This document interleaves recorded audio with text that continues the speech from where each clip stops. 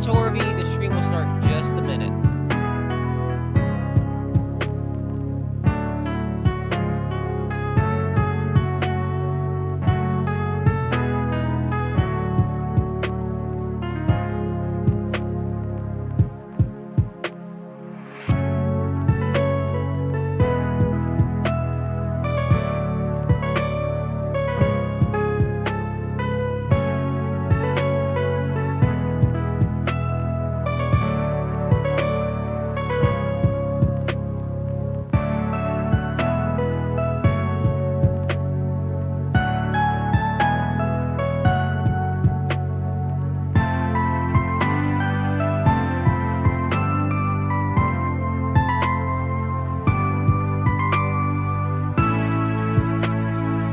Read the title correctly. And also the stream will start in just a minute. I'm just sending out the link to a few people.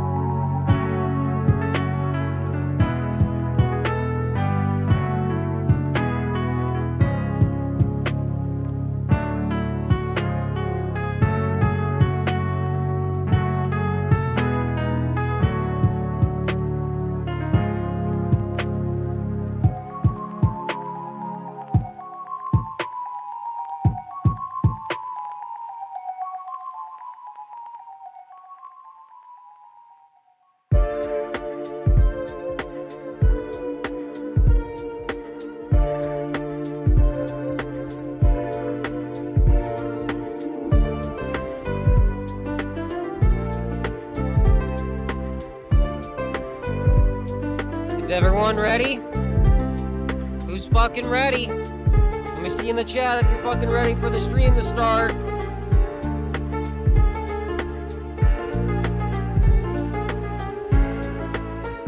Who's fucking ready?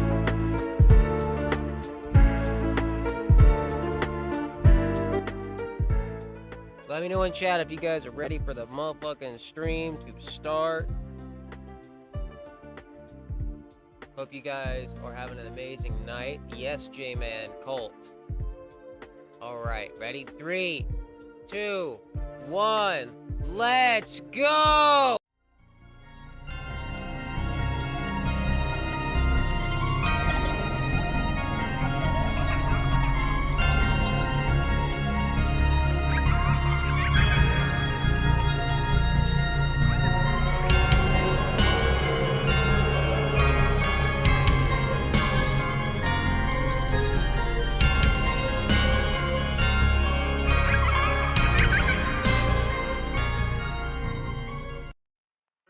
What is up? What is up, everyone? Good to see everyone tonight. We've got a little bit of a different stream for you guys tonight. We got a story time. So, I hope you guys are ready. I hope you guys are chilled out, relaxed, and ready to go. What's up, Blazing Smokes? What's up, J-Man? Hey, what's up, Spaceman Sparks? And hello, Torvy. How is everyone doing tonight? I hope you guys are doing well. Let me see if there's anybody over on the Twitch chat. It looks like there is, but no, it's just the Stream Elements bot. Let me adjust that. Anyways, you guys read the title correctly. We're honestly going to be having a pretty interesting stream tonight.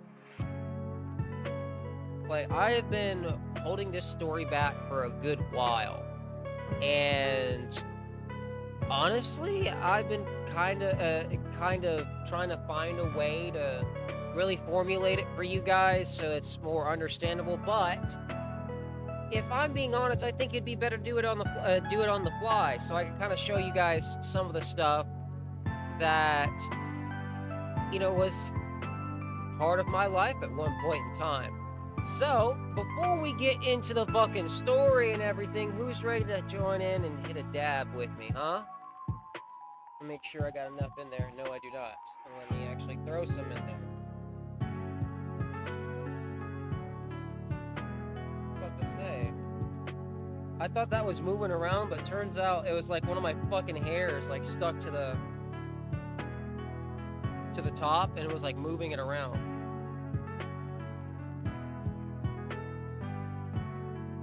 This is going to be a very fun and interesting stream, because you guys are going to learn some lore.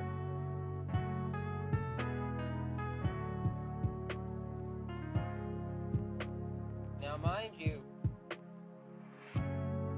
when this story takes place, it's during a very dark point in my life where I felt very fucking lost. I didn't know what I was meant to do with my life. I didn't know what the fuck the purpose to life was. I was very nihilistic at this point in my life. And it wasn't that long ago. Like, this was about a year before my divorce when this takes place. So let me go ahead and set the stage here. Everything takes place at about, I would say, technically my interest in this took 2 years before. Then I kind of started diving more into the material. I'm not going to say the name of it because I don't want to give them any exposure, just due to how, well, weird these people are now. But before I get into it, cheers, let's take a dab. Let's get it, everyone.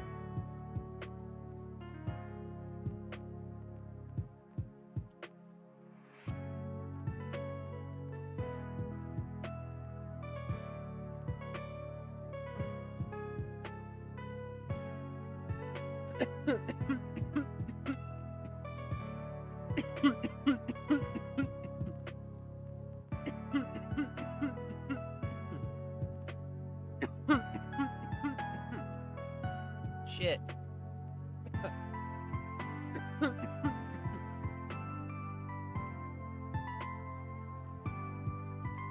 All right. So let's get into this. About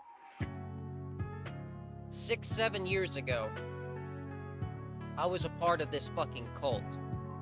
And it was based on mathematics, philosophy, and Jungian psychology. This is already going to start making people turn their heads like, what the fuck? So, I was more interested in it based on the philosophical side and the psychological side of things.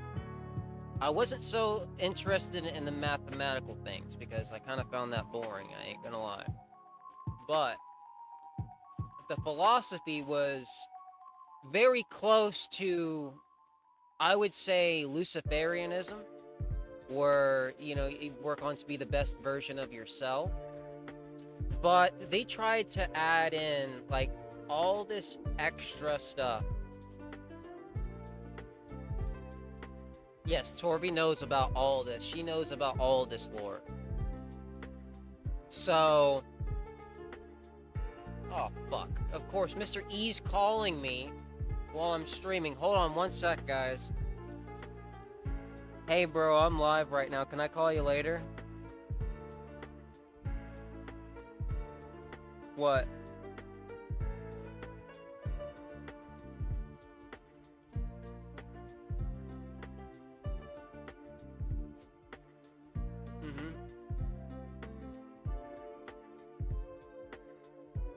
Oh, shit.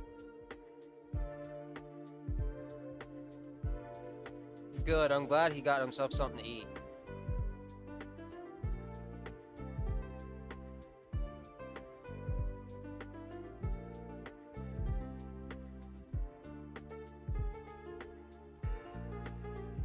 Fuck it, Bell. But hey, bro, I've got to go. I'm actually doing a story time. Alright, bro. Be safe. Alright. He was just giving me an update on my cousin. He's staying over there with him tonight. So, back to where was I? Said about everything that they were based on. Thanks, Mr. E, you asshole! Fuck. Alright, I'll just start back to where I was before the beginning of the story starts. But they were based on, like I said, Jungian psychology, mathematics. They did have some influence from, it seemed, Gnosticism, which I was already interested in. So Gnosticism was what people would refer to as the heretical Christians. I'm not going to get into a whole thing of theology or anything in this video or this stream, but yeah. It was based off of Gnosticism, Jungian psychology, mathematics. It was just a whole weird clusterfuck. But I liked it for the philosophy, because I found it interesting. It was about, basically letting the old self die for the new self to emerge. And what that means is, just, becoming a new person, So I was very lost. I was a very angry and hateful person at the time, and I just didn't want to feel like that anymore. I wanted something in my life to kind of give it purpose. And at the time, it was this cult was very opposed to mainstream theological religions. And I myself, even though I don't hold it against the person for believing such things, I myself am against those things. Will I hate another person for being a Christian or a Muslim or Jewish or whatever? No. You live your own life, dog. That's up to you. But, personally, I just don't see a need to believe in such things. Anyways, so they had this very, very in-depth philosophy that was about, it was really based on Jungian psychology. And so basically it was about, self-discovery. You're meditating, you're trying to find the stuff that's within your subconscious that is causing chaos within your own life. Which, to a degree, it does make sense within psychology, but, they just took things way too far. And as somebody who was in the occult before they were in this cult, that was completely opposed to anything that had to do with a higher power, or, stuff like that we would talk about within the current time period if we're saying stuff about, pagan gods and stuff. So, with that being said, it was very based on ontological mathematics. Oh yeah, it still is. It just changed its name, that's it. The guy who makes the fucking videos on YouTube still has his channel. I'm not even joking. I could go up right now and pull it up. And he's very, very convincing about a lot of this stuff if you don't know the source material. And considering I studied a lot of this stuff beforehand, before, when it started out as just kind of a movement on self-improvement and self-reflection, then I was hella down for it, But then it just kind of grew into a cult, and I just wasn't down for that. They really started to also go in a political way, which I did not agree with. I am very anti-political. I don't care about politics, nor do I wish to participate in politics. Nor do I wish to participate in any discussion unless it's like cannabis legislation. That's it. That's where the line is drawn. But they really went in a political stance on certain things, and I just wasn't down for that. And it wasn't like anything extreme It's just I didn't care to be involved with anything that was involved with politics. So I just moved back to being a Luciferian at the time, because Luciferians are just more of a free thinker type of thing. They don't you're you're not bound to one specific type of politics. But later on, like, yeah, yeah, I fucking felt that, J-Man, and you're right, they don't. You're fucking right. But these people, there's people that started leaving, and that was around the time it started getting political and all that, and they were just called trolls and stuff like that. But then I started talking to some of these people, and why they left kind of seemed like reasons why I was thinking about leaving, and it did not make sense whatsoever. It really didn't, because they just had like minor complaints about certain things, and mind you, like, when I mean like small complaints, if somebody's asking the leader at of the time, that, what is this one author that he even refers to in his own books, you'll just get banned in the chat. You're silenced immediately. Or when he's asked about, like, if anything is asked that could be, I guess you could say, opposing to what the current view was, he would just ban them out of the chat. And mind you, this dude still streams on YouTube, still to this day. He's still around. He still does what he does.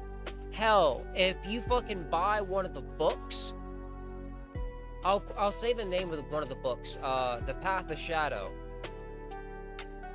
If you look at the very back where it actually has the special thanks to all the Patreon members, you'll find my name in there. You'll find my birth name in there. I have a signed copy somewhere here in the studio of that book. I still have it. And my plan for it, after I can find it, is to burn it for a video. I think that'll be fun.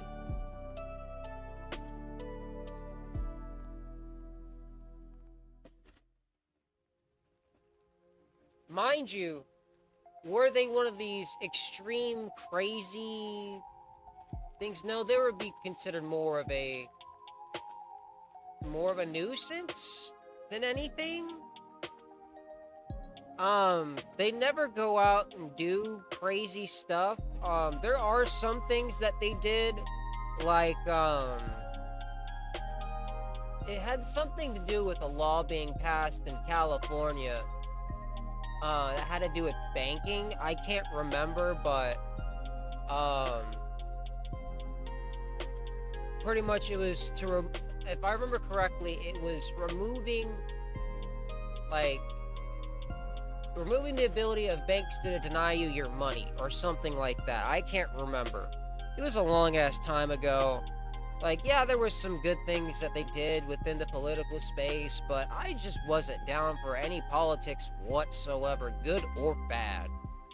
Like, I am very anti-political, and I don't want to be, thrown into one side or the other. Especially nowadays, the older I get, the more anti-political I get, unless it comes to, like, cannabis legislation. That's the only thing around politics that I really care about. So, but, like, I was even personally involved with, like, the Discord that he had at one point in time. I was known within the community because of one of my old projects. I used to make music and kind of use the imagery and stuff like that. Just like this one other band that's funny enough, I'm still friends with the fucking guitarist, and yeah, they've moved away from the movement as well because it just went in a whole. They even tried to insert veganism at one point in time, and it was just fucking weird. So, like, after things just it got a little fucking, you know, too weird for my taste. I just kind of dipped and kind of stopped talking to everyone around that space, and sooner or later I did catch a little bit of slack for leaving because I was seen as a traitor. I was seen as a normie. When I'm sitting here like, you motherfuckers are probably the most brainwashed pieces of shit I've ever fucking met. Like, I was smart enough to get the fuck out of here. What the fuck do you mean I'm a traitor? Bitch, I'm the fucking more intelligent one. Because the whole point was, it was about issuing a new way of thinking. Like, basically, instead of, you know, people always thinking in a black and white type of way, they tend to think more in the gray area of things. They think more outside the box than inside of it. And that was one thing that attracted me, because that's the way I think. I don't think inside the box. I'm always out here, way out here outside the box thinking. So with the way they actually did tell you how to treat people and everything like that, treat them with extreme amounts of respect and kindness and all that. That was one thing that did kind of rub off on me from that. It wasn't anything crazy or nothing like that, but it just got a little too weird for my liking, and I just kind of didn't really care for it no more. Didn't really care for the community. It kind of got a little toxic as well, and I just wasn't down for that. It just seemed like I was surrounded by a bunch of hypocrites, and that's how I felt growing up in a Southern Baptist church. And I know I'm gonna catch some flag for that, but yeah, that's just how I felt. Lagging bad over on Twitch. Ooh. I might have to restart the Twitch stream, huh? Let's see.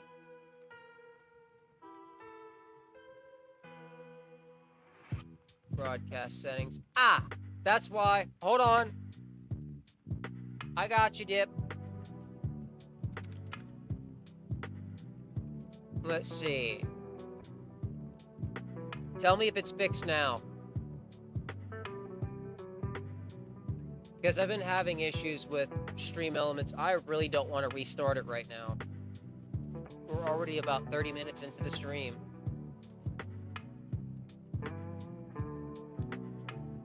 That's gonna suck.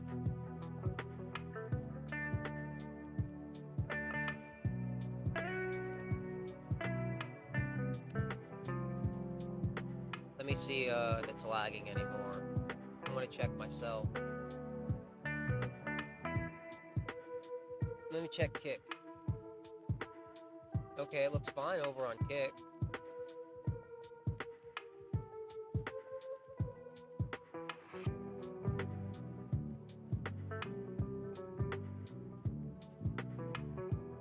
Yeah, let me look. Let me go to channel. Yeah. Yeah, everything's fine over on Kick. It might just be Twitch being weird, dude. Let me check my Twitch.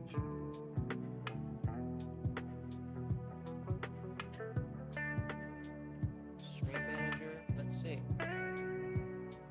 Yeah, it says I have an excellent connection. I don't know. Is it fixed over there now?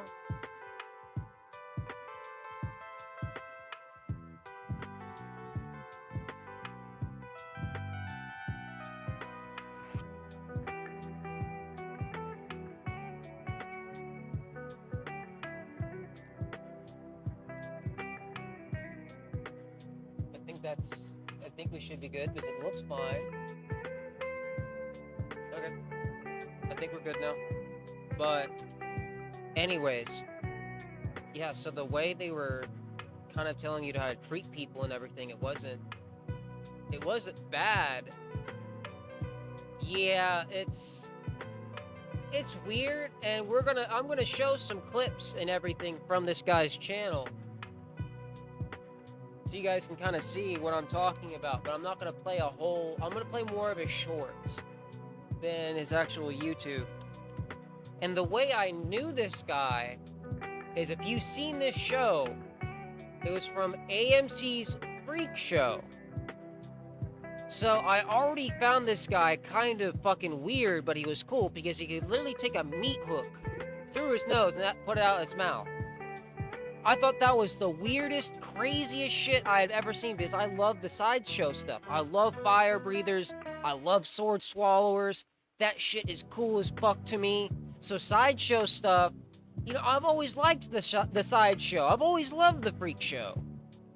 It's always been cool to me. So the fact this guy could do something like that, I had never seen anything like that.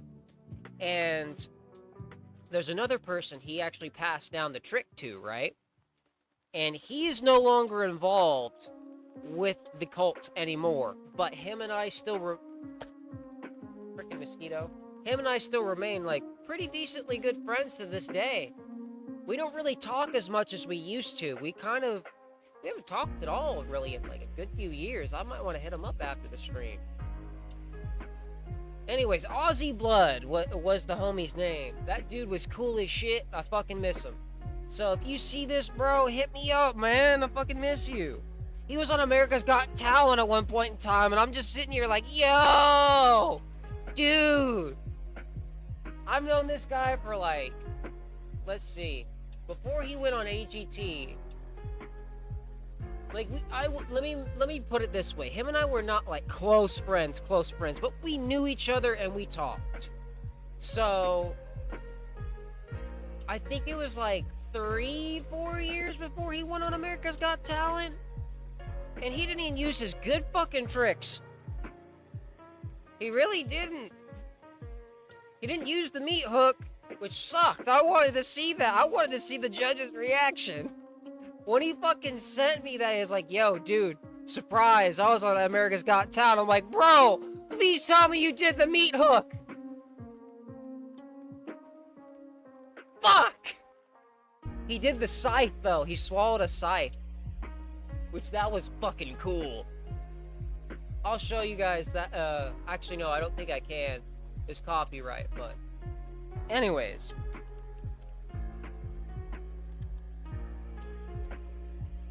Holy fuck, you have lost a lot of subscribers since I've seen that last, sir. He used to have like 900k. He's lost a lot. He's at 596 now. Now he's calling himself a Neo-Gean.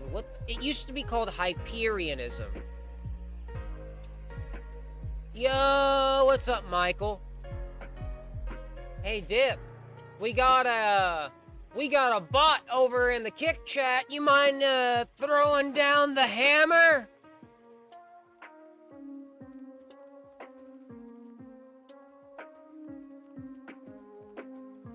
Chilling, brother, chilling. Just hanging out with the chat, having a good time. Well, let me clear the chat real quick so that person can't fucking promote their shit on my stream. You're good. You're good, by the way, Michael.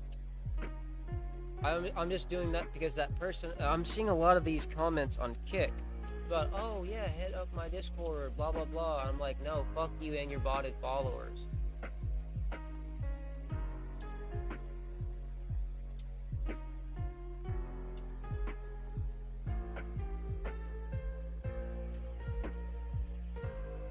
Dip, where you at, bro?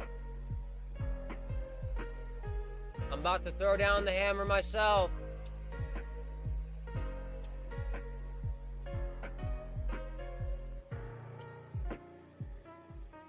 I'm gonna give you approximately 3 seconds. 3 seconds. Oh, real quick, let me actually report this account as well. How do I report an account? Ban, of course, let me do that. But how do I report what you're saying? I can't report your comment? Okay, well, there's no report function on Kick? Okay, that's weird. Yeah, you're banned. Get the fuck out of my stream. Stupid bot. Oh, there was just a bot on stream, bro. That they keep on saying, okay, so they're like, oh, are you frustrated on the slow growth on Kick and Twitch? Well, then just hit me up on Discord, blah, blah, blah. And I'm like, yeah, no, fuck you and your botted followers. I'm seeing that a ton, and it's annoying as shit over on Kick.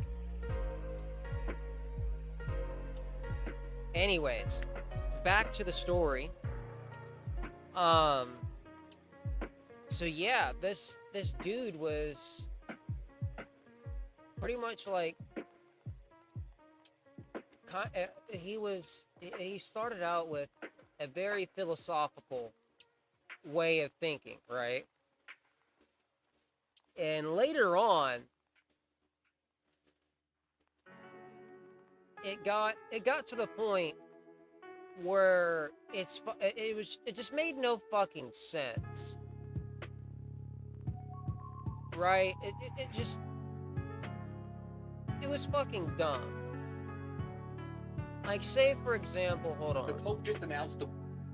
Oh, I got it.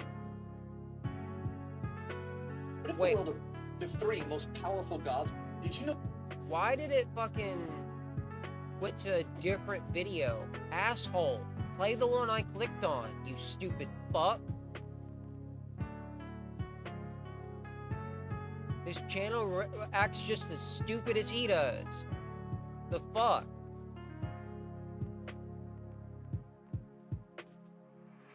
The Pope just the three most. Why? It keeps on doing that. You stupid piece of shit.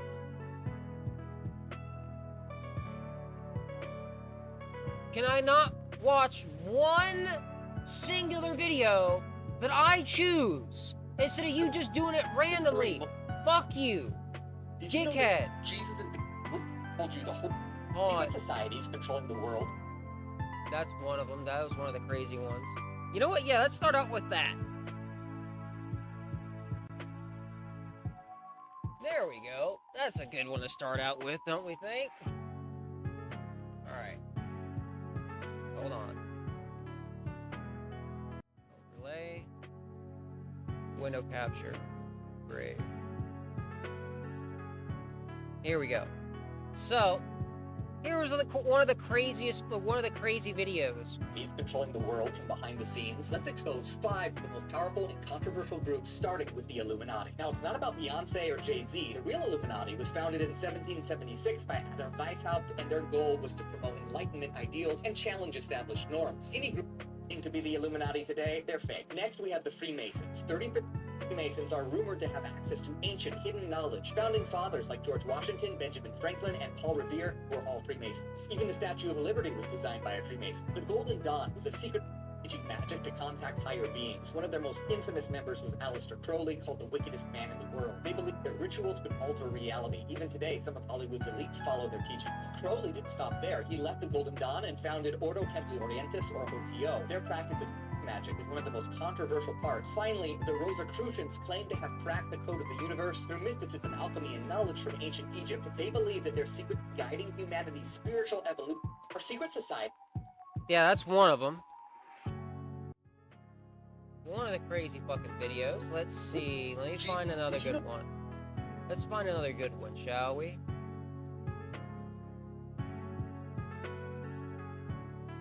It's skipping the one that I chose. I don't know why. There we go.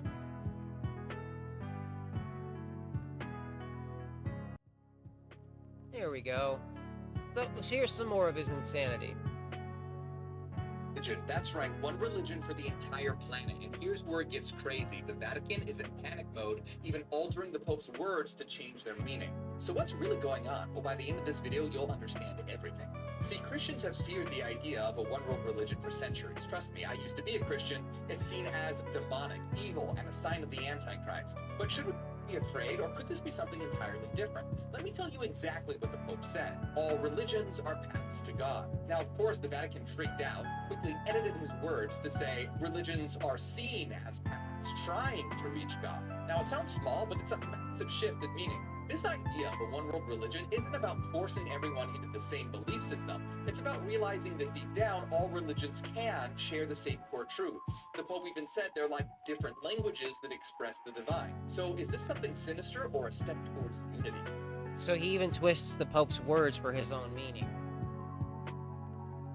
So, let's go on his actual channel, right?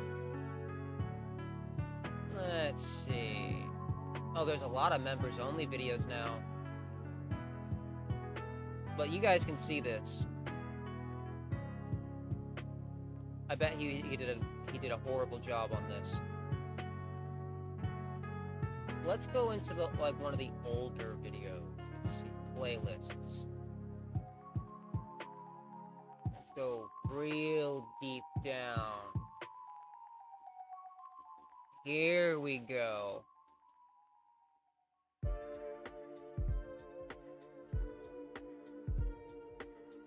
See? Okay, now he does do sword swallowing, and that's one of the good things that we did when I was a part of the cult, was actually rally behind Fiverr Jesus when his shit got taken down. By the way, that dude is the fucking shit. I love watching that video of him like skateboarding with the fucking he had a skateboard cross. I love that shit. It's funny as hell. He should have added even flow. Let's see. Psychology, Carl Jung, AI.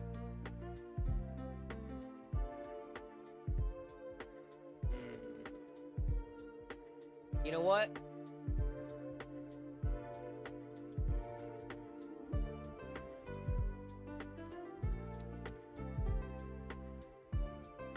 Yep, there we go. This is the Heretic's Fork. It was a tool designed by the Inquisition to silence those who dared to speak out against the church. Now, this is a replica, but the real Heretic's Fork was sharp, and it would dig upwards into the chin and down into the chest so that the sinner was unable to speak. Now it's used for sex. Just so you know. Back then, instead of getting shadow banned, you'd get one of these. But the question is, what blasphemous secrets was the Inquisition trying to silence? Yeah, I'm not gonna play this whole fucking video, but just to kind of show you guys little bits and pieces of an example.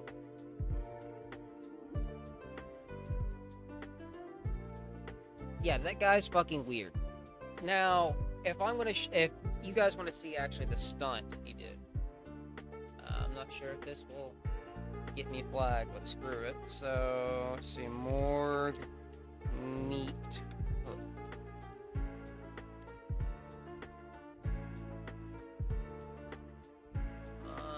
There's can do the sword swallow. I have to find an actual video of him not off a freak show, so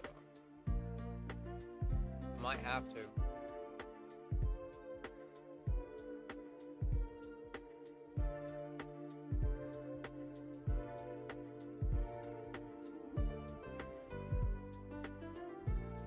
Oh, here's one.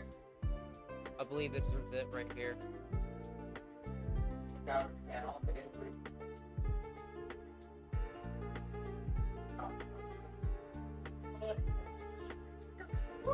No, that's not it. There's the meat hook. Oh, it doesn't show. It only shows the end result. Hold on.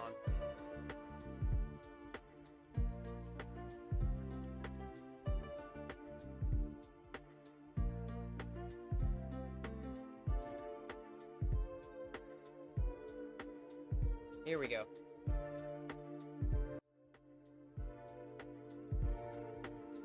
Oh, okay.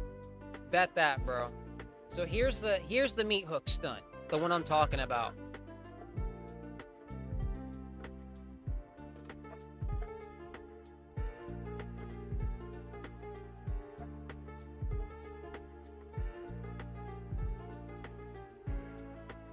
The guy once right in front of me. He's passed out. It was perfect. Still though, he's so freaking creepy. Well, that's why I liked him at first, because he was creepy. You're right. That's what attracted me to, like, his philosophy and everything. This dude seemed so fucking creepy, but yet it seemed like he had such a kind of a beautiful philosophy on self-improvement and self-reflection and improving yourself daily. So at first, yeah, I was hella down to fucking, you know, read the books and everything like that. I was gung-ho about that because in that time of my life, I just wasn't happy where I was. I wasn't a good person, and I wanted to change that. So, honestly, like, looking back, was that a good decision? Yes. Yes. It was an amazing decision to leave that. Yeah, that's a fucking gnarly stunt, huh, bro? He does sword swallowing. He has a steel ball the size of a fucking billiard ball, and he does the act of regurgitation. So he could swallow that bitch and bring that bitch back up. I don't like that stunt. That shit's nasty. There was one that was absolutely fucking disgusting, but at the same time, you're like, whoa. It was, so he drank, like, I think it was like 4 bottles of water, and then a small thing of red food dye. He swallowed this thing that had a tube that goes down to the throat, and he just shot it out in a fucking arc. It was disgusting, but at the same time, you're like, what the fuck? Looks like he's puking blood, and it's fucking creepy and weird, but cool.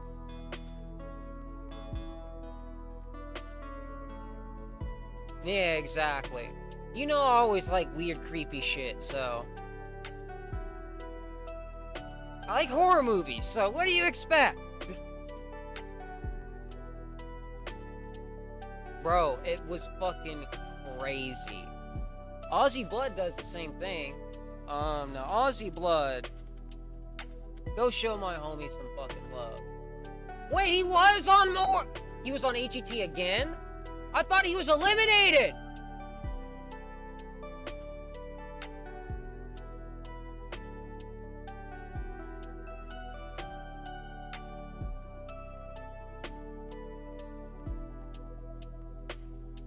What?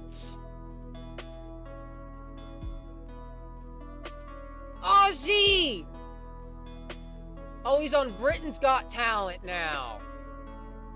That's why.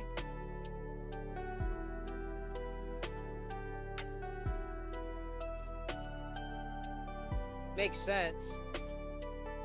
Oh, he did the twisted meat hook stunt. Yes. Okay, I have to show this. Now this is my homie doing some crazy shit right here.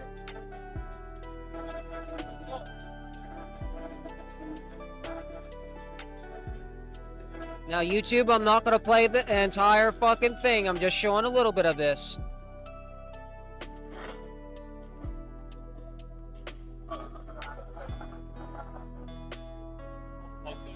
He took Morg's trick and turned it up to 11.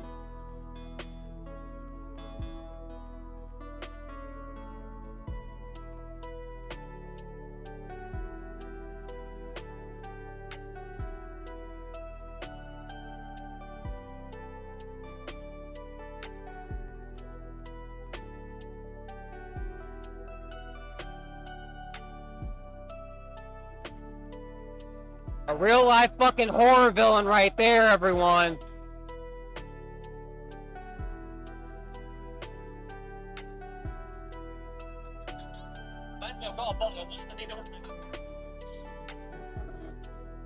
fucking Ozzy, man. I've missed that motherfucker, bro. Bro, you need to hit me up, man. I miss you. Fuck. See, he knows how to actually freak people out. Yeah, dude. Ozzy Blood. I miss that motherfucker, bro. Dude was my homie. Fuck, man. I'm glad to see he's doing well for himself, though. I didn't even know he was on Britain's Got Talent. He's in the semi-finals.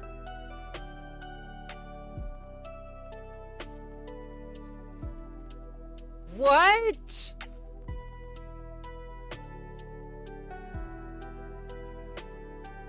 It probably explains why I haven't heard from his ass in a long time. Damn.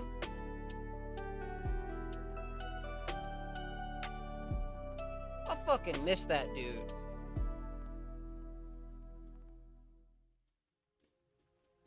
Like, he was actually one of the cool people from that community I met. There is him. I can't remember his name off the top of my head, but he was a poet guy, and he was a really, really, really chill fucking guy. Bet that, Dip.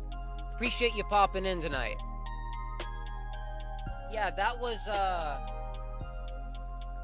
the insanity that, you know, this motherfucker does.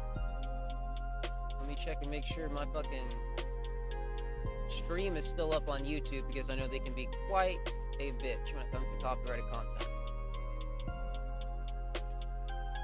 Okay, cool. But yeah, that was one of the actual cool people from that community that I met. And honestly, if I had to go back and tell myself to leave earlier, I would. I really would. Like, I had a good amount of... I still talk to, like, some of the people that I was friends with at the time, because they've all left at this point, too. My homie W for Raph, Aussie Blood. I'm trying to think of my homie's band name, because him and the whole band left. Scott. I know Scott, he was the guitarist. I'm trying to think of the band. You know what? I can just go on my profile.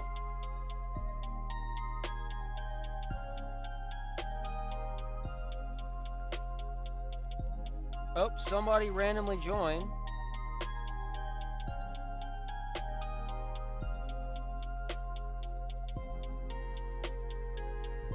Somebody joined the server.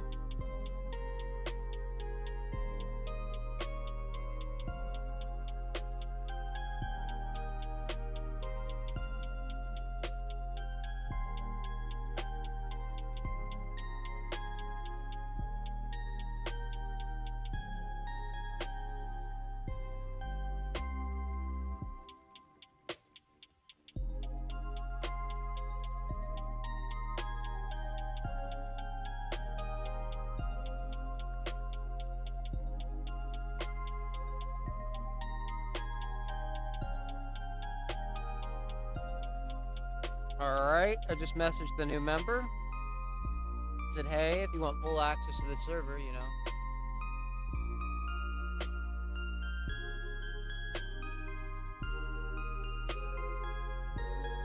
Wait, hasn't this person tried to join before? I could have swore they have. Let me see.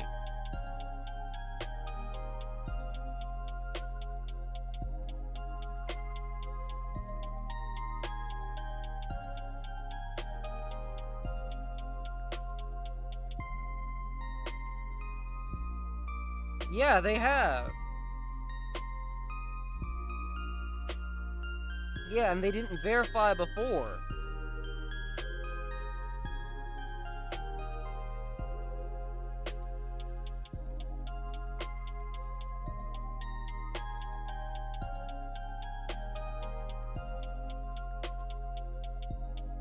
Okay. Well, we'll have to give them a shot. See, wait a minute. Is that D-Boy? I think it said D-Boy. Yeah, D-Boy. So let me go on to here. I'm pretty sure they're already in our server. If they are, I'll just re-add them. Let's see. Sorry guys, I'm just gonna go ahead and make sure everything's set correctly on the server.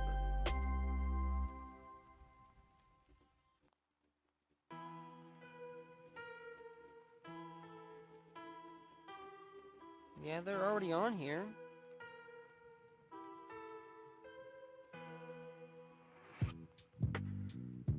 Let's see, I'm gonna have to see how active they are. Because we don't allow inactive members either.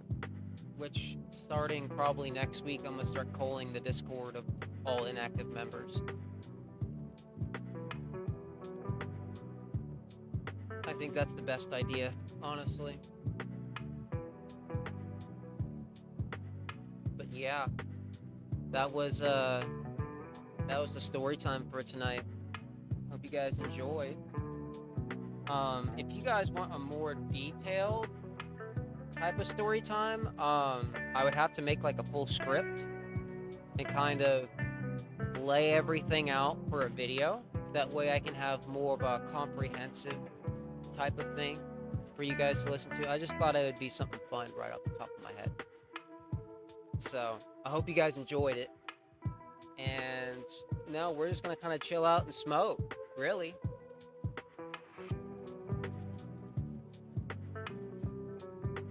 Tried telling you something was off. Yeah.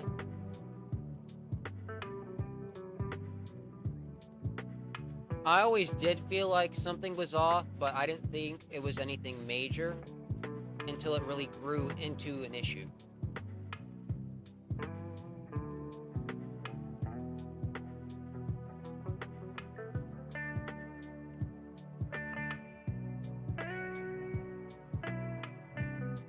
Waiting for this to preheat. Yeah, man. Cheers, everyone.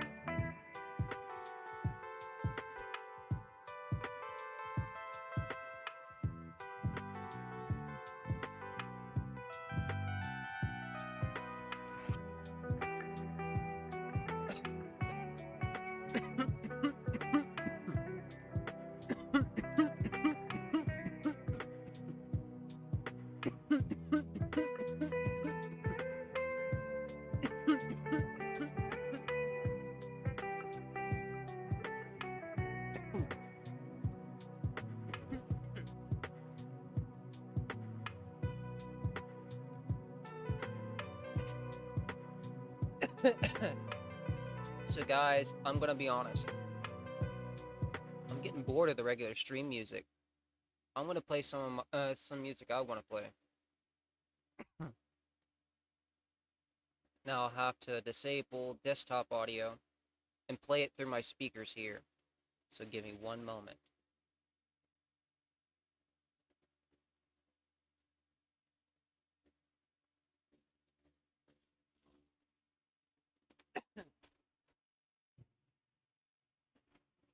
That should be turned on. Does my mic sound okay?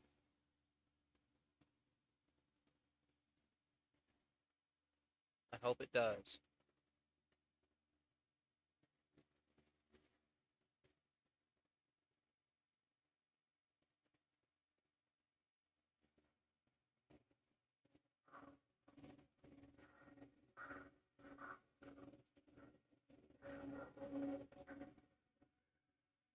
And I don't want the subwoofer too loud.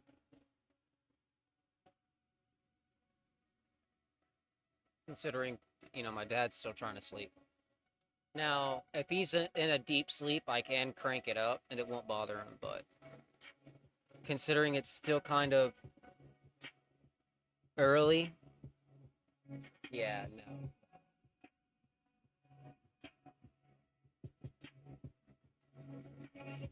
Wait, why is it so low?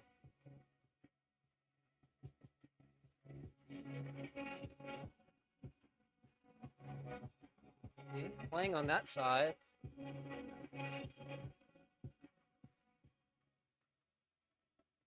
Yeah, it's coming through my main speakers too.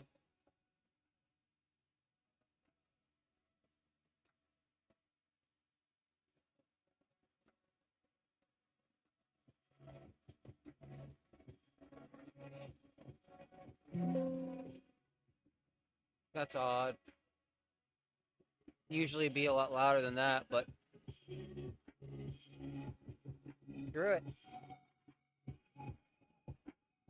Wait, I know how to do that.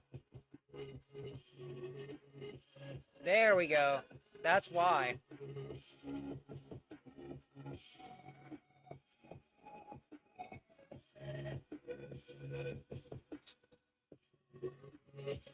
Now we got some fucking music going that I want to listen to. Cheers, everyone. Let's fucking get it.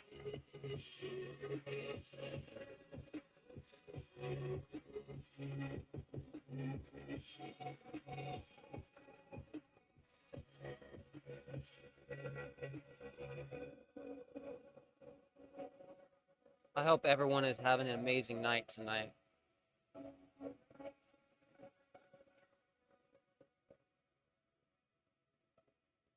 Cheers, babe.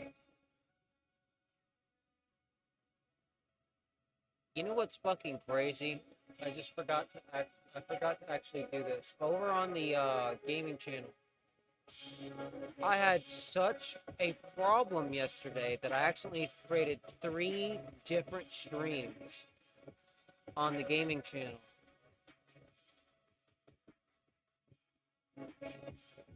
Also, I'm going to be working on another video tomorrow. Oh, and I did want to say this. Guys, Bomb actually did reach out to me, and they're going to be sending me another piece. They told me not to use the one that I cleaned, even though, like, I got, I think it was mold spores. I'm not too sure. I'm pretty sure it was mold spores. But whatever it was that was on that glass, I got it off.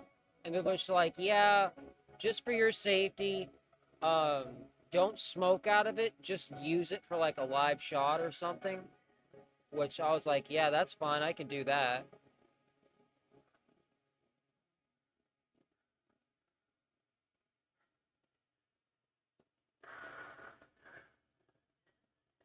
Also, what I'm thinking of doing with the gaming channel is now, Torby, you can tell me if you think this is a good idea or not. But I want to do stone gameplay videos on there. And you won't see me smoke or anything like that unless it's on this channel. I'll have all of that on here. And it's obviously going to get age restricted. But I'll have both videos on the same channel. Well, not on the same channel, on 2 different channels. Just one is a little bit more cut than the other.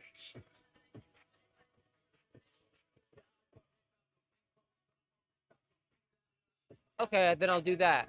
I'm gonna have to make a layout for when I'm gaming on OBS, but that's okay. That's easy as fuck.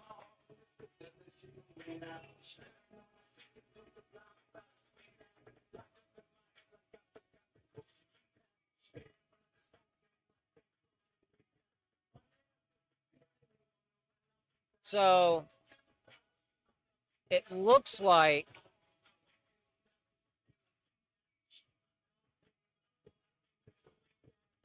on the other channel, it looks like some of my old viewers are occasionally tuning in or watching the old streams.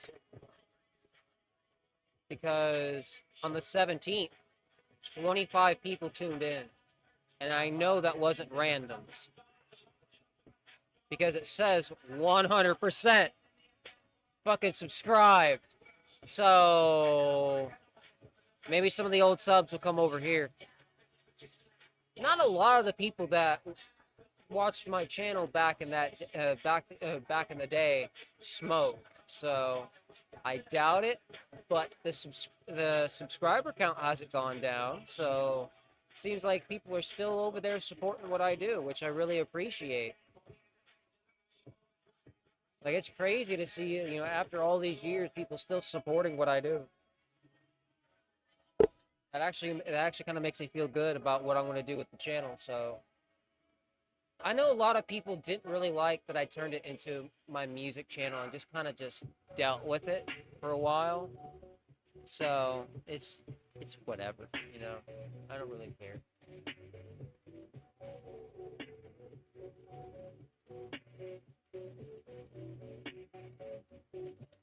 But here's the thing, right? I'm not wanting to do this to copy other WeedTubers or anything like that because, like, I know gaming is an easy way to get views, blah, blah, blah. I don't give a shit. I'm gonna do stone horror gameplays. So if I get scared, if I get jump scared, then I have to take a fucking hit. And here's what I'm gonna do, right? Is this is gonna be a little bit more of a bitch to edit, but what I could do is just kind of freeze frame the game and then like put a meme or something like that up on stage while I'm coughing my lungs out or something like that. Like, I really don't know. And honestly, like, it would be the nasty hoes would try ever coming around again.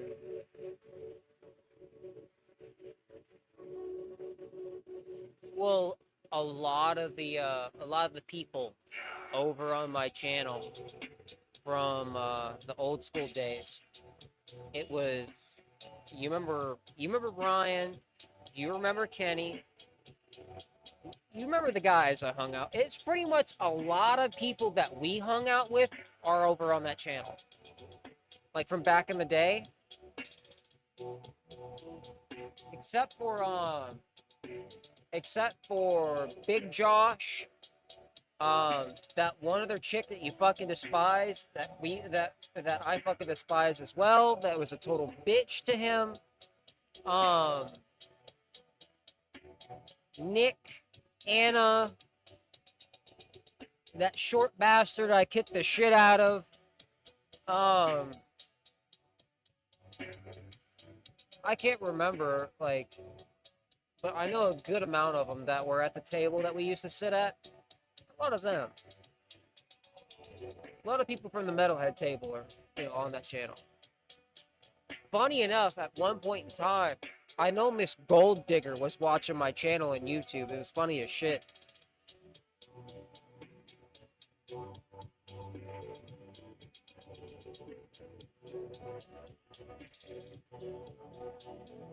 If people could see what I like, if people like from my hometown really could see what I do for a living, like they would think it's probably like the coolest thing, like the coolest job in the world. If I could actually do this as a job, like, and there would be a good few people that if they fucking asshole fly, if they wanted to actually do content creation and everything, I would be willing to take them underneath my wing. Especially the guys I used to fucking hang out with. Like, I know my homie Ryan, he still doesn't smoke. He's pretty straight edge. He does vape, but that's really it. But him and I used to have an amazing time playing games together. Especially GTA. That's why I don't really play it as much. It doesn't really feel the same.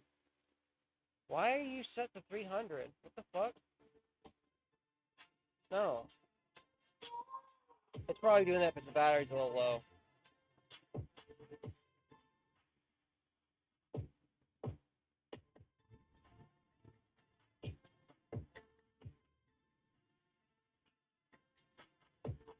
Almost there.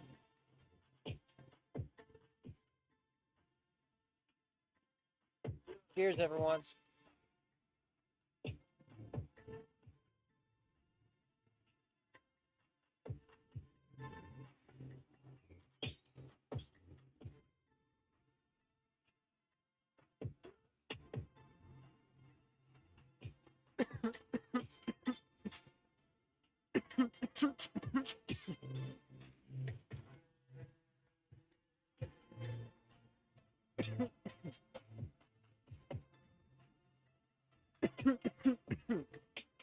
I had to plug it into the charger for a little bit.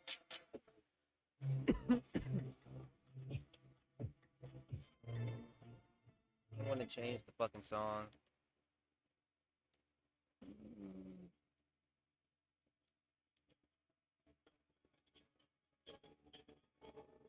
Yeah.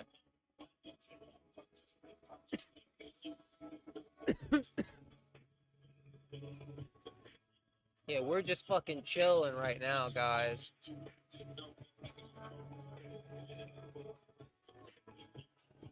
One day I'll be able to make music like this. I just need somebody to throw down some vocals. Like, I really do. If I could actually find somebody to throw down vocals on my shit, it would be amazing. But I can't rap.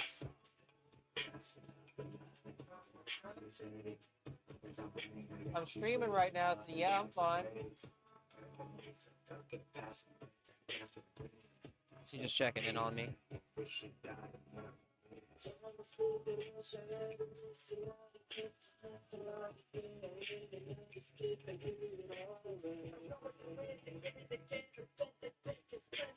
Cheers, everyone.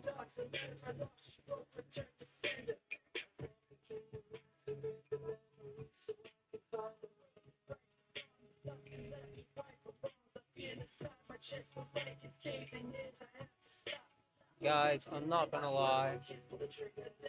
I am so fucking glad that the move is gonna be happening soon. What we're thinking about, honestly, now is Colorado. It would be cheaper on the U-Haul. Oh, by the way, let me check on see how the fundraiser's going with the t-shirts. I doubt if any of them have sold. But let's see. Yep, none have sold. I thought so. But if you guys want a limited Sinistar t-shirt, you guys go. And I'll put that in Twitch chat. Now, mind you, that's only going to be going on for about a month. Then there's going to be another design. And these will run until September.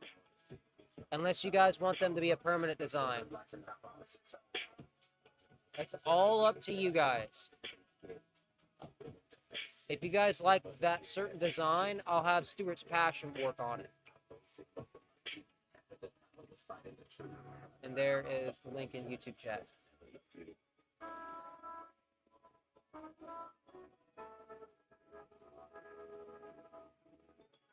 So if you guys want a limited run of that shirt, go ahead. I need to actually put that on Bandcamp too. No, I don't feel like listening to this one. It's on my playlist. I can't listen to Suicide Boys. No. Nah. No. No. No. No. No. You know what? Fuck it.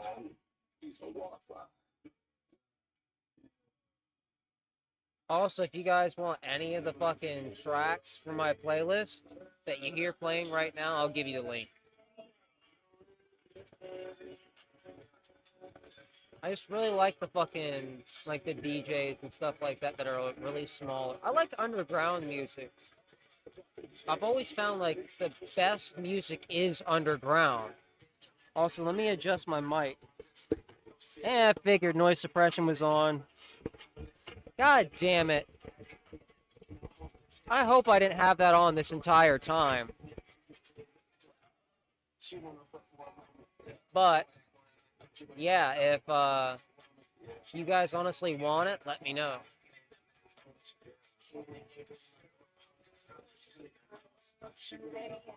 And I know it'll say, "Oh, this video is blocked in Russia" or some shit. I really don't care.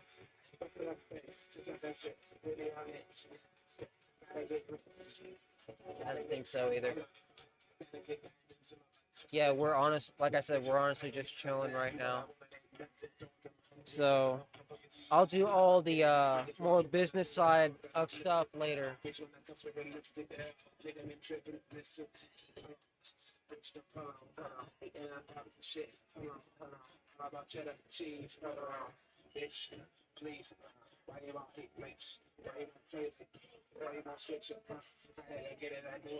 You know what we should do? Let's raid Mr. Cloud over on Twitch.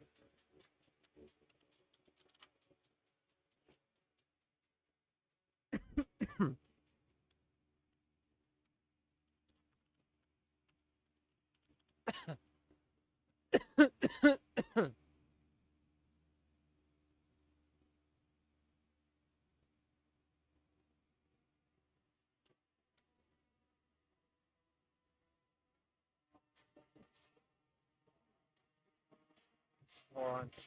Let me stop the music for now.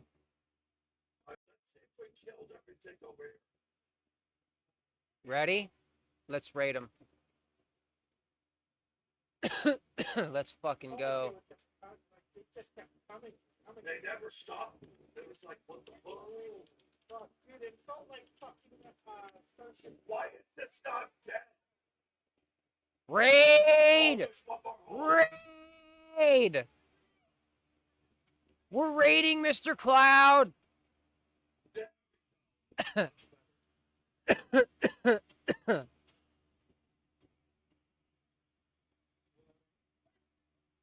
it up, back it up, back it up! Fucker didn't even have a head. He was still coming. Alright, we need to get some ammo. I got you.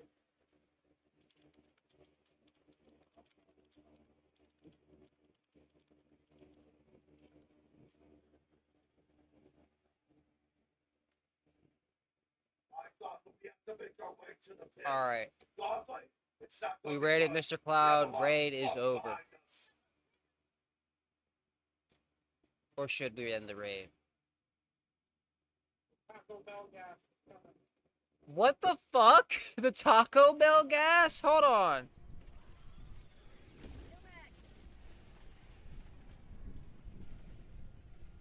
Oh, I got something to clear this out, Mr. Cloud. Clear it out. Fucking nuke incoming. Oh shit! We got a fucking raid! For fucking Crypt! Crypt! Sup, fucker? Oh shit, my controller! I made him drop his controller. Godly! Crypt! Thank you so much for the raid, bro! I appreciate it, dude! No Thank you, problem, thank bro. you. Let's get it. Fuck, Mr. Cloud! You need to move! Mr. Cloud! Mr. Cloud! Raid! No! I tried telling you. Fuck! I killed Mr. Cloud. Oh, fuck. I killed Mr. Cloud.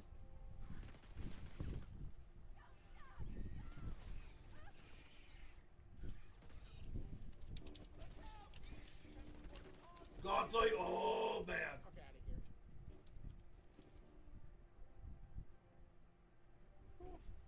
What's up, hamster? Oh, I can breathe for a little bit right here.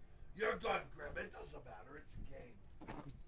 Roll that down, and then...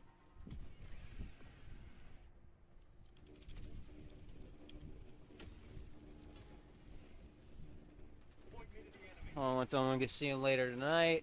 I want to get back to my stream. Oh shit.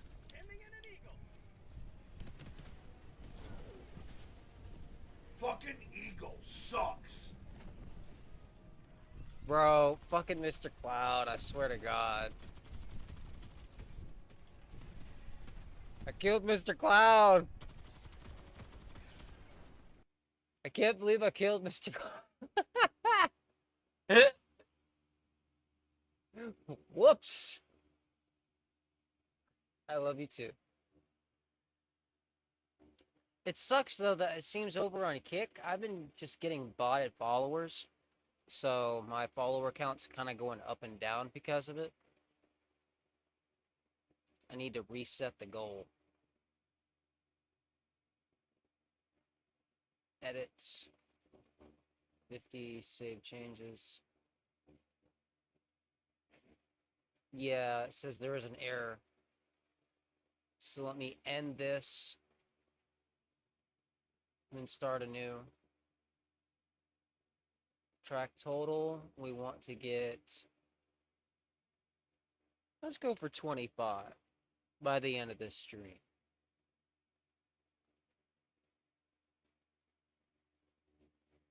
We get 25 followers, that'll be the shit.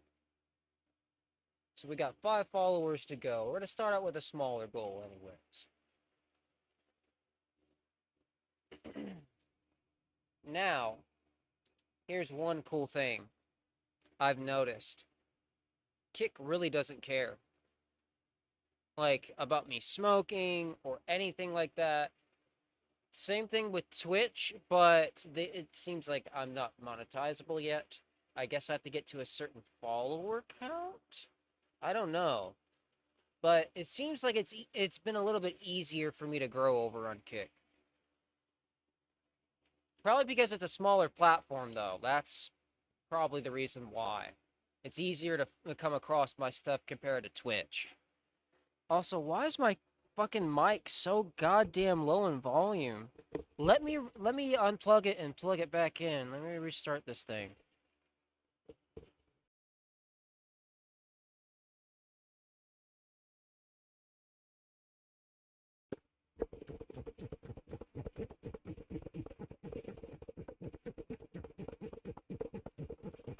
Okay, it should be good now. And also let me edit the noise suppression. Filters.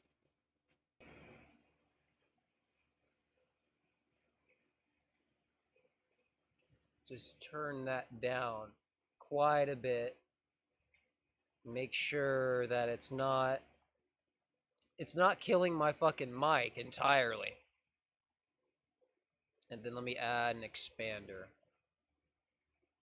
to bring everything back up. Yeah, so I don't know why everything seems so goddamn low. That's weird. Anyways.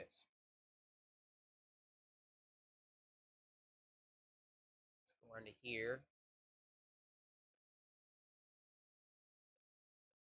You know what?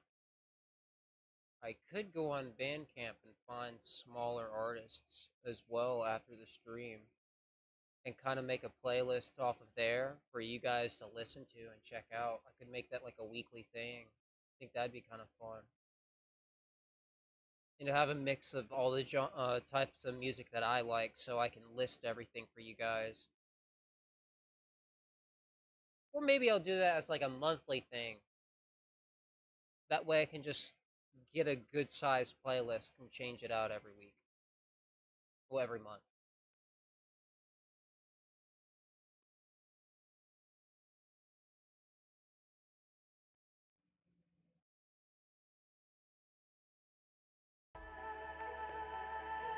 I have to get the music going again. Ah, okay, I can see why. Hold on, let me fix the audio.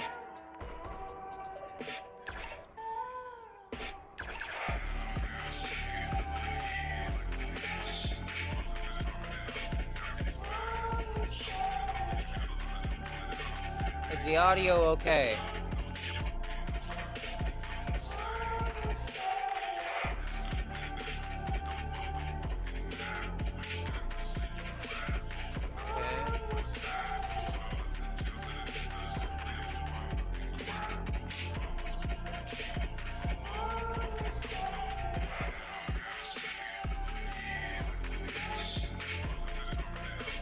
Yeah, everything seems fine.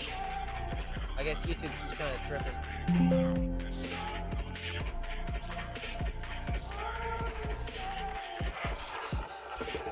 Yeah, I think it's just OBS kind of tripping out. The audio stream's current bitrate 0 is lower.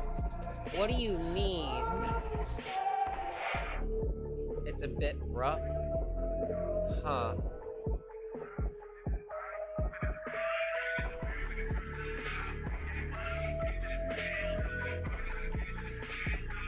Let me try something. Hold on.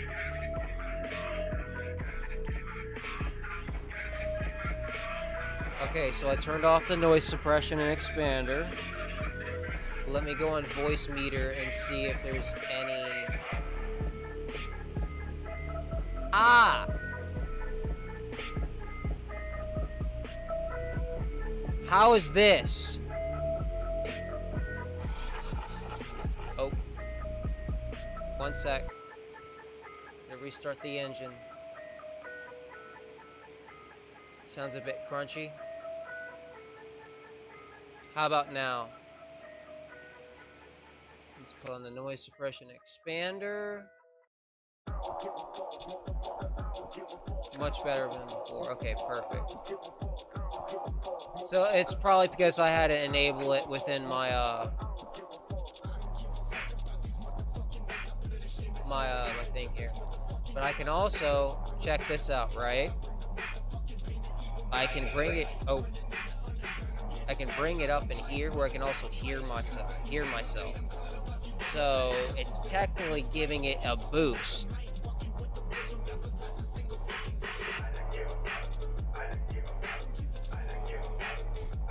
So it won't echo or anything in my speakers. It's just you guys can hear it because it's already enabled on voice meter.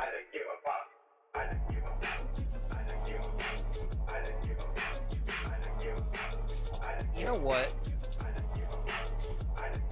Oh no, that still needs a minute to charge, so I'll just hit off the pen. Cheers, everyone.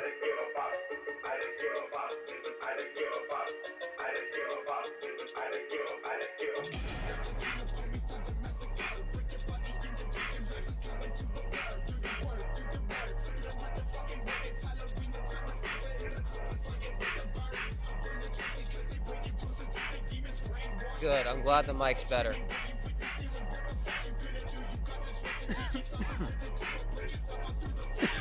Because you know I can't stand bad audio quality. It was a little bit crunchy also because of the music.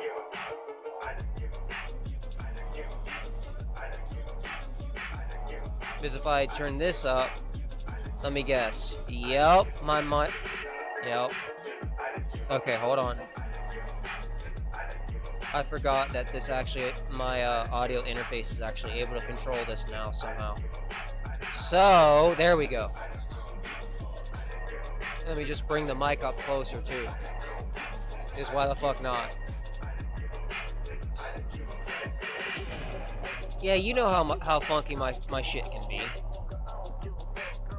That's why I always appreciate it when you let me know. But also, I'm gonna cut off these lights. It's creating some heat here, and it's fucking hot. I'm gonna turn off the main one. Let's get the small one on. Water.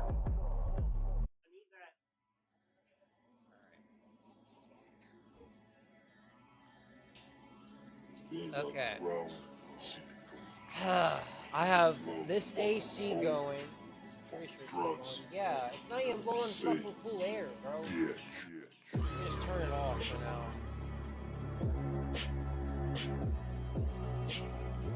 It's overheated.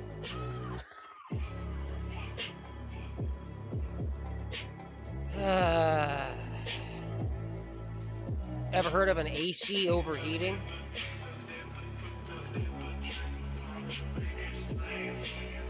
Cheers, everyone. I probably need to have it serviced low-key.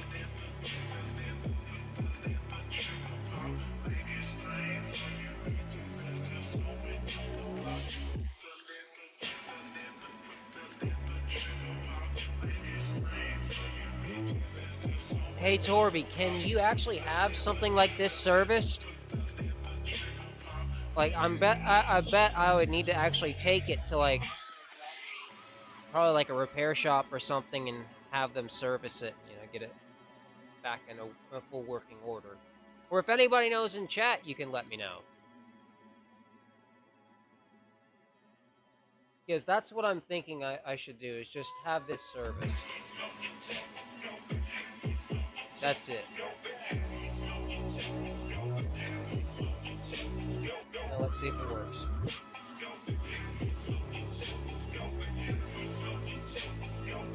That's my dinner, by the way, so I'm not trying to fucking lose it. I made myself a pot pie. I didn't finish all of it, so I have like the top wrapped up. We'll stick the rest of it in the oven later.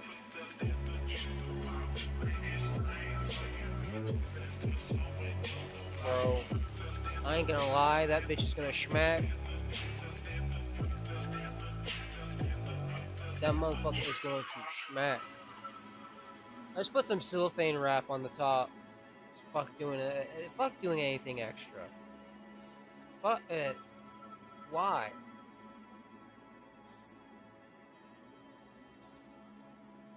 That's all it really needs. Is it's just mostly just the crust. So I was gonna kind of crush that crust up. Oh. People couldn't understand us. There's a piece of Buddy's fur in my.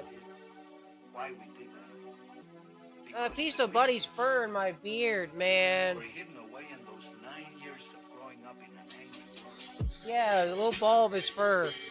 Fucking A. I've had that in my beard this entire time. Fucking Buddy. Anyways. Yeah, it's mostly just the pie crust.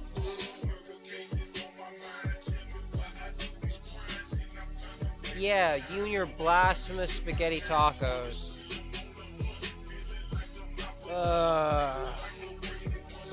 Here's the thing, right?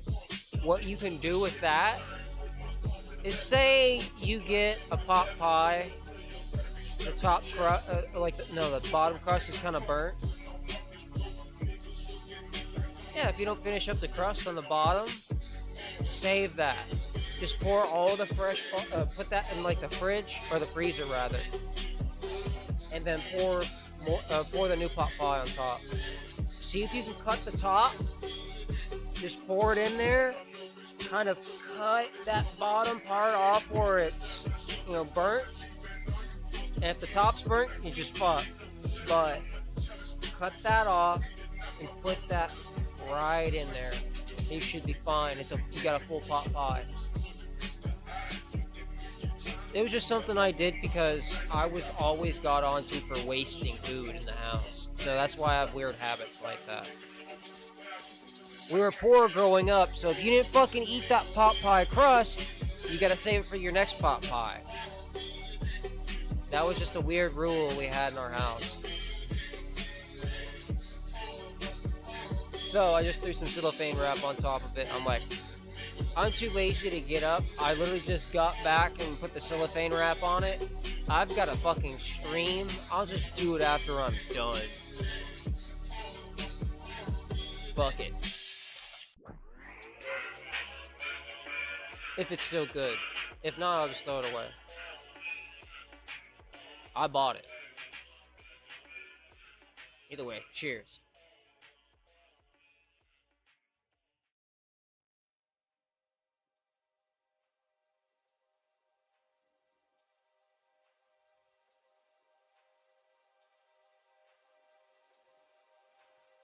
And the reason why I found that out about pot pie is, as a kid, I didn't really eat the crust. So I caught my mom doing that at one point in time. I'm like, what are you doing? She's like, I'm just cutting the burnt part of the crust off and getting one of the fucking ones I saved. You didn't finish. Because I'd only eat the top part of the pot pie and save the sides and the inside of the crust. I still have that weird habit, and I'll just save it. saved me from buying it, needing to buy so much dough. And I'll only do it like twice, and then I'll just throw it out. So this is pretty much a brand new one. That's a life hack for you guys. My back is killing me.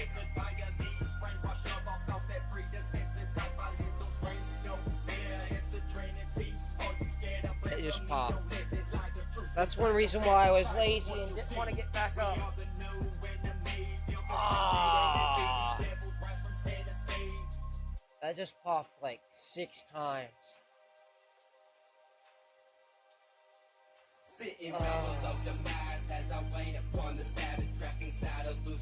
Sweet relief.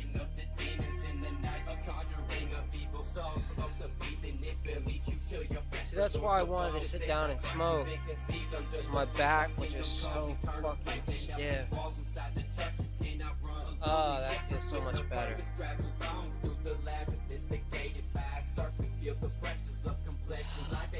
Why the fuck are you blowing cold air, you bitch?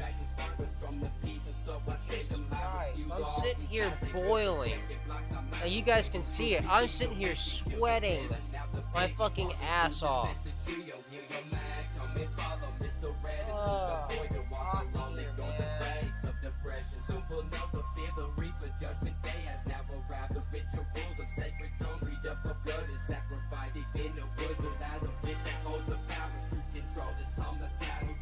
It just now started blowing cold air. Oh, it's about fucking time, you bitch.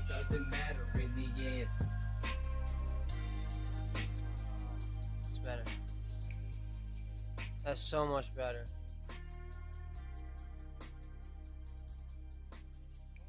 Shit, man. I hate that AC sometimes.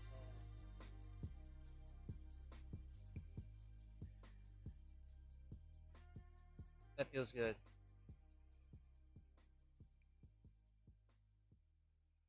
Yeah. Yeah. I need to go to a fucking chiropractor is what I need to do, but I can't afford that.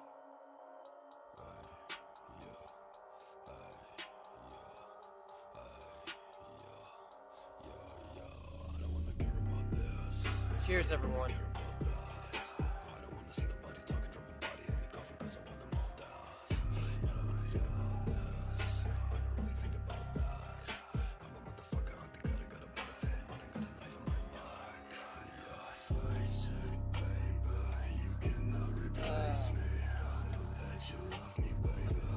Glad that bitch is finally blowing some cold fucking air. You wanna know how hot it is right now? I got you. It is currently midnight, and it's 81 degrees, feels like 90, humidity 90%.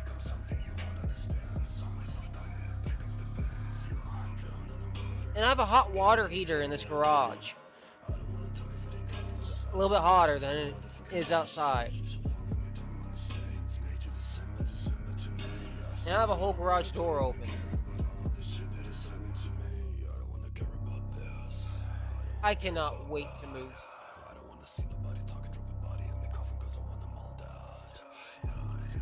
I cannot wait to move.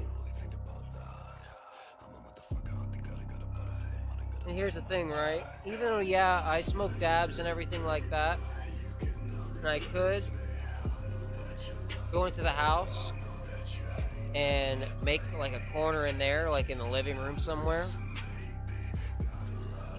but I would still have no privacy for the stream. And I don't know why, but anytime I'm doing anything on my computer, even in there, until I stop for like a good like 15-20 minutes, my dad will just sit there and literally not stare at the computer at what I'm doing. He'll just sit there and stare at me.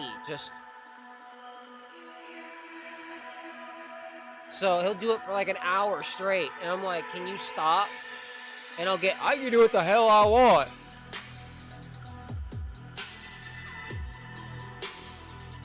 Like, I'm sorry, I don't like being stared at for an hour straight. Like, what the fuck are you staring into my fucking soul for? Like, I just don't like that shit. I don't like being stared at all the time. So, honestly, like, that's why I chose the garage. I don't have a room to myself. I sleep on the couch. And I've been sleeping on the couch since my divorce. So,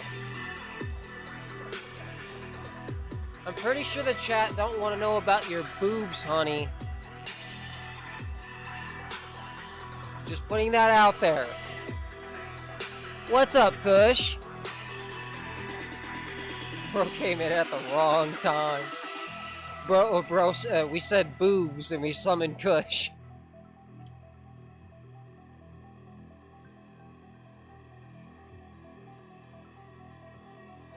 I know that.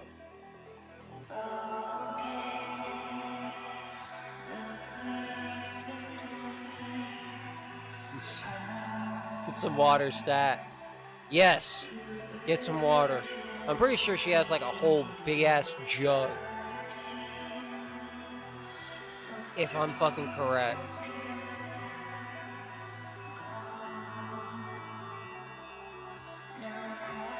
If I'm being honest.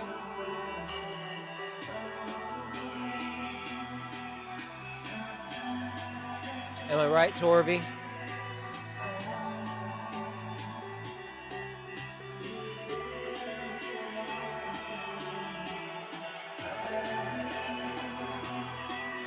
I know you like the back of my hand. I knew it. I fucking knew it.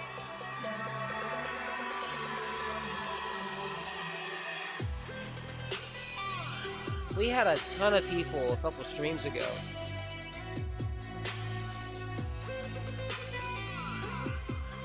By the way, for the viewers over on Kick and Twitch, don't forget to actually share out the stream because it will not promote me due to my content. So, if you want to see my streams daily, be sure to follow me over on Twitch, Kick, and also subscribe to me on YouTube. Now, if you're under 21, sorry, but if you found out, you're going to be banned. Just kidding, if you're under 18, you're going to be banned. But if you're a fetus, yeah, we don't allow you here. Like, don't watch me. Go watch some Tom and Jerry. Go watch fucking Gumball. I don't fucking know. I don't like Gumball, by the way. Like, for the most part, there are some episodes that I do like. There are some things that I do find funny. But, is it my preferred type of show? Nah. Same thing with Adventure Time. Everyone's like, oh, you don't like Adventure Time? I'm like, yeah, it's a little too happy-go-lucky for me. And everyone's like, oh yeah, like, happy-go-lucky my ass, the Lich, and all that. I'm like, yeah, those are the episodes that I actually like. But the series as a whole, nah. I can watch it, but would it be the first thing I turn on? Fuck no. Like, I would much rather watch regular show. Like, that was more my thing. But when I was growing up, it was Courage the Cowardly Dog, The Grim Adventures of Billy and Mandy, Dexter's Lab, the Pokemon Kanto region, Flapjack, Chowder,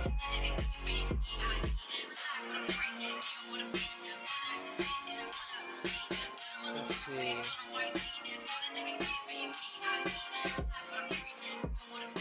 well, if I'm gonna go away from Cartoon Network, then Danny Phantom, Drake and Josh. I didn't really watch much iCarly. Let me think. I didn't have Disney growing up, so I can't really quote any Disney stuff. Sorry, guys.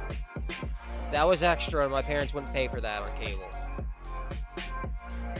Watch Your Mouth talking about Adventure Time. I love that show. Yeah, I know you do. For me, it's not my favorite. It is not my favorite. If anything, if I had to pick a favorite fucking show, it would be Courage. That's my favorite fucking Cartoon Network series. That shit was a masterpiece. That shit gave me a fucking nightmares, though, as a kid. That's why I love it even more, though.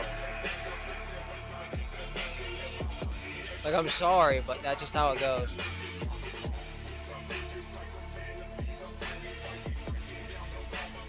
Hey, BMO was cool.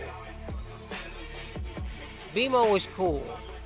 Especially, I really wanted that Nintendo Switch, like, BMO case. That would have been fucking cool as fuck. Where the fuck are all these flies coming from, dude? Probably because my dad hasn't mowed in like a few weeks. That and the mosquitoes. It makes sense.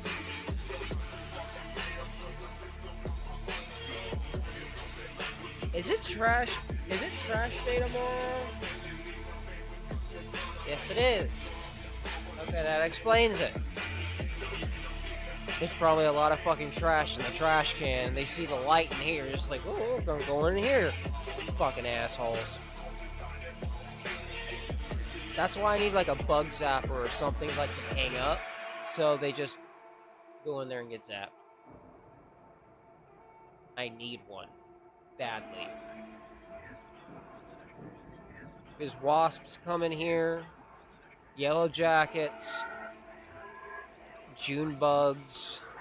Pretty much anything that with wings.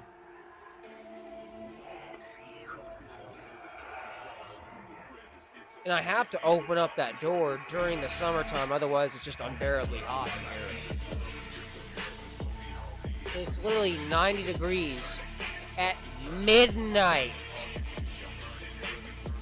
Midnight!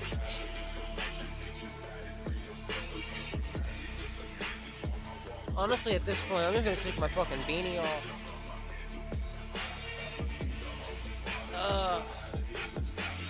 My hair's probably fucked up from wearing my beanie all day, but screw it. Fucking hell.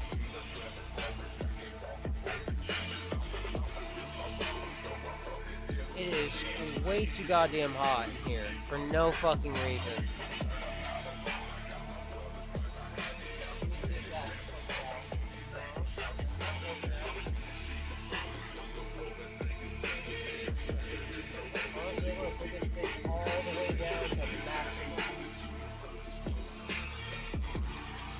And actually, since it's so humid, I think it would do better on dehumidifier. No, that's what I'm thinking, and hopefully that'll make it a little bit more bearable in here. It might just be the fact that it's so goddamn humid.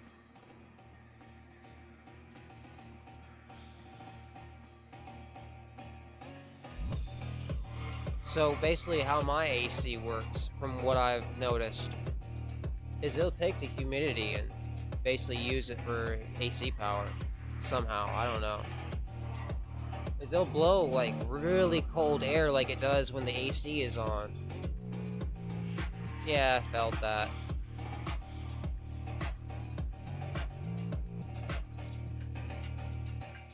It all just depends. Like on the day, if it's comfortable for me to stream or not in here. Fortunately, this is one of them where it's not going to be. That's why I'm not really wanting to play any games or anything like that, because I don't want to get excited or frustrated or anything like that. Because I easily get agitated when it's hot or extremely humid. This isn't my kind of environment, honestly. That's why I want to move to my own place so I can have like my own room, or at least a shared room with my brother. I wouldn't mind that. It's him and I, we fucking shared a room in the original apartment That shit was fine.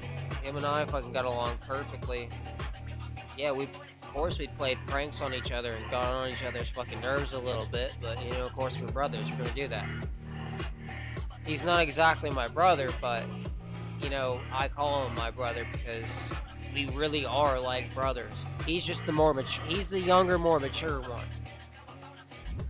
I'm the older one trying to get his life together.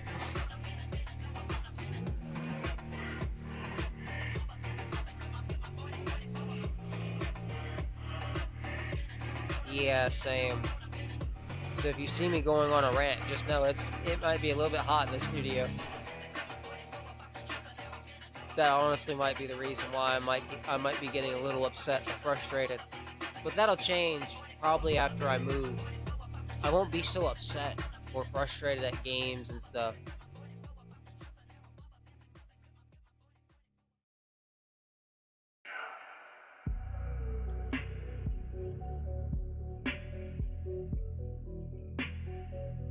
Hey Kush, are you still there?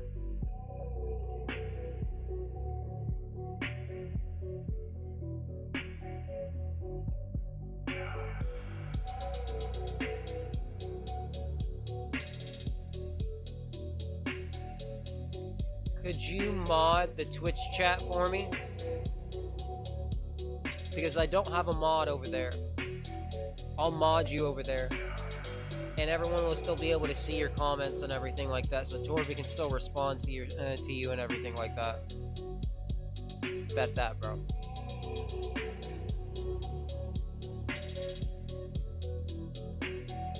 Let me mod. There we go.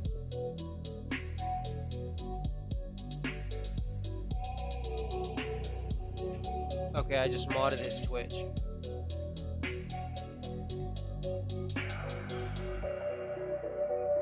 Because I do need a mod over there. And I can mod the kick chat myself. It's just Dipnot's over there watching Mr. Cloud right now. Hell yeah, brother.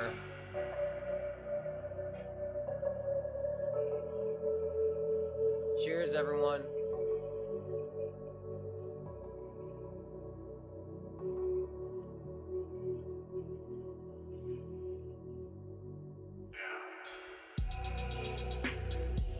Also, I think over on Twitch, I believe I have to get to like 50 followers until,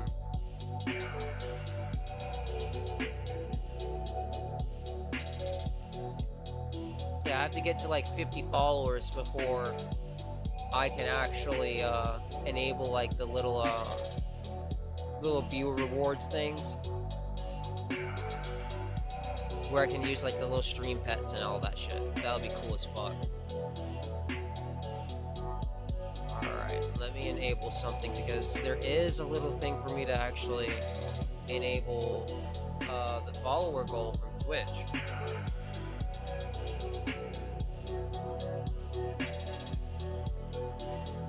Yeah! Look at that!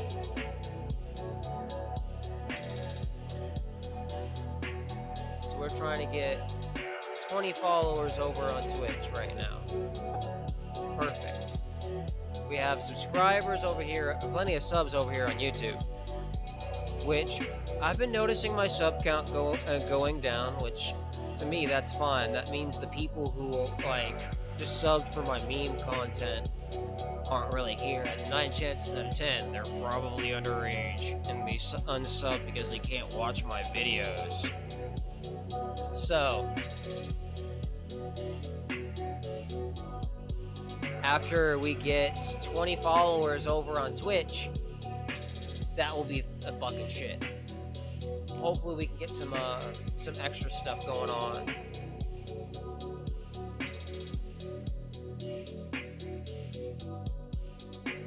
And I can actually make a list of my latest followers and put it up here, like on that top corner there. So I've been working on the layout. I'm just learning how to do everything, you know? If Kick has a follower count layout, then I'll add that. I'll add the latest followers from Twitch. It should just show up on here, like where it just under the live sub count, right under directly there. Oh, I felt that. I fucking felt that.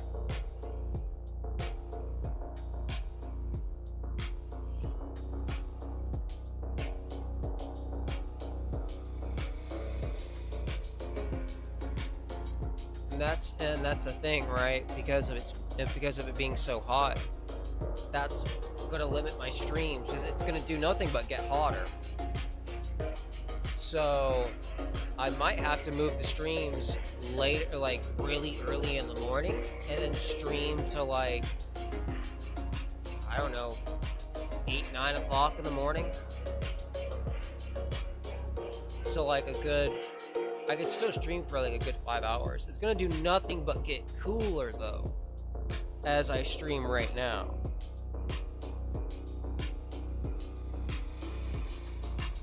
Yeah, because by 2 o'clock it should be like 79 degrees. The lowest it's going down to is 77. Now,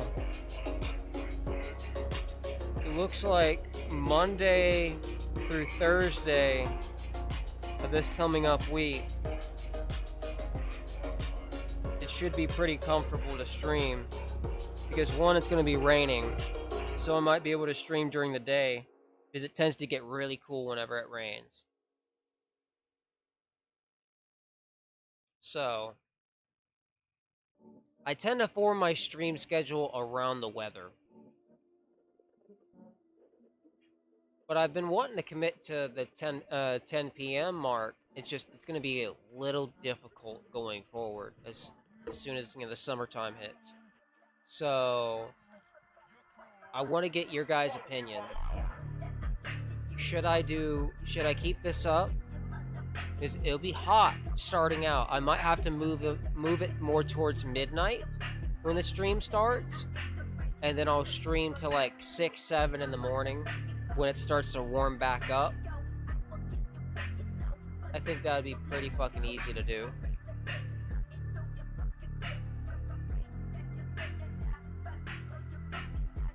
But the problem is, I'm gonna have to start making a schedule. So honestly, I should probably get on that now that I think about it. Because if it's hot, I'm gonna need a couple days off. So let's go in the notepad.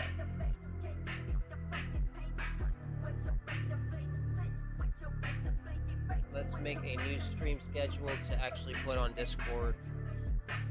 So Torvi, what time do you think that I should start streaming?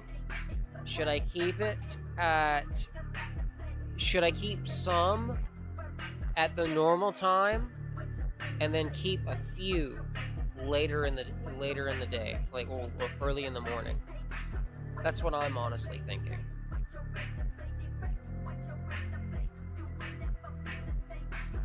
So let's see, 10 p.m. on Wednesday.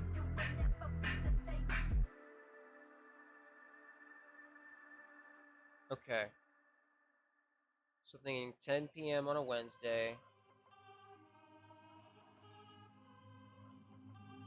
We'll start off with Wednesday because usually Monday and Tuesday are pretty slow. You know what? Let me just do Monday as well. So we'll do, because I don't really like Mondays, 12 a.m.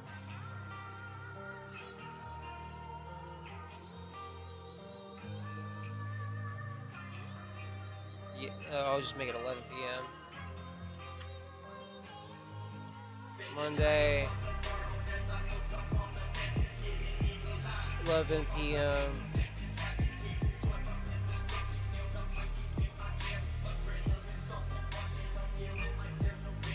on Tuesday, 10 p.m. on Wednesday, 10 p.m. on Thursday.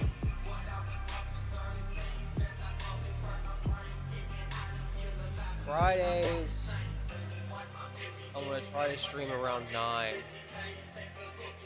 p.m. Friday.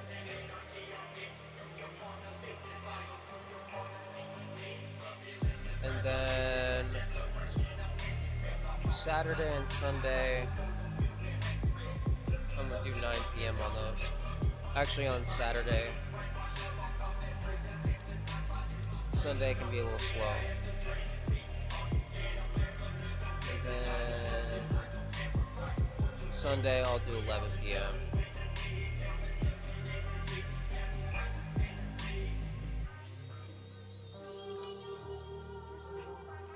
Alright, what do you think of this? So, 11 p.m. on Monday, well, 11 p.m. on Monday and Tuesday, 10 p.m. on Wednesday and Thursday, 9 p.m. on Friday and Saturday, and then 11 p.m. on Sunday.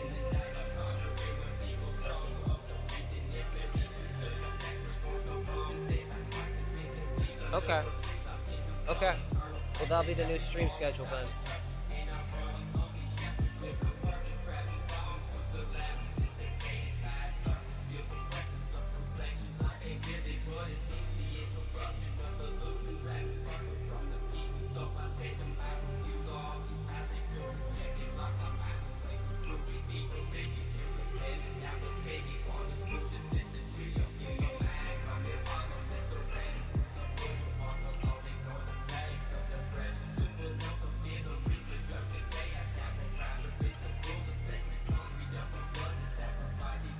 Alright.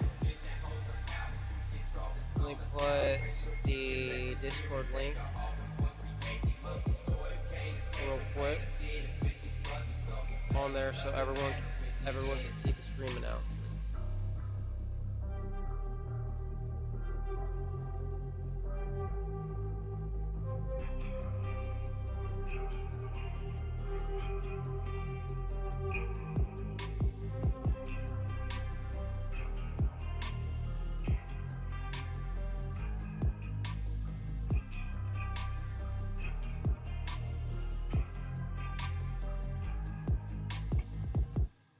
Okay.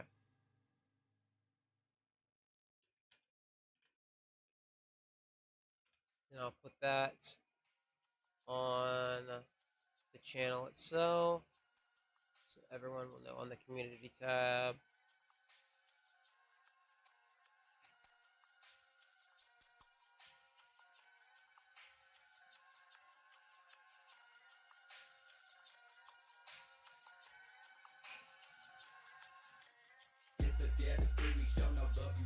On my channel, let's go to posts.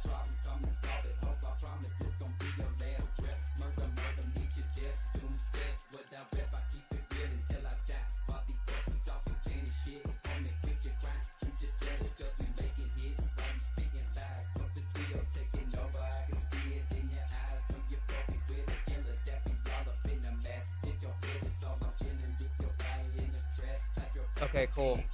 I just put it out.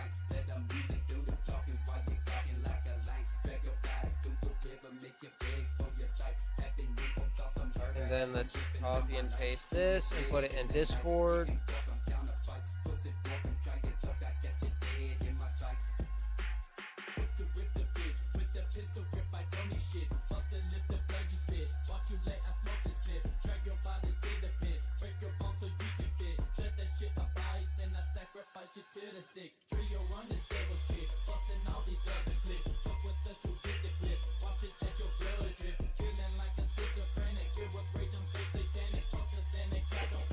I just topped over my fucking rig. Oops. Good thing it didn't spill or nothing.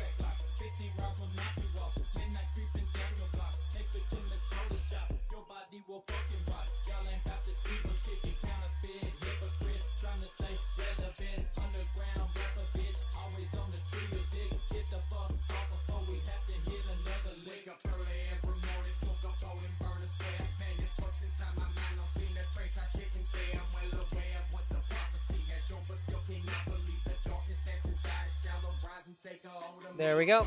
Alright. Cool.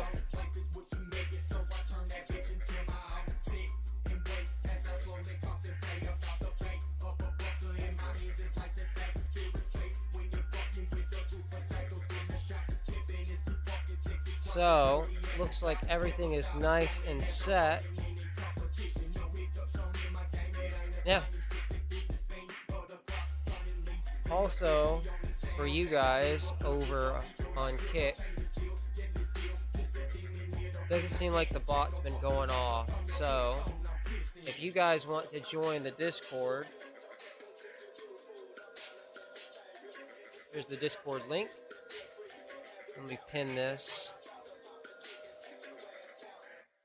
That way it stays pinned, and you guys can always see it. Also, does anybody know my Twitch is lagging out? Doesn't help my phone. Yeah, that's probably why. Try turning down the quality down, because I stream at 1080 60 FPS. So it might not be able to handle the 1080 60 FPS. You might have to turn it down to 720 60. It just might honestly be that problem, Kush. I've had that issue with my old phones.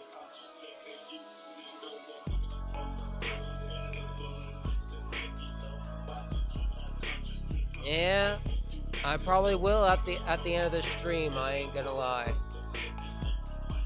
Like somewhere. I usually get them on my hands, which is weird.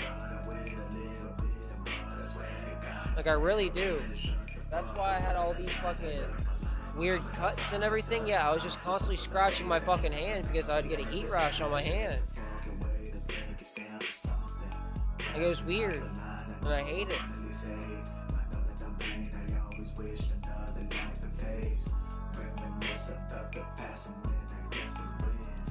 But yeah, guys, what did you think of the story time? Yeah. Here's some advice for you. If it's getting really bad, it's gonna suck. But if I'm pretty sure I know the affected area. But ice cubes. I'm out of ice cubes. Otherwise, here's a little life hack for you guys. If you like wearing your beanie in the summertime, stick ice cubes in the brim right here. So they'll melt, and you'll get cold water melting down your entire head. So it'll keep you cool. And not only, this will absorb the water.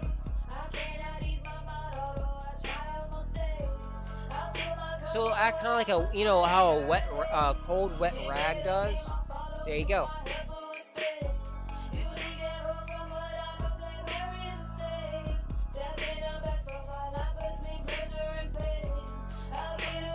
Oh, okay, yeah. I got your mind out of the gutter. It's my neck. Ah. Yeah, I thought you were getting a heat rash on your titties. I'm being honest, because you just said something about your boobs earlier, so I'm like, I think I know the affected area, so just stick some ice cubes down in the cookie jar real quick.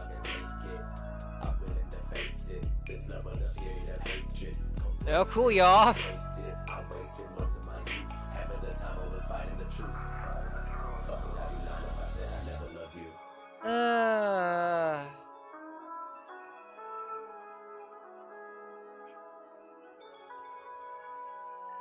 It's your fault. It's your fault, Torby. You know it is. I blame you.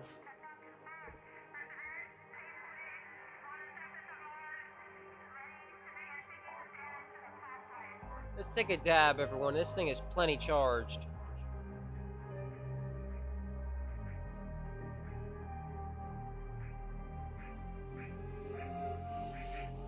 This thing charges pretty fucking quick, I'm not gonna lie.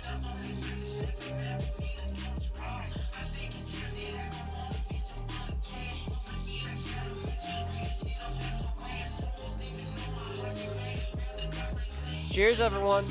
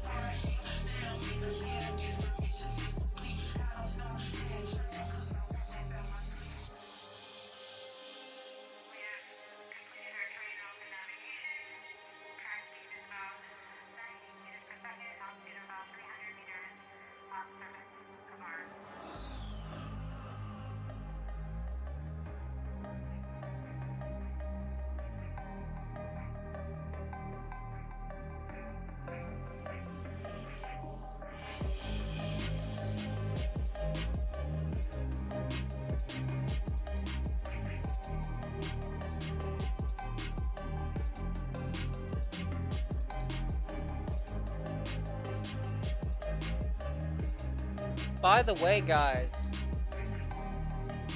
you want to see something cool? You guys want to see the piece that I got in the mail? I'm gonna get a new one. They reached out to me. They wanted a video on where the mold was and everything like that, so they can check on their other pieces to see if it's in the same spots. So I sent them a video of a real close up, and then they're like, "Hey, you try cleaning it with acetone and everything, and still kind of show it off." So I was like, "Yeah, sure, why not? Let me go ahead and do that."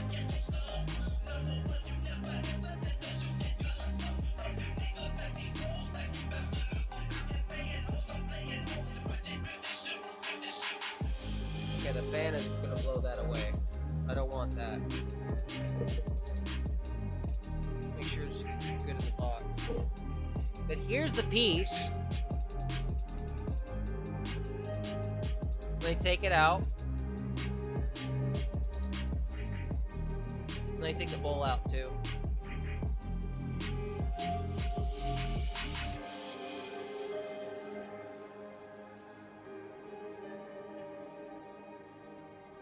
That is a very large hole in there. That's what he said. Anyways. Check this out. And then the bowl, like I said, the hole is a little bit too big on there. And then there's that. This piece is like, at first I didn't really like it, but it kind of grew on me after a while.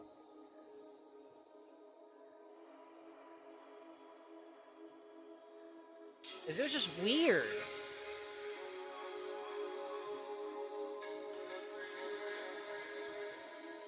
Like, it is a smaller piece, but I like the design that it's not like the same that everyone else makes, you know?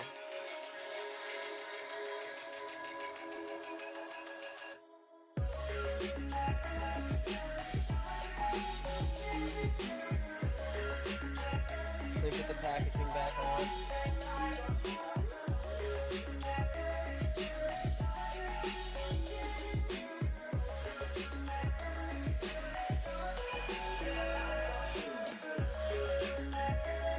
Okay, so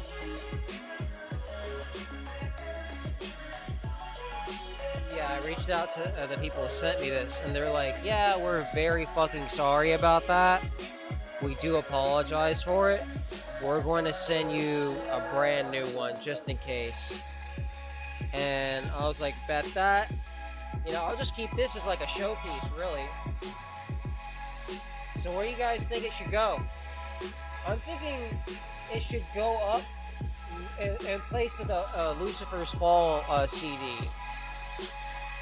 And just have that CD kind of laid up against it, really. What do you guys think?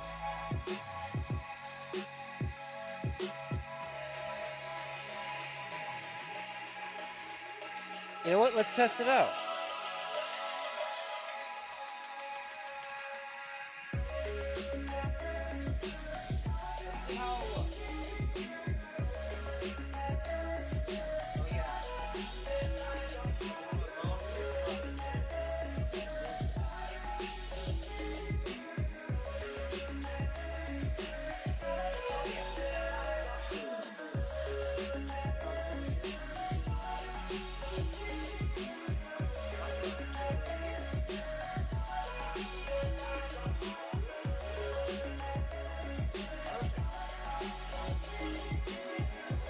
Awesome.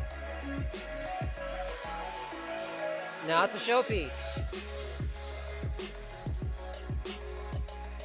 That even looks good on camera.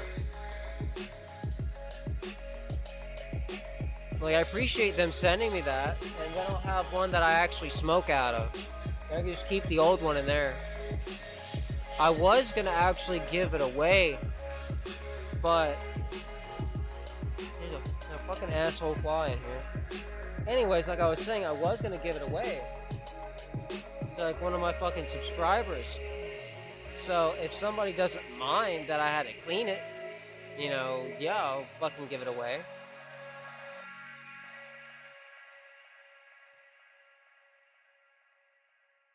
Considering it's literally squeaky clean.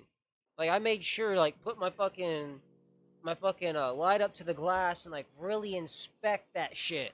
Because I do that with my own glass. If you guys know how picky I am with mine, you know the glass is safe.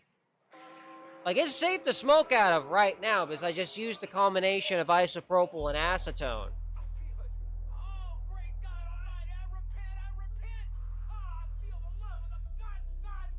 If I'm being honest, though, I kind of want to hit another dab.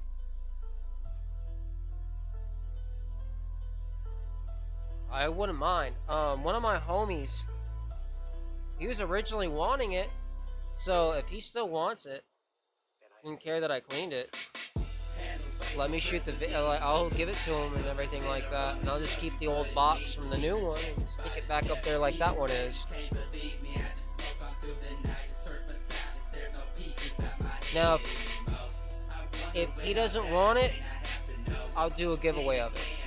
Or if he doesn't mind me doing a giveaway of it, I'll just go ahead and do that, and I'll get him something else.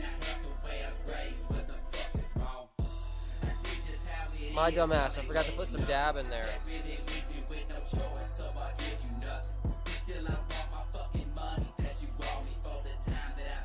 Where's my Northern Lights?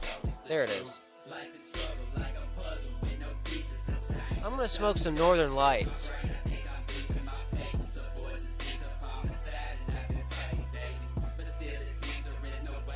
God damn, it's so hot, it keeps on melting it back.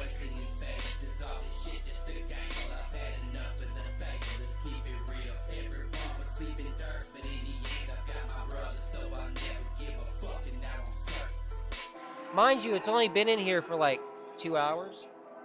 Yeah, like 2 hours and 14 minutes. Well, technically a little bit beforehand, but...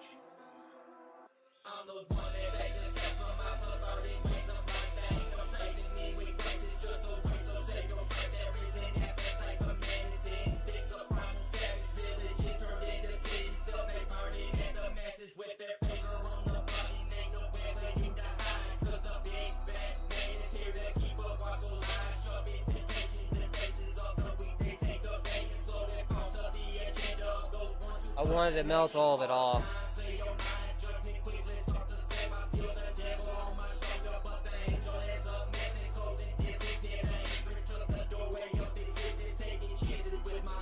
Alright. We got some Northern Lights and it's preheating. Guys, this thing is fucking sick. Look at that. You guys can see the temperature going up and all that.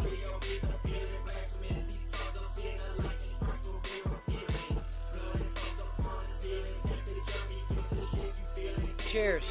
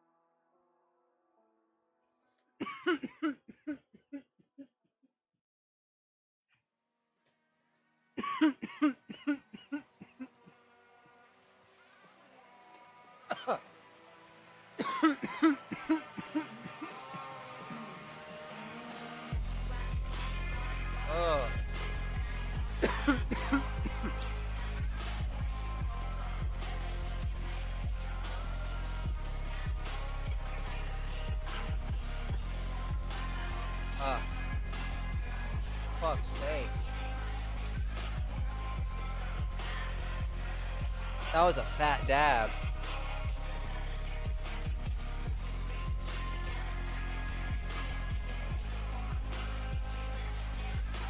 Ugh.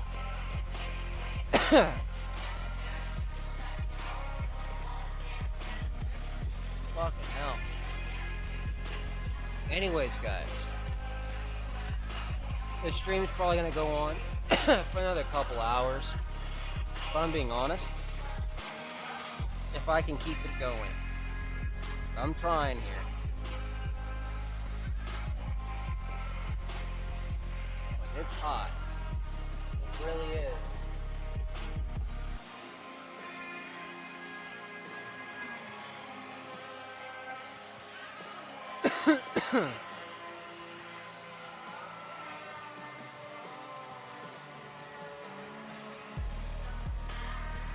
Damn it.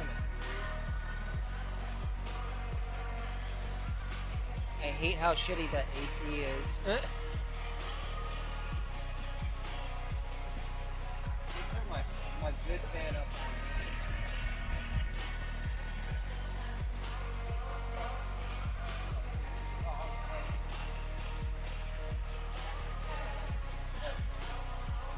Oh, that motherfucker feels good. Holy shit.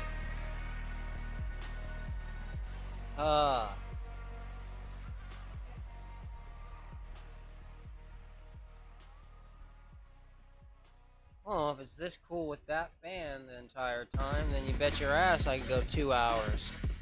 That's gonna be easy as fuck. Like, really fucking easy.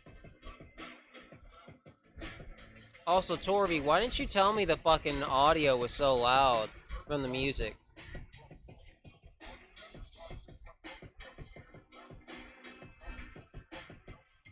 But I felt that, Kush. What you said earlier about your phone power being low. Mine is always low. Like, always.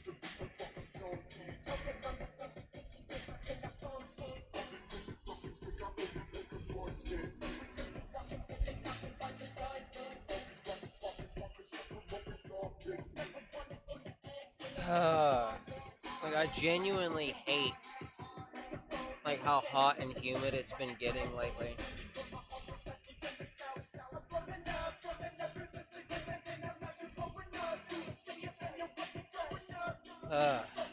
And I'm sitting here just in a t-shirt and like some fucking pajama pants. I might low-key change into my gym shorts just to make it a little bit fucking cooler in here. Also, I should probably take my shoes off. That would probably help.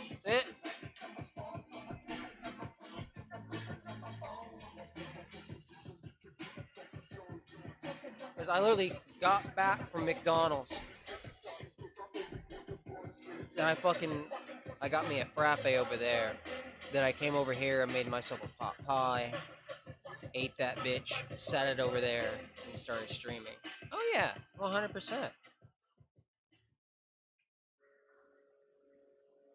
You know me. If it's not an energy drink, it's a frappe. It's always been like that.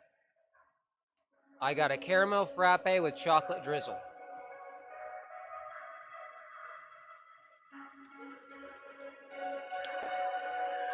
Also, if you want, you can add Oreo bits. So get a chocolate frappe. I mean a mocha frappe with the Oreo bits and ask for caramel drizzle. And tell them to put the drizzle on the inside of the cup. That shit. Oh my god. By the way, you remember my sister Autumn, right? So, since she works there, I can really just go up to her. Like, she's a manager now, but I can go up to her and be like, hey sis, can I get my usual? She's like, yeah, I'll ring you up in just a minute. She'll finish what she's doing, and we'll wait for the other we'll let the other cashier do their thing. she'll ring me and my dad up, make sure everything's the exact way we get it, and then she'll be like, "Hey, what kind of frappe do you want today? Do you want one with the Oreo bits or no?" I'll be like, "Nah, not today." I will. She's doing really good. Also, she seems really happy with her current girlfriend, so that's a good thing. I'm, I'm actually fucking glad that she's finally in a relationship that she's happy. It's about fucking time, if you ask me.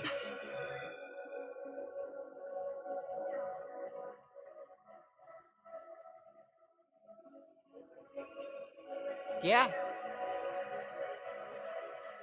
If I'm thinking about it, I think the last good relationship she's been in, I think it was like high school with that one dude. What was his name? It was the guy who died, who drowned. Fuck.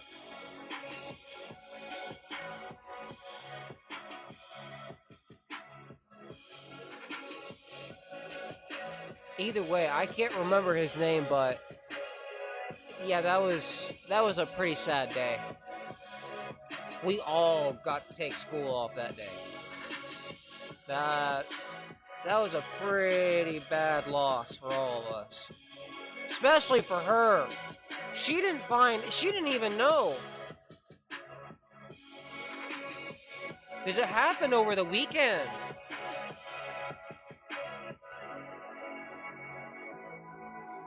So she thought this entire time that he was ghosting her, and she didn't know where he lived. Because since our small town was a little bit bigger than the ones that are surrounding, we had people from other towns kind of come in. And so she knew the town that he lived in, just not the exact place that he stayed, where his house was. He's a war crime. Yes. That's it. Oh, yeah, no, it wasn't. Yeah, it wasn't Jared. It wasn't JD.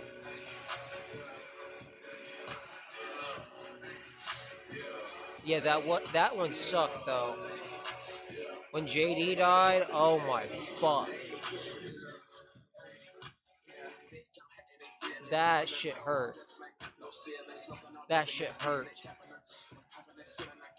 And funny thing about Jared is him and I used to share the same first name. He only changed it. Everybody knew him as Jared later in high school because that was his middle name, if I'm correct. Or either that or he had it legally changed. I can't remember because me and JD, like around, him and I grew up on the same street. Like, I knew this motherfucker like the back of my hand. It was not a good day when JD died. But he changed his name. Actually, you know what? No. Yeah, that's right. He did legally change it. Because Dylan's name was not fucking Dylan. Dylan was his middle name. And the reason why Dylan changed it was because of the alcoholic father who put him in foster care because he blamed him for his mother's death. Like, he got taken by CPS at, like, I remember like the cops showing up. I think he was like 11 or 12 when that happened. I'm not talking about that, JD. Oh. Oh, you're talking about Tamaro's brother. Yeah, that JD. That was a lot of people we knew drowned in that fucking lake. It was like I think that lake is cursed, low key. Yeah, you're talking about Tamara's brother. But JD, like him and I used to share the first name.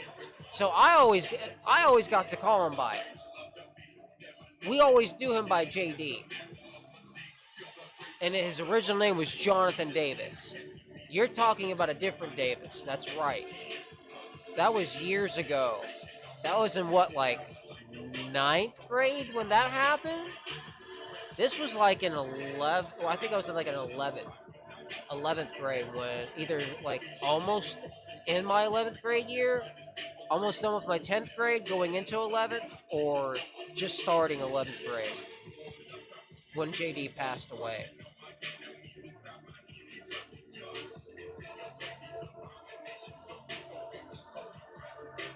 Didn't JD actually die in a fucking car accident? That's what I've been thinking this entire all these years. Am I correct, Torby? Didn't JD die in a car accident? Because I didn't even know until if we heard over the fucking school. Well, I didn't see him since his fucking birthday. Nobody did. We all assumed he just went back to his fucking homie's house out in Palestine.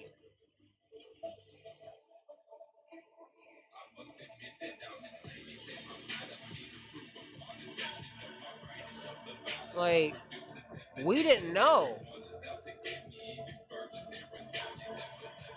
We found out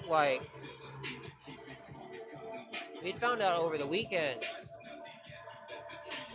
But yeah, Jared David. Can we change the subject for now, honey? Yeah. Yeah, we can.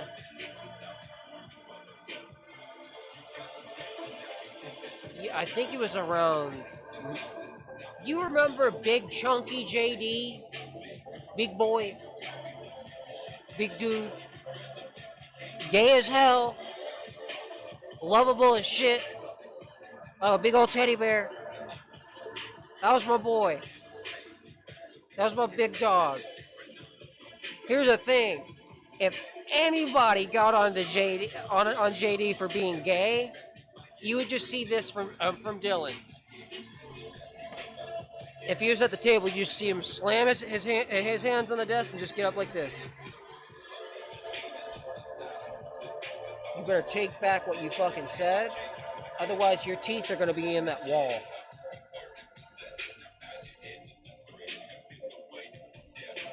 Like, Dylan was a big dude. He was a big buff motherfucker.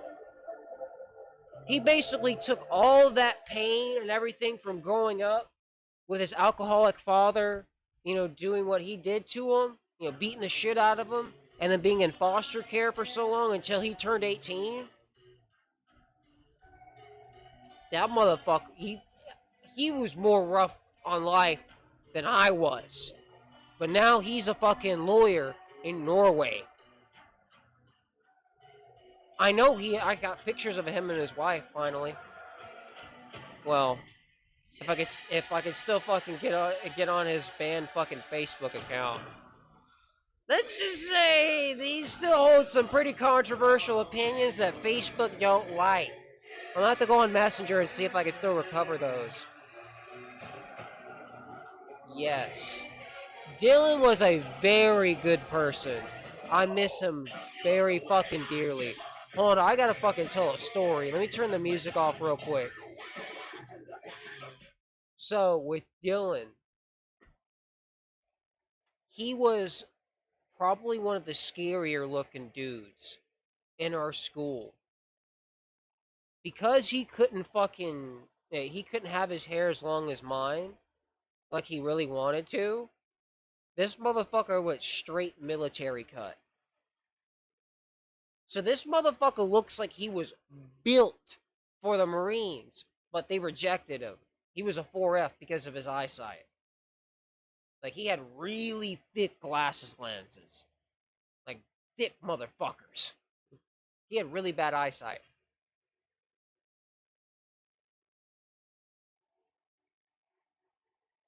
And so one day he comes in. He's really pissed off already. He's already had a fucking bad day with his foster brother and foster sister. They're all fighting, as usual. He sits down at our table and we're all chilling, have a good time. He starts joining in our conversation after he grabs his breakfast.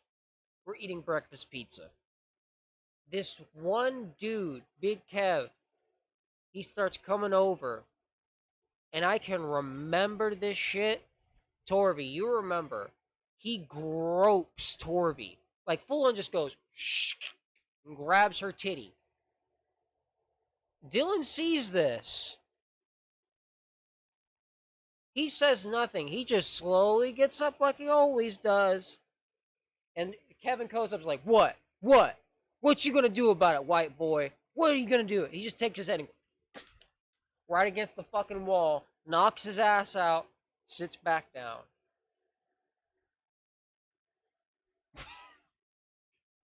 Didn't say a word, didn't even acknowledge what he did. We were just all staring at him like, we're waiting for the fucking principal to come over. Principal comes over, says, hey, I saw what happened. You know I gotta punish you, right? There's a school policy, no fighting. You get 1 day of lunch detention. By the way, you get it in my office. You hope you get lunch detention in his office because he's still gotta punish you because school rules. You still gonna eat good. You gonna eat some Walkers or something like that.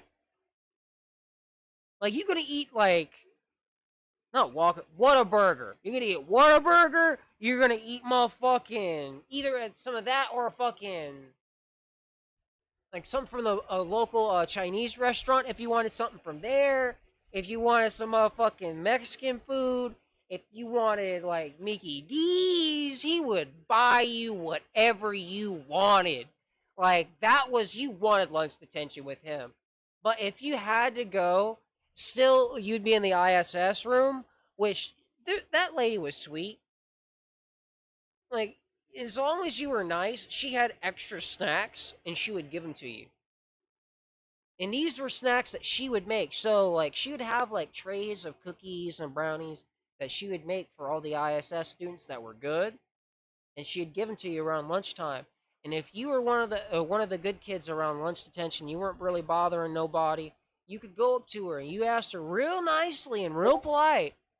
Oh, yeah, she'd give you, like, if there were brownies, she'd give you, like, a couple of them. I shit you not. That's how it was growing up in a small town, though. Like, if I'm being honest, like, yeah, there were some really shitty things about our school, but there are a lot of cool things about it, too. A lot of things I don't really hear about in other schools. Like our principal following fat people around with a tuba around April Fools. Going April Fools. Everybody fucking loved him. He was the when Mr. Brown was principal, everybody fucking loved him. He made going to school actually fun. But sometimes he would just make some random weird quote for the day. It would make everybody fucking laugh. Like the Winston Churchill. Like when that meme first started, I swear to God, one of my fucking homies, he fucking filmed this shit and said to me, he's like, bro, he quoted Winston Churchill today. It actually became like a meme in our school for a good while, as long as he was the principal. And Mr. Brown was the fucking shit. He was cool as fuck. But there was just the one vice principal, Miss Gold Digger, that nobody really liked. At all. Not even him. Or the other vice. They had two vice principals. So, well, they had the principal, the vice principal, and the assistant vice principal. That was the titles. But one funny thing about our school, um, yeah, if you like, I was one cool thing is if you got called into Mr. Brown's office and like you got into a fight and he knows it's clearly bullshit why you're fucking being punished. We still had corporal punishment in Texas. So he had this big leather fucking seat, right?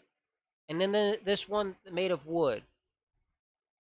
So he would act like he was going to give you a swat because there wasn't any cameras, but there was always a microphone recording if he had to fucking deal with a student, right?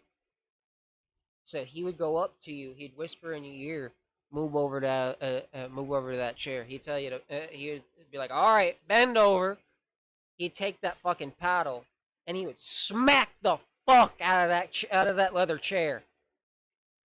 And so you're just bent over on the one with the wooden arms, not getting swatted at all. It just sounds like you are. He was like, I'm gonna give you 3 swats. Pop, pop, pop on that fucking chair. So it still sounded like you're getting swatted, and it's leather. What are you gonna say? He's not giving you a swat? It sounds like it. So, in the end, nobody questioned anything, and you were like, all right, leave him off. Just act like you're in pain. You're like, you gotta fucking put on your best impression. Be like Spider-Man. My back, my back.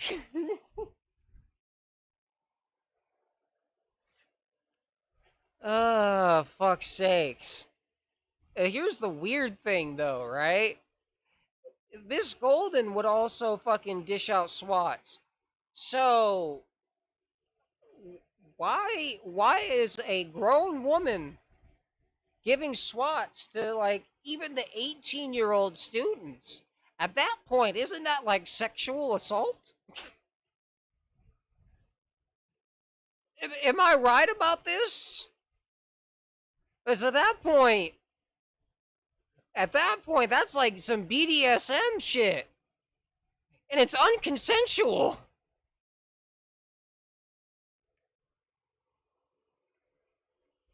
That's like some straight Diddy shit.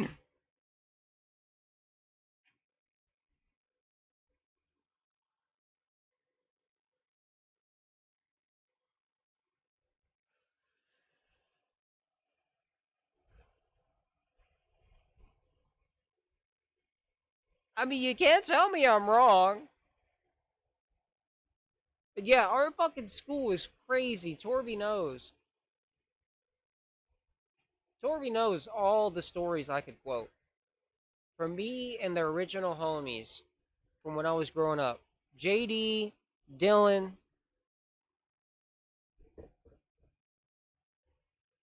Yeah, because Jared, he's the one who drowned. Now, there was a rumor that my JD had also drowned, but from what I heard over the announcements, he died in a car crash. So I've always heard 2 different stories and believe the one that I've heard over the announcements, which I do believe is correct because I think I saw his parents like one time. I didn't get to go to the funeral because I was in the fucking hospital at one point in time when his funeral was held, and they had the system where you could fucking, go out temporarily for a day, but it's just I hadn't earned that privilege to go to my friend's funeral. It was like it was a fucking prison. So, yeah, I missed his funeral, which really fucking pissed me off, and I'm very fucking spiteful about that. So, towards that place, and I'm glad it got shut down. From what I've heard, that place got shut down for some really shady shit.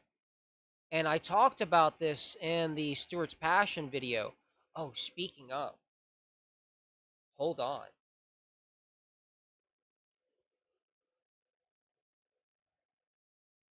I need to go on Instagram real quick and go on Stewart's Passion's IG.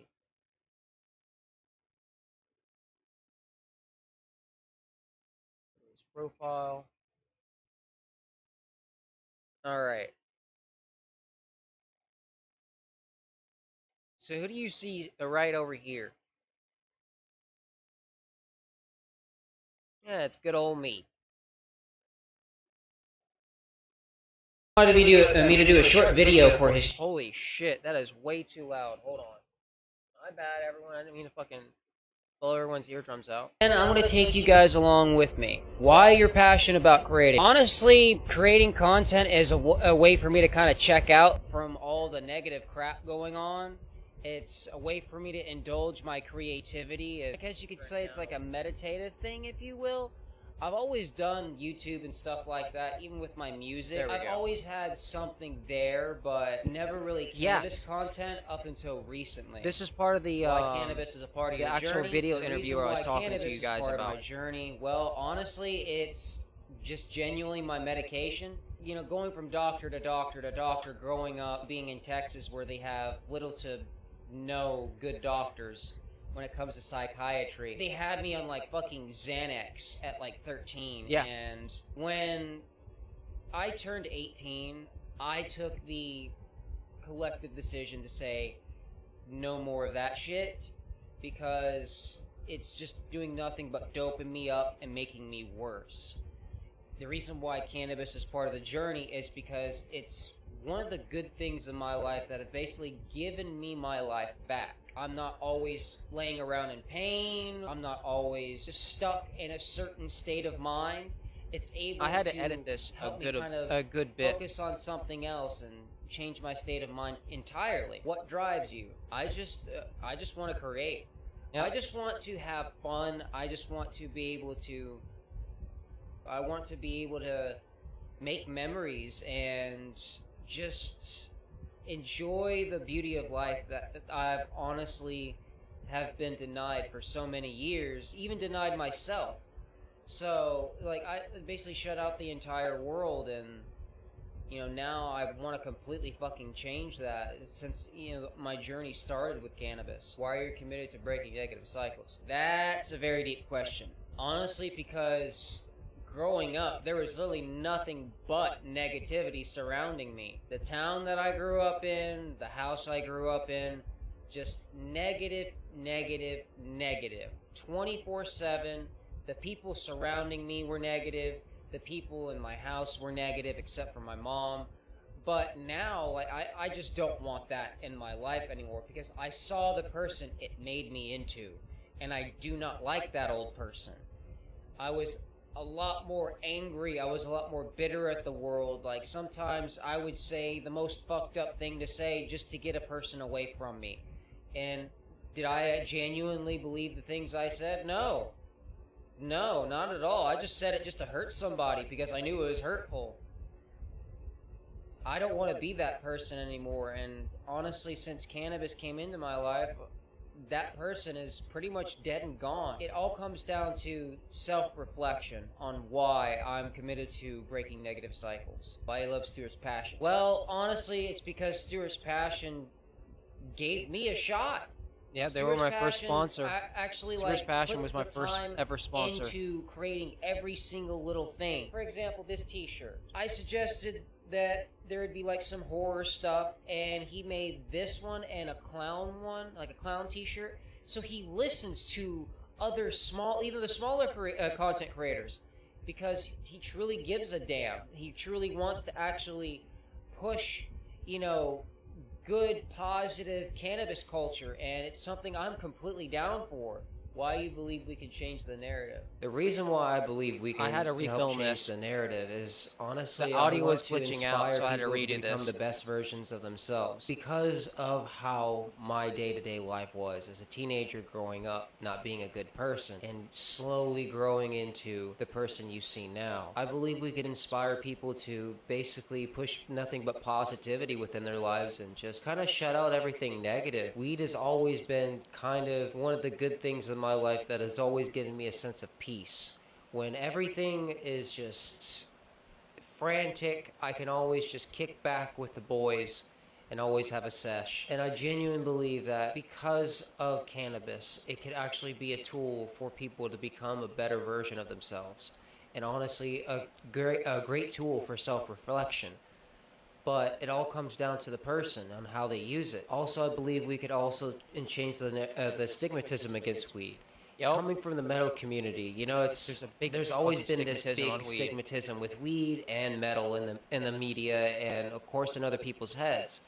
So I know how to navigate the metal side of things. So I believe I could also help with toning down the stigmatisms of the cannabis community and kind of pushing more the positive side. Also, I really wanted to thank Stuart's Passion for reaching out to me for the Change the Narrative campaign. Thank you so much, bro. I really appreciate it. It is amazing to be a part of this. I really do appreciate being a part of the Change the Narrative campaign. I do apologize that I'm stuttering all over myself, but honestly, Stuart's Passion is an amazing, amazing brand. They really do push out a ton of positivity and support all of us smaller content creators. So, if you guys actually want to check out the podcast and all this, go to the links in the fucking bio, because I'm pretty sure Stuart's Passion will have all of that. And as always, stay high, stay metal, stay safe, motherfuckers, and I'll see you guys later. But yeah, they actually did that. There's another one. I believe, yeah, they tagged me in that. Let's see. There was that when they made the blog post. There it is. This guy made it a lot better edited. Why do I love Stuart's Passion? Why are you passionate about creating? Why cannabis is part of my journey? What drives you? Why are you committed to breaking negative cycles? Why do I believe in change the narrative? Tony, great project, great passion. I love this dude. Sorry it took me so long, but here I am and I am ready, man. So I'm just going to start from the top with your questions. I'm going to answer them. I'm going to work my way down. I'll repeat the question at the start so you know which one I'm answering. So to create a short video sharing my story. Why do I love Stuart's Passion? You know what? This is an easy one. I love the conversation. I love the enthusiasm. I love the willingness to change the narrative. I might want to reach out to Joker to help me out with the starts editing. with one person. That's you. Yeah. Tony does just that. He's decided to take the message That's upon correct. himself Sorby's and correct to spread about it that. to as many people as possible in a way that makes it enjoyable, consumable, and educational. Stuart's drive for quality conversation is fantastic. I think he's on the right path in regards to getting the right information from the right people to the right listeners. And Tony, anything I can do to help you spread your message, count me in, brother. Story, why are you passionate about creating? I am passionate about creating because I feel it looks like taking he's so the much level of easier on creativity being and on mixing camera it than with I the am. level of This dude our makes plant. that shit look Makes it easy easier as to consume fuck, and for I'm the like, people that are holy watching shit. this content. When I first got started, not many people were creating cannabis content, and I felt the content itself was lacking. It was boring. It was impersonal. When I started, I wanted to be the connection between the plant and the viewer. I wanted to bring people on my journey as I learned how to create nothing out of something. How I can create a plant that's had the biggest impact on me and share it with as many people as possible. I feel like creating cannabis content allows us to make it in a way that is the most enjoyable to the most amount of people. It's a way of storytelling while connecting our plant with the many people that are out there that could really benefit from this plant. And I want to be the person that shares that story to as many people as possible. So that's why I enjoy and why I am passionate about creating content focused around our plant. Why cannabis is part of my journey. Cannabis has become a part of my journey throughout the years because I feel like it's allowed me to find inner Cheers, peace, everyone. has allowed me to find an inner zen by consumption and by the community in which this plant brings the people together. When I was young, I was always looking for something that would allow me to There's an take annoying ass control cicada of my own outside. emotions, my behaviors, my energy. And I felt like cannabis really allowed me to slow down, keep things in perspective, and it allowed me to stay focused on what was important. I didn't know it at the time when I was young, but cannabis has had and has a huge impact on allowing me to be the man that I am and the best person and version of myself. Cannabis has become a part of my journey because I also find that it builds community. The people the stories, the experiences that surround this plant are forever enduring. I feel as if this plant has brought thousands of people together, and I am a part of it. I've met some incredible people over the years, and it's solely because of this plant. It makes me passionate that I too can bring this experience and this joy to other people as well. What drives you? As a man, family drives me. See, he Community was a drives lot me. more Love in drives depth. me. These are the things that no matter what happens, Like, I I feel didn't that really you know can what to find say. Like, this is the elements of first joy time I've in really each and done every one of something those. like this. And I want to this make sure that my motherfucker makes family it sees look the best easy. version of the man of their home. Cannabis allows me to be the best version of myself, and my family, my community, love drives me to accomplish the challenges and the tasks in my life that I know will allow me to provide a better life for my family, my community, and allow me to love in a way that encompasses the most amount of people while also keeping me grounded and motivated. Why are you committed to breaking negative cycles? I am committed to breaking negative cycles because I have felt the wrath of the negativity towards cannabis. When I was young, I was told that it was the devil's lettuce, that it was dangerous, that it would have a negative impact on me. And the reality is the more I started to use it, the more I started to enjoy it, I started to realize that simply wasn't I true. love calling it the This was a devil's lettuce. stereotype. I This don't was know a what you false mean, narrative. bro. And I wanted to make sure that I had a part in trying to convince or try to lead people down the right path of understanding that cannabis is not the enemy. In fact, cannabis, when used correctly, can be an advantage to most people. So when I hear people talk about the negative impacts or the stereotypes or simply the lies about cannabis, I feel like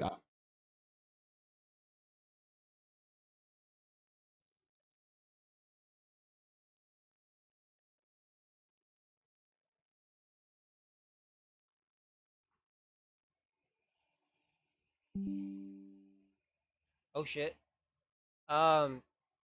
We just had a random fucking disconnection, which was weird. I am sorry about that, everyone. Let me double check and make sure all the streams are good. Give me one moment. Let's go over here real quick. Is everything okay? Are we still live?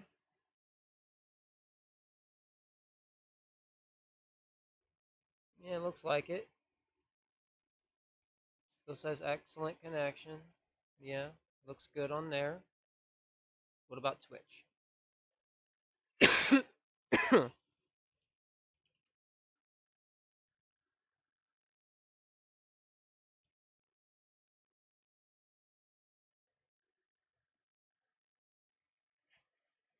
check Stream Manager over on Twitch.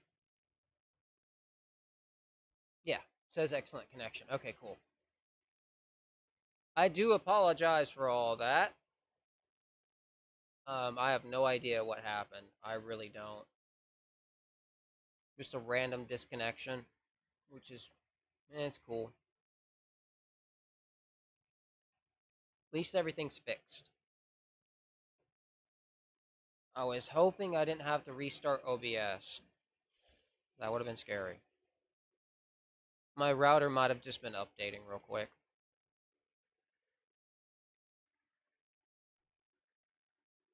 Honestly, guys, the fact that I've been streaming for about 3 hours and I'm not even fucking the most, even a little bit weared out, actually great. Let me switch this over, honestly, to dehumidifier.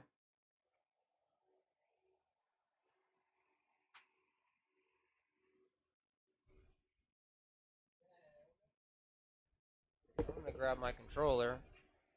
Let's see if there's anything I'd like to play. There should be a new free game on the Epic Game Store right now. Let me check and see what it is.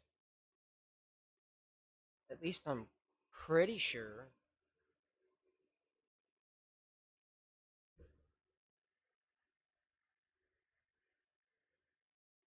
Yeah, this one's called The Operator. Yeah, I was waiting for this one. Get this. Place order.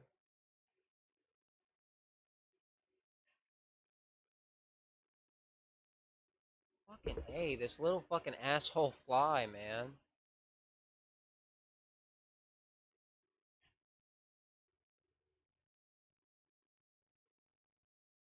Let me install this. Fucking asshole, bro. Alright, so let me edit the stream info.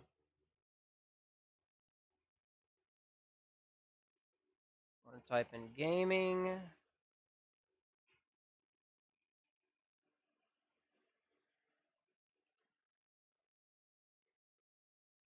Okay. There we go, the operator. Gaming. Chill. 420. Streamer. 420. Friendly. There we go. English. Gotta add that tag. That. Save. Okay. I think we're good. Yeah. Perfect.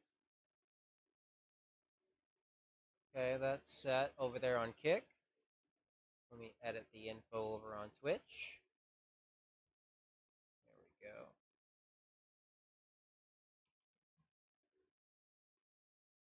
The operator.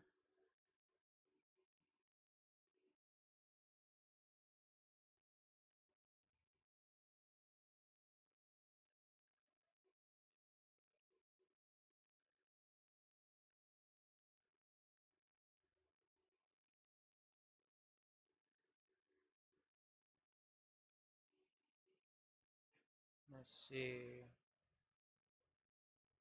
There we go. That should be good.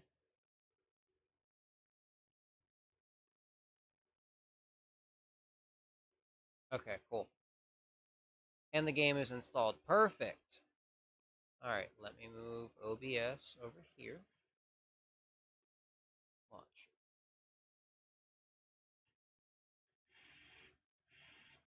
Okay, I'm gonna have to turn off the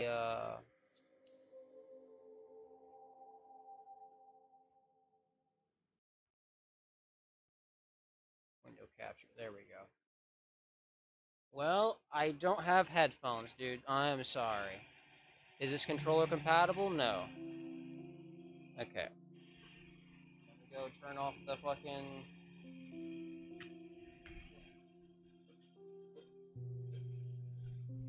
There we go. Now it's not buzzing in the background. I guess it does that for no reason. Alright. See, this is what the game is called. It's called the Operator.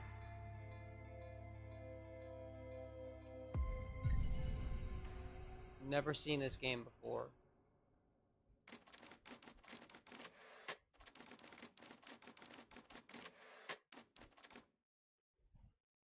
Okay. You will answer my questions as usual. 1 for yes, 2 for no. Do you understand? Do you believe in extraterrestrial life? Are you currently restrained? Are you married?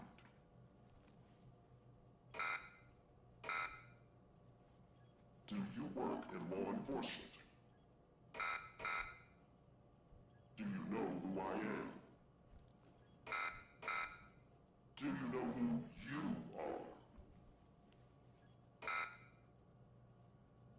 Are you...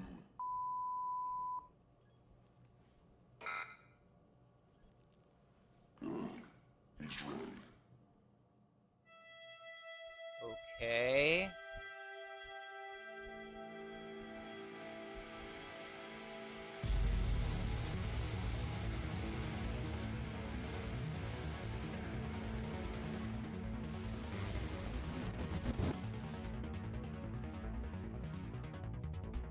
Alright.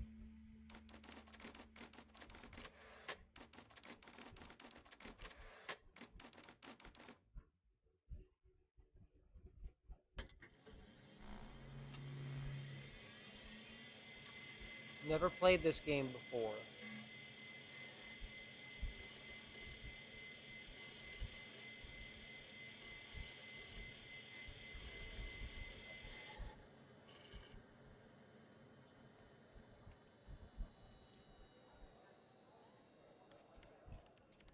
Oh, that's cool. I just start randomly pressing keys.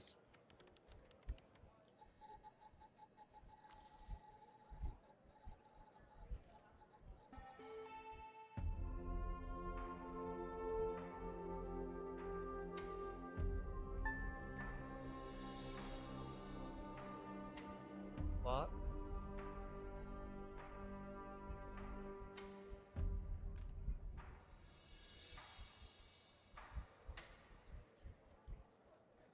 Okay.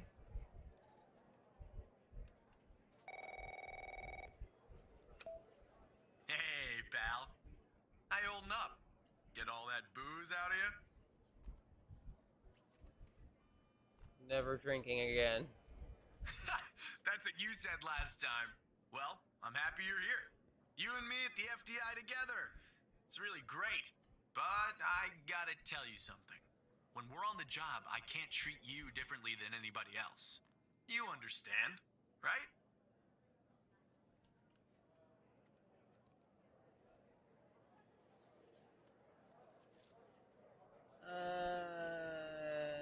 Say this.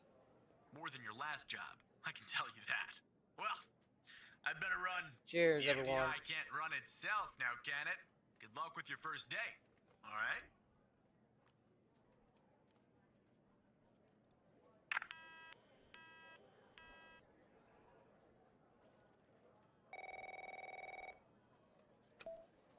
Good morning, Mr. Tanner.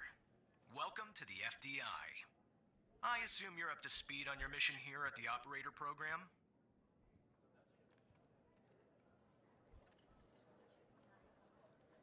You know the basics. Good.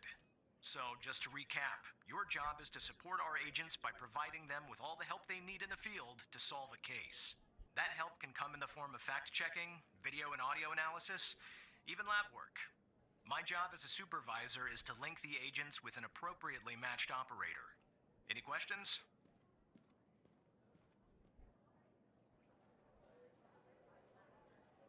Fine, but first you need to learn how to respond to an agent's request.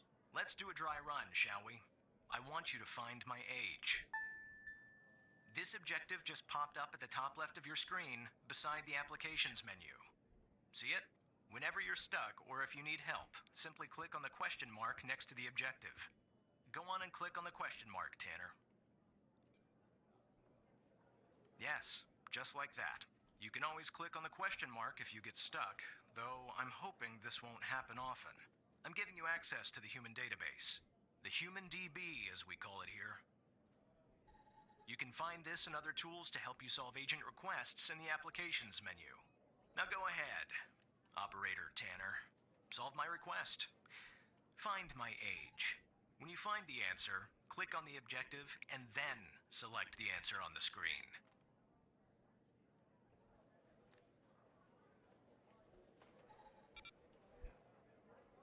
I have to put his whole name.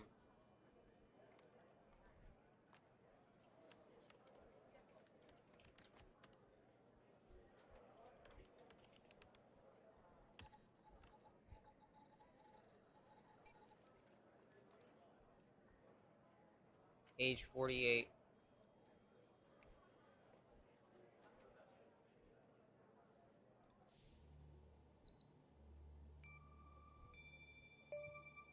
Right. Like that, Tanner. I'll let you get settled in. And I'll contact you later with your first real request. This kind of reminds me to, a little bit like Welcome to the Game.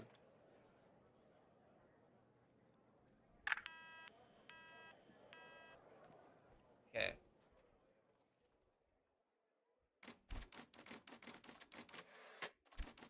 Washington, D.C. and 9:18 a.m. Okay.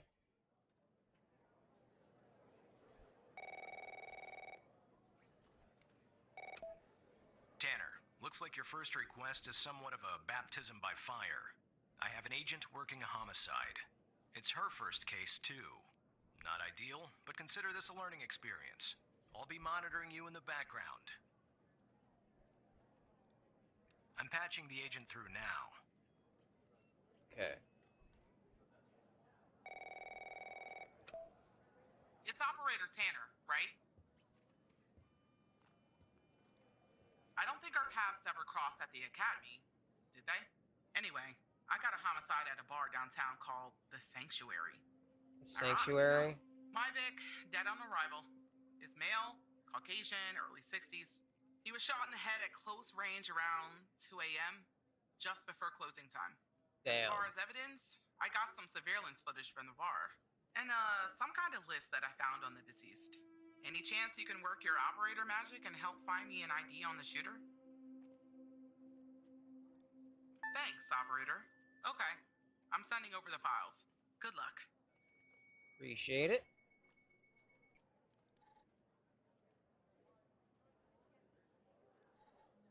That's the list I found on the victim. It's pretty long, and to be honest, I got no idea who any of those people are. The bizarre thing is, that name at the bottom, it wasn't redacted when I bagged it, but I think it's irrelevant to our shooting here. Okay.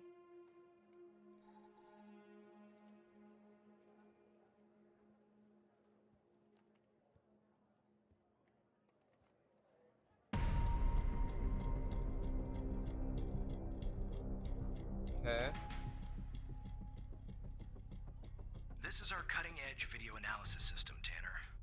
Click on any relevant elements in the video to trigger an analysis. Go on, give it a whirl.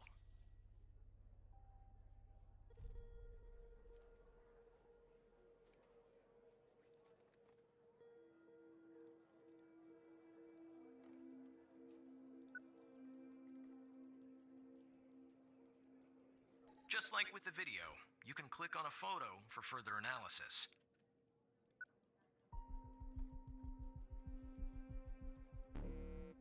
The footage quality is insufficient for a proper ID, operator.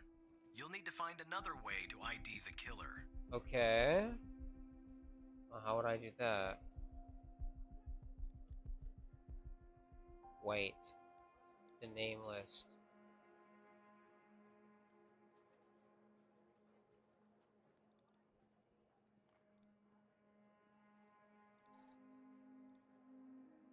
She said the one at the very bottom.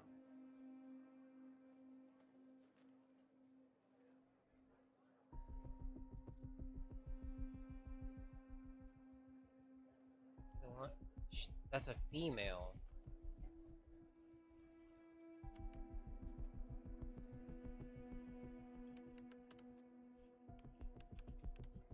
Let me see. I see that you're looking into the names of the people on the list. That's a waste of FDI time and resources, Tanner. Focus on the surveillance footage. Okay, well, fuck you, asshole.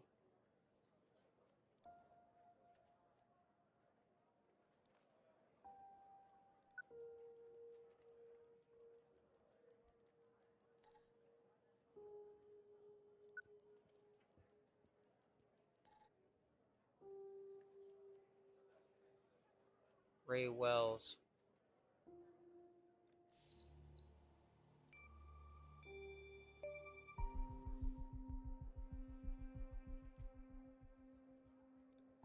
Nice. Now we know the perp's name. You got something for Wells' address? Because I'll take it if you do. Ah, okay, hold on.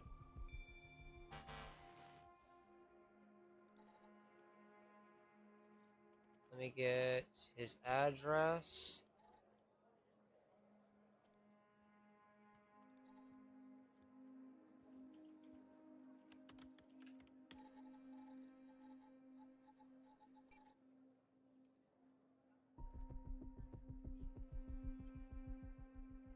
Last known address would be this.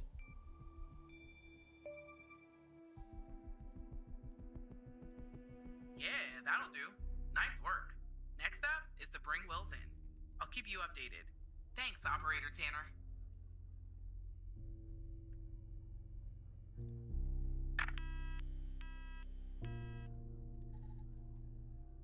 Not bad, Tanner. Not great, but not bad either. I'll contact you later with your next request.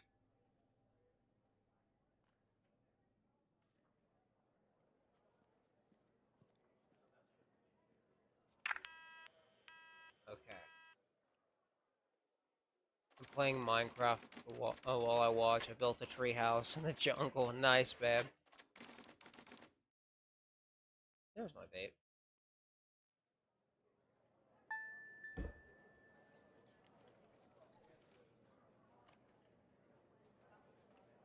Okay.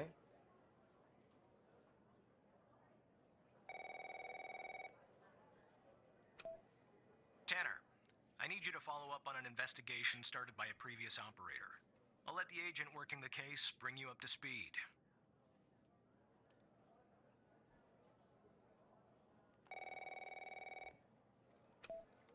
Oh, please.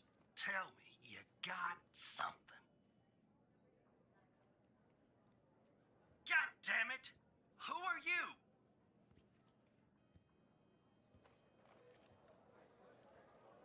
Great.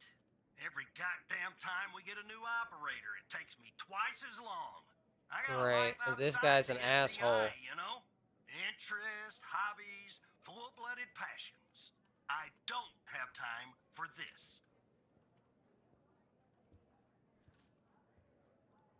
I got a missing persons case out here in Dryfield, Nevada. Connie Moore's her name. I canvassed the area, talked to the locals. I can't believe I'm saying this, but everyone thinks she was abducted by aliens. Middle of nowhere, hot as hell, sandy. Calling it a small town would be an insult to small towns. Look, I think it's bonkers, too. Another weird thing is, over the past year, 4 people in Dryfield have claimed they've been abducted. And every single time they reappeared somewhere in the middle of the desert out here about a month later. What? The story's the same. She was. Popped back up yesterday. Collected her testimony myself. She had a camera on her. Naturally, I'd like to look at the photos. But to do that, I gotta go through you, an operator. Lucky me, right?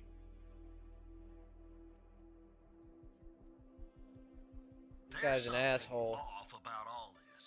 I mean, beyond all the talk of little green men, just look for something that doesn't add up, okay?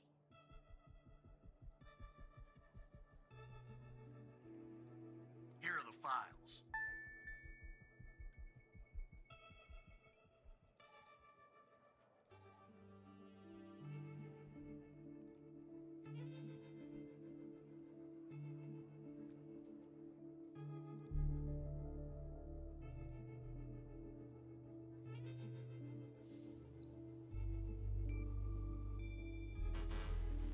Inconsistent. That's the photo I think is problematic.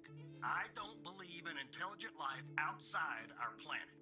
I don't believe in intelligent life on our planet. But we gotta be more specific. We need proof that something's off about the photo.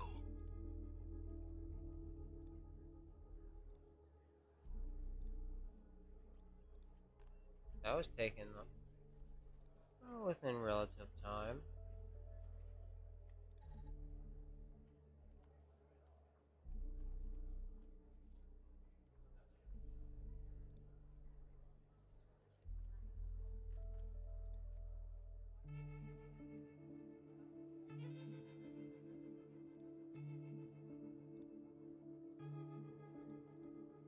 What's off though?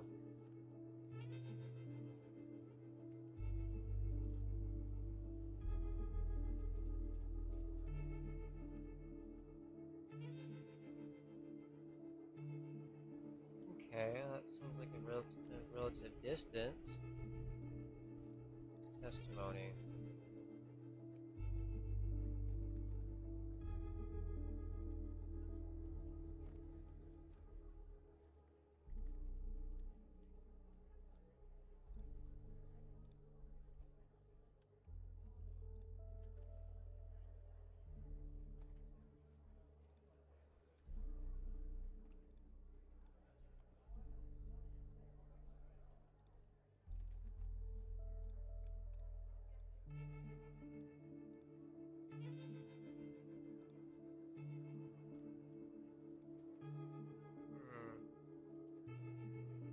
I don't know what I'm supposed to do. I need to prove something's off with the photo. Well, yeah, it's right here.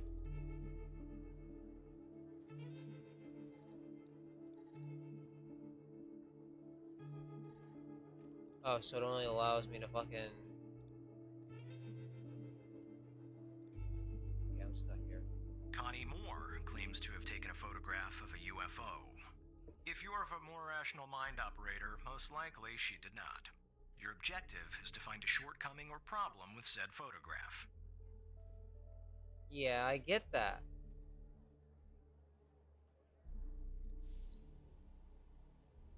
But it doesn't allow me to fucking select the actual UFO.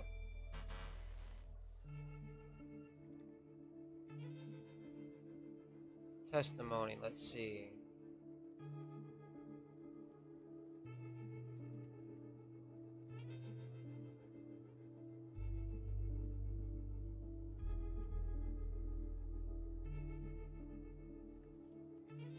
Taking 2 photographs.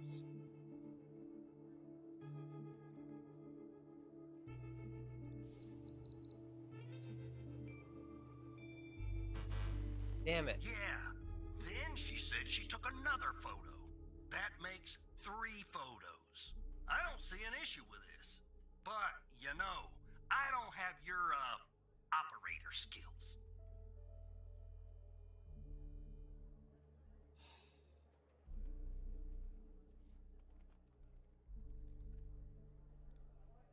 What's kind of throwing me off is...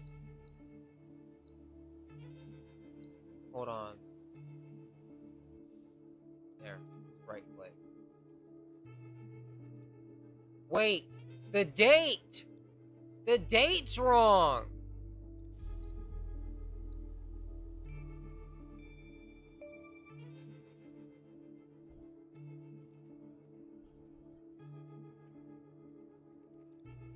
Jackpot. Connie said she took that photo the day she disappeared. Clearly, she didn't. Maybe the aliens did funny things to her brain. Maybe her brain was funny to begin with. Do me a favor. Locate the position on the map where she supposedly snapped this photograph.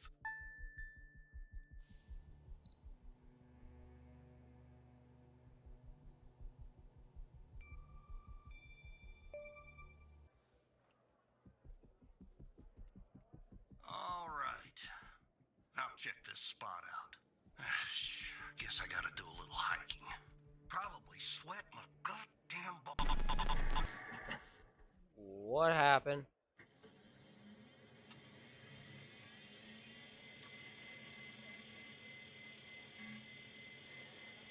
Secure boot failed.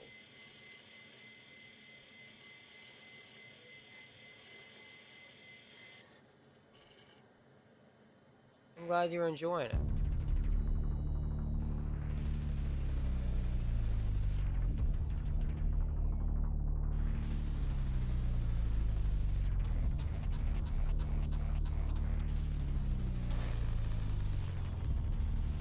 Oh, this hella reminds me of Welcome to the Game.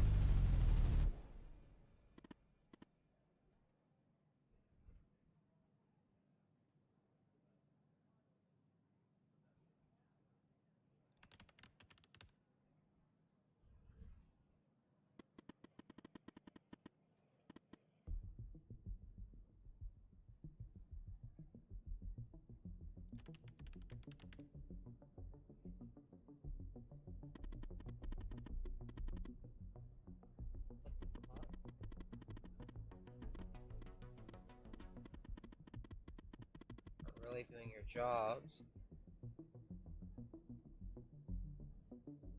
What do you mean?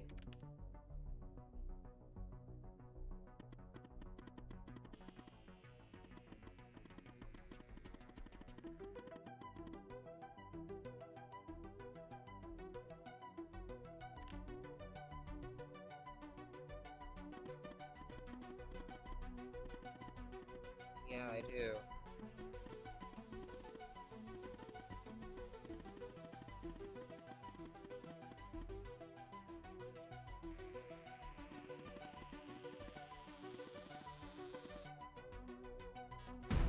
Not anymore. That's the one I pulled up.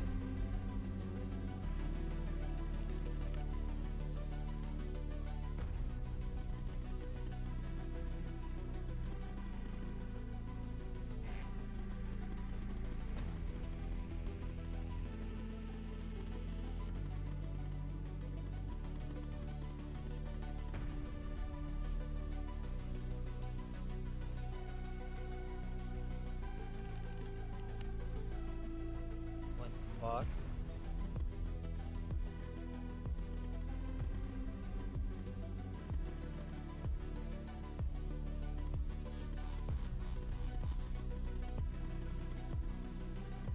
This hella reminds me of Welcome to the Game. I love this so far.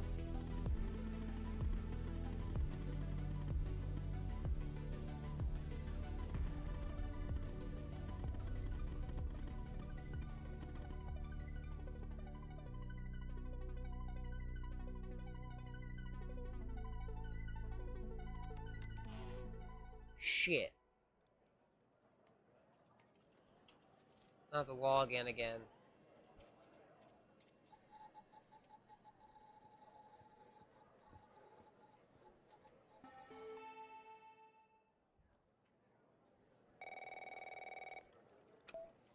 Operator Tanner, are you there? Agent Walker told me that your connection was suddenly cut. And when I tried to contact you, you were offline. What happened? I see. I'll have IT look into that at once. The second shift of operators has arrived. You can go home now, Tanner. See you tomorrow. And don't be late. Okay. No, I'm not.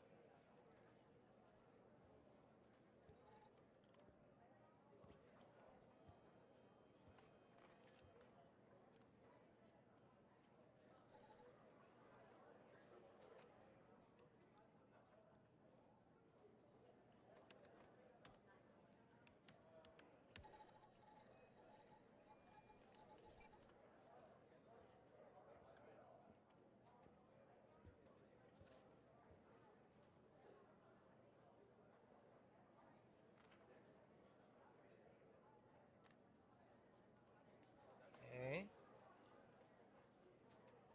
Nothing off about him.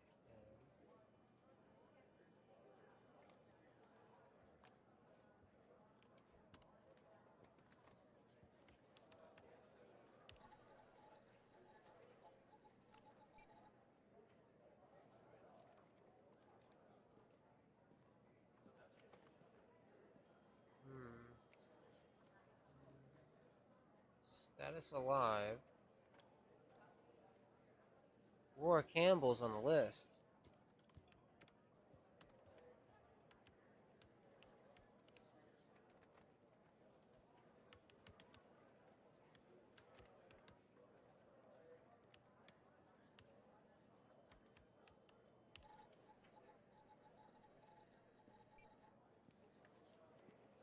Status is alive.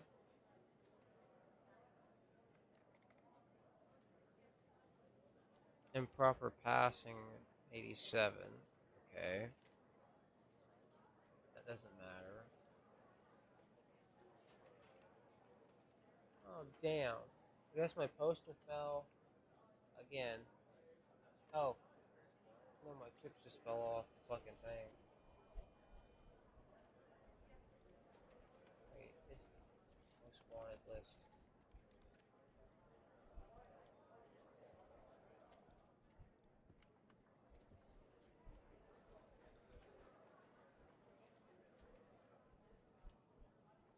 How? I just encountered How. Valid information. Should be considered extremely wanted for various cyber terrorism.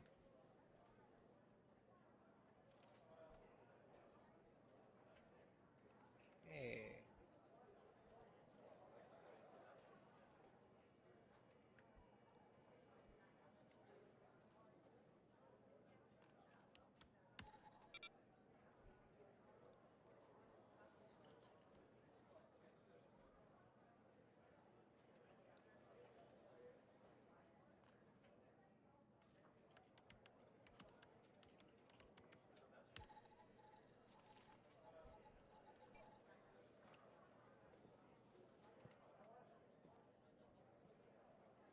Damn.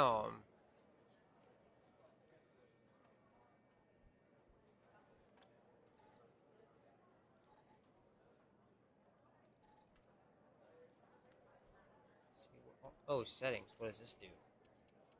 Ah, okay.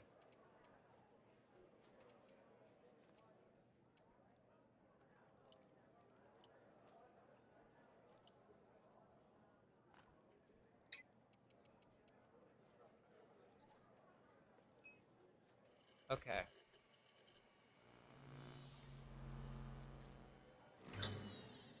Well, just another day at the job.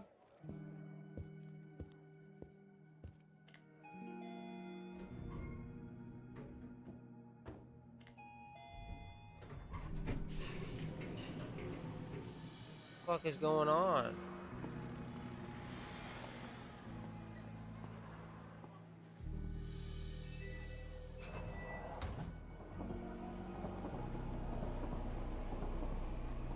Why is it all blurry?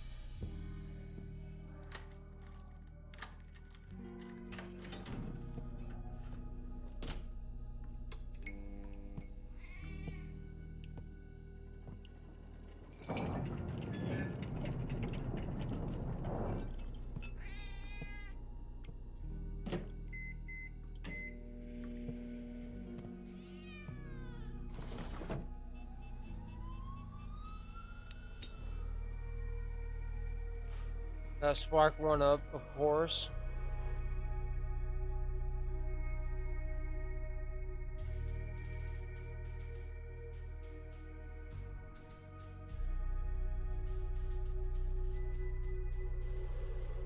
Yeah, see, still puffing on that bitch. With this type of music playing.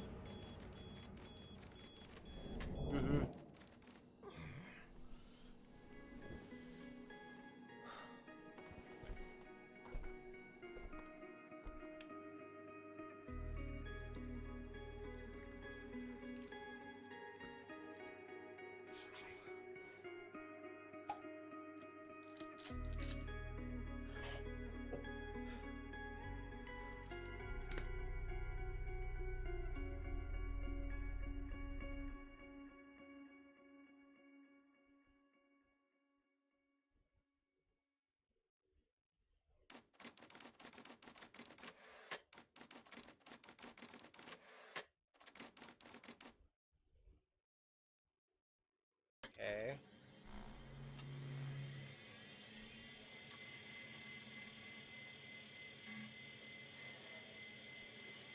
Everything looks good.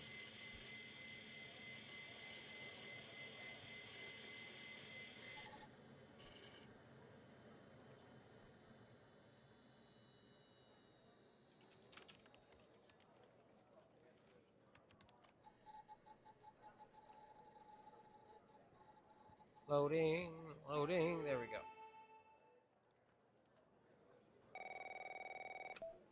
Hey, pal. So, tell me, how'd day number 1 at the FDI go? Everything you had hoped for? Yeah, well, I wouldn't worry about him. Xavier doesn't even like his own mother. To be Ah, honest, well. no, I probably shouldn't say anything. Well, between you and me, we're thinking of making a change at the supervisor position. You know, Evan, if you play your cards right, maybe. Just maybe. Sorry, buddy. My phone's ringing off the hook here. I gotta run. But hey, great job. And just keep plugging away, okay? I'm proud of you, Evan.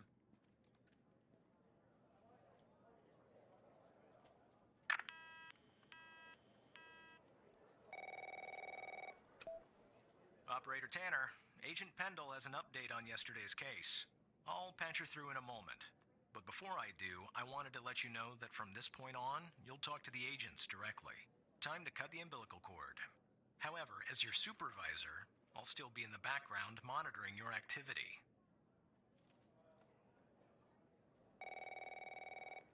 Okay. Good morning, Operator Tanner. So you remember Ray Wells, Being right? a citizen saves. What does that mean?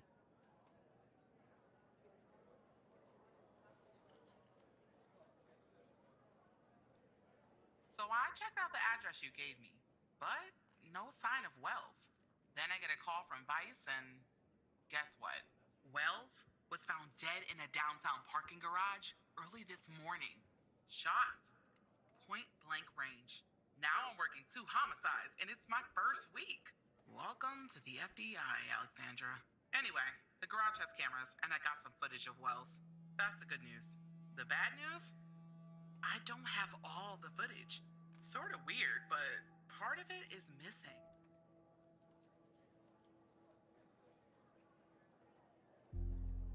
I don't know. Looks that way, doesn't it? I don't put much stock into conspiracies, but the timing is definitely suspicious. Anyway, think you could take a look? I'm looking for anything that's different between the first and second half of the surveillance footage. Apart from Wells ending up dead and the blood splatter on the pillar, sorry for the vivid details. Okay. Let's look at this.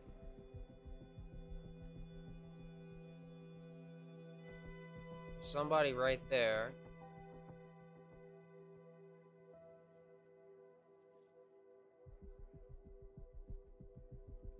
Just goes fucking blurry. And he's dead. Okay, well. Let's see. So there's all those vehicles there, right? Let's go to the end.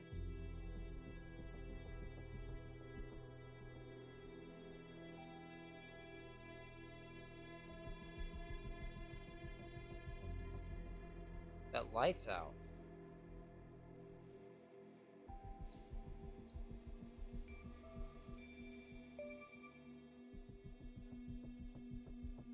Look at that. Give me a sec, operator. I'm gonna check this out.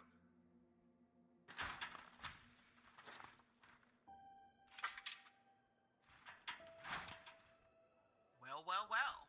I just found a bullet lodged in the light's framework. I'm sending you a photo. Can you run an analysis and tell me what kind of bullet I'm looking at?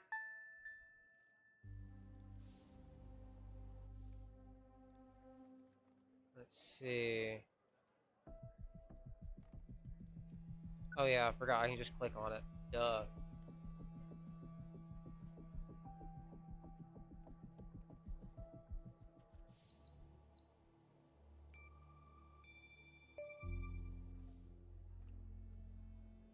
.45 caliber round. I believe that's what the military and police use. Well, that's something anyway. Thanks for your help, operator. Appreciate it. If only we had all of the footage. Anyway, I should get back to the scene. Keep digging and see if you can find anything else about our perp. Okay.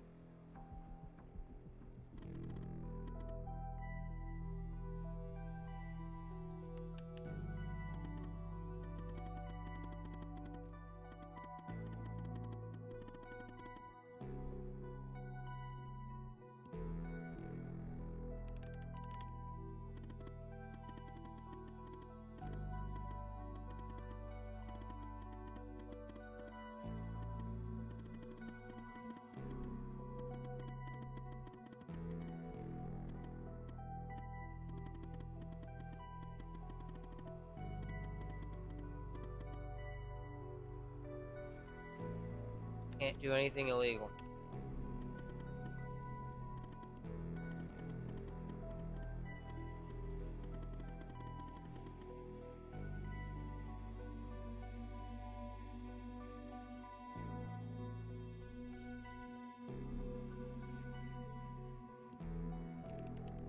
Let's see.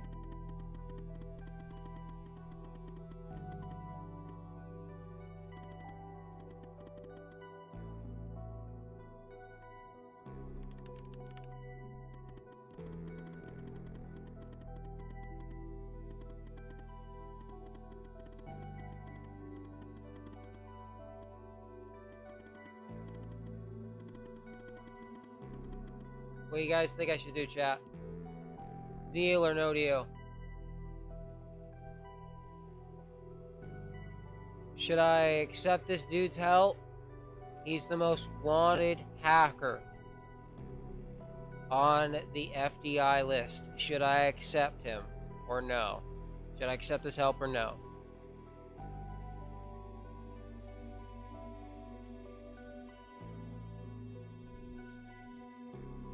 He says we share a common goal, which is usually what? Deal? Okay. One person saying deal. Anybody else?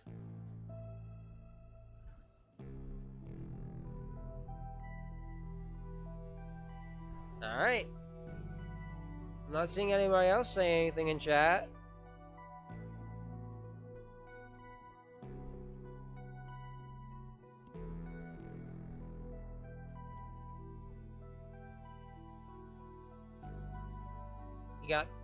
You got 30 seconds.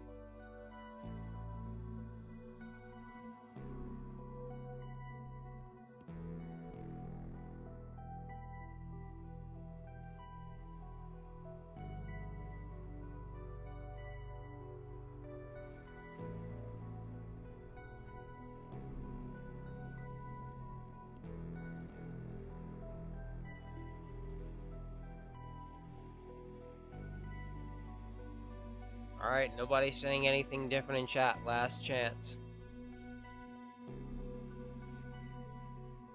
Alright. Nobody's saying anything, so I'm gonna go with what Torby says. We're gonna take the deal.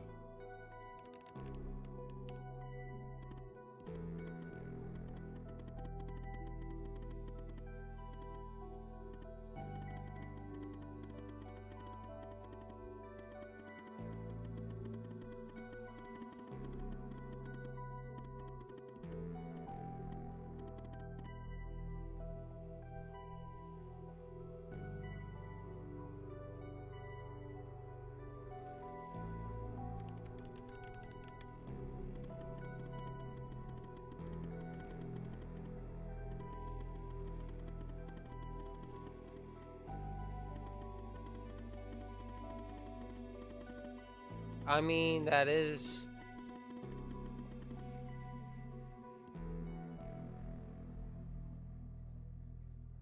We have a deal, Hal.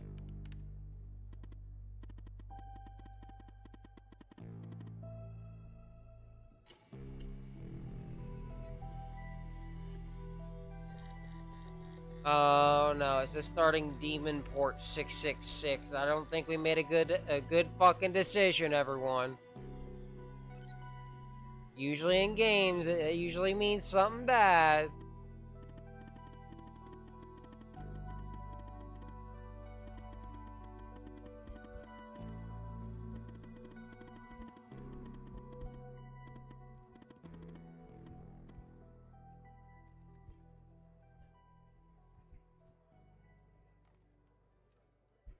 Oh, he went offline, looks like.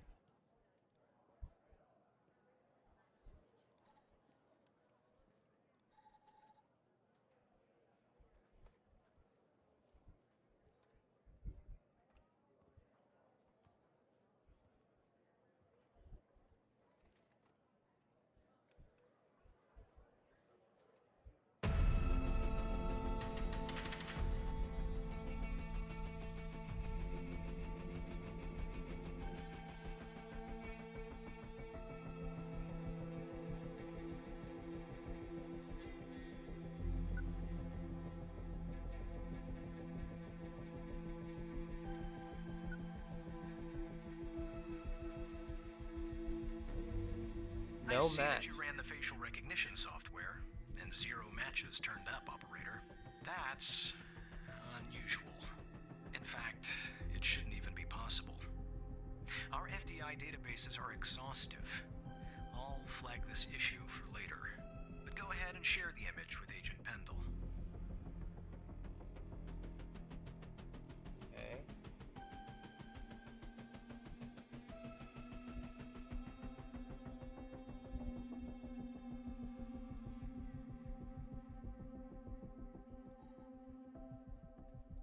How do I share it? Just like drag and drop, maybe? No?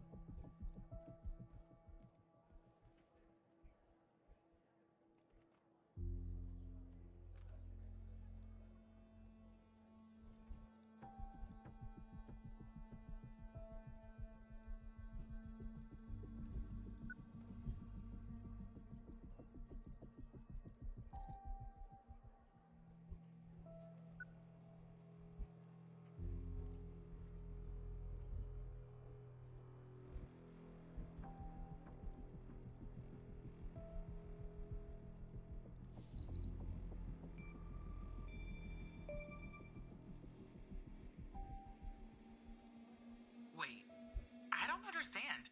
How did you get this? Well, this is huge. Thanks, Tanner. I'll canvass the area immediately. Maybe someone has seen our Prince Charming. I'll talk to you later. And thanks again.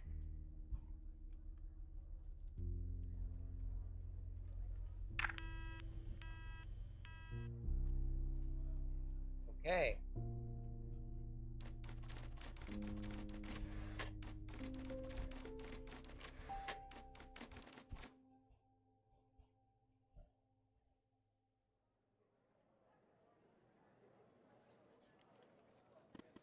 Uh-oh.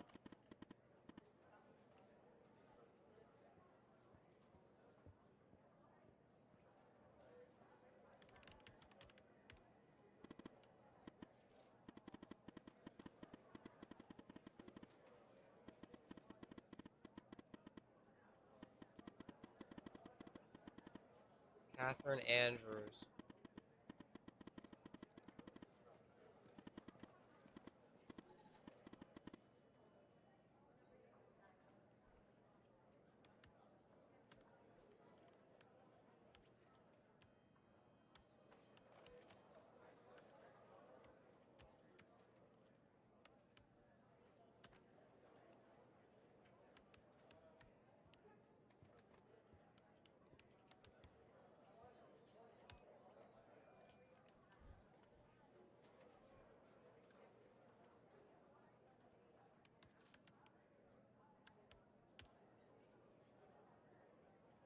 Oh, wait, what? Oh, I put non-secure instead of no secure.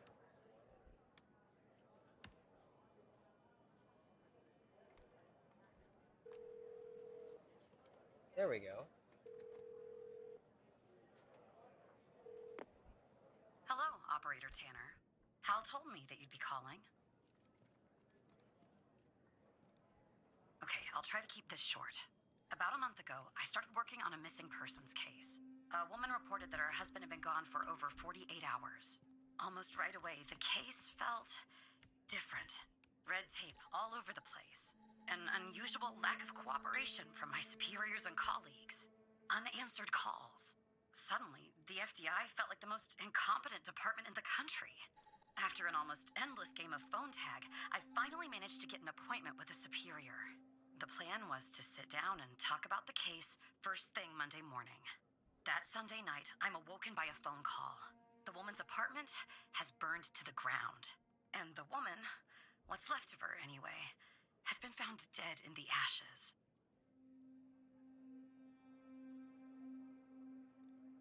Well, it gets worse. So I started looking into the fire, of course. I couldn't help myself. Plus, I felt like I owed it to Mia. That was the woman's name. Mia Cole. Anyway, it wasn't long before my superiors found out and pressured me to stop. They told me the fire had been ruled accidental, The result of faulty wiring in her oven. They told me I was wasting my time and precious FDI resources by looking into it, and said if I continued, I'd end up pushing papers in a basement somewhere. But that fire, Operator Tanner, that fire was no accident. I can feel it. Mia was murdered. I just have to prove it. That's where I'm hoping you can help me.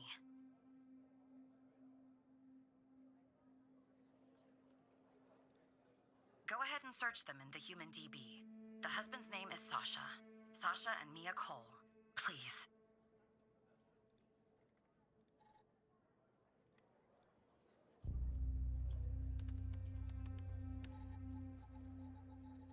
Oh shit.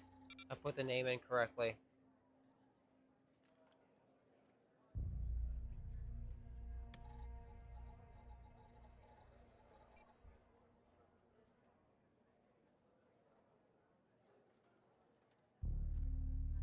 What?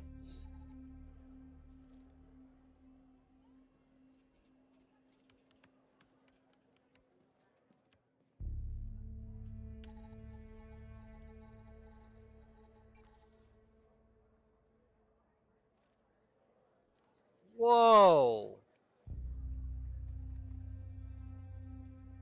Just another coincidence, right? Look, I don't know why, but someone doesn't want us looking into Sasha and Mia Cole. But we have to, Operator Tanner. It's our job. Who's going to do it if we don't? Can you help me find proof Mia's fire wasn't an accident? You'll take a look then? Oh, thank you. As far as how to access the case files, that's not really my area of expertise. But you can ask Hal.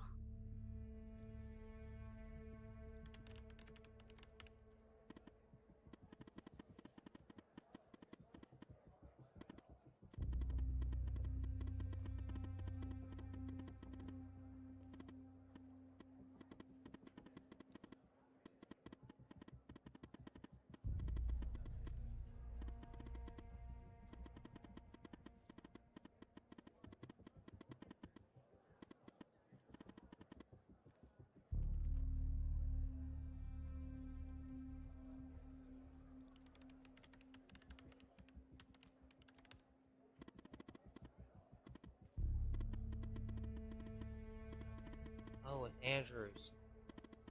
Okay.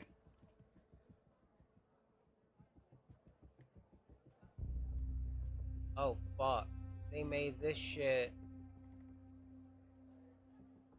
Is it the same? Or no?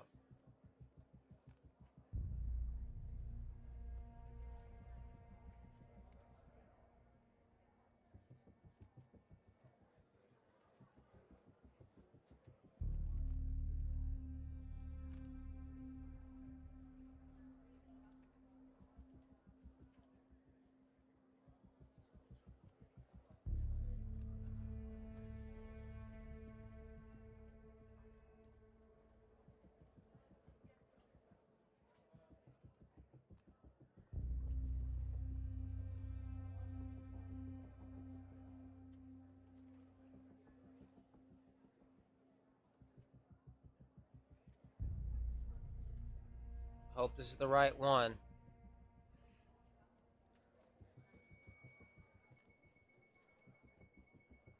Despite being, well, a thorn in the side, you have to admit Hal gets results.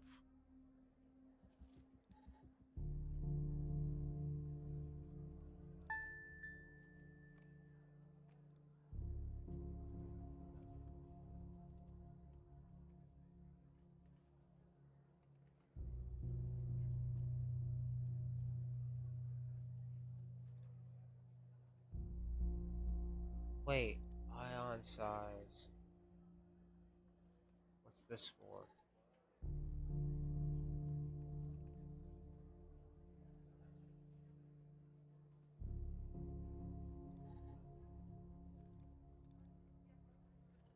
Solid type non-organic.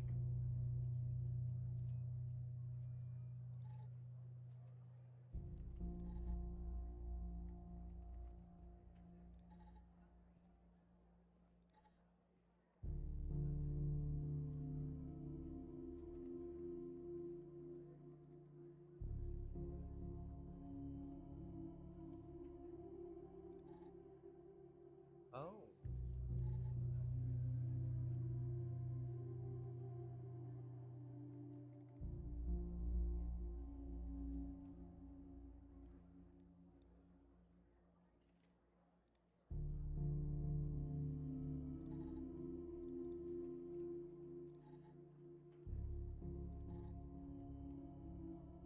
Let's see.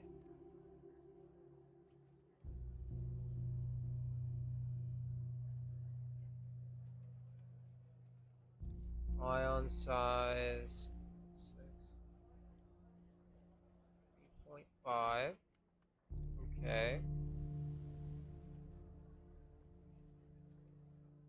Non-organic. Grams times 100, so 420 grams for the delta V.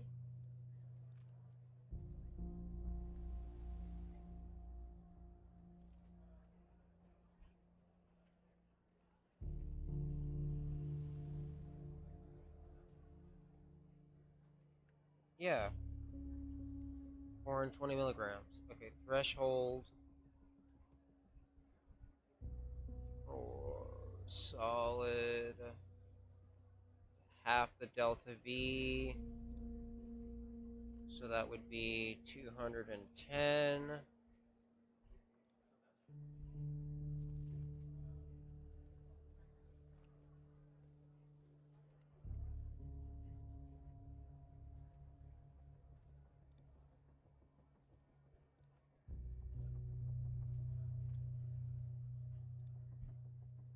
Ion size is not 3.5. Okay, maybe 6. There we go.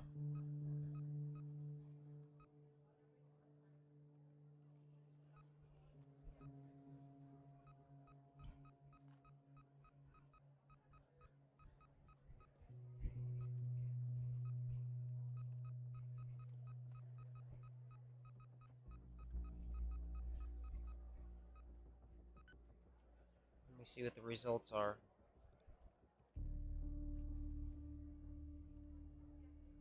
What the fuck is this?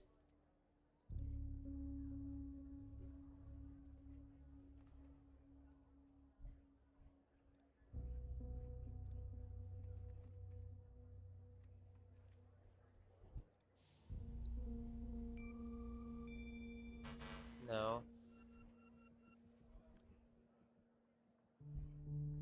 Okay.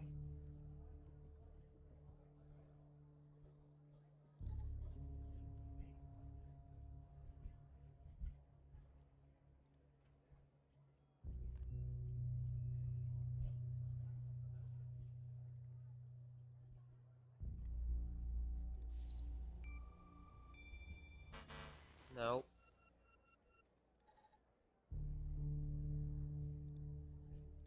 What do I do here?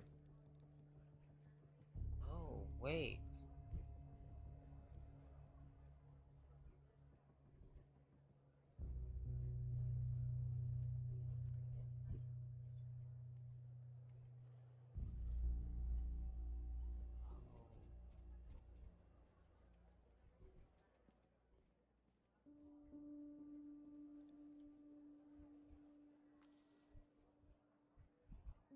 Oh. 1.5.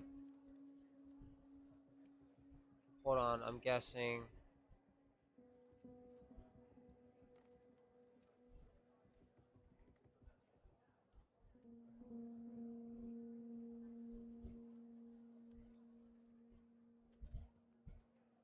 Uh,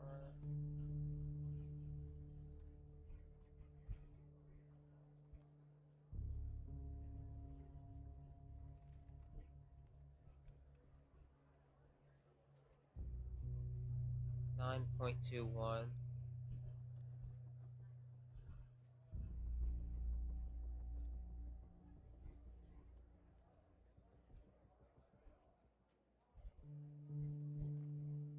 And 60.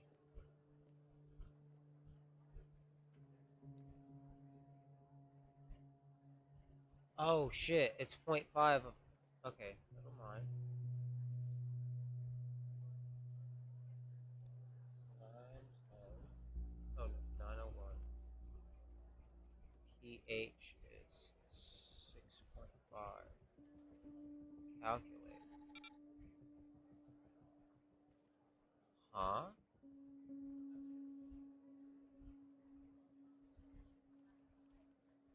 Invalid? What do you mean invalid?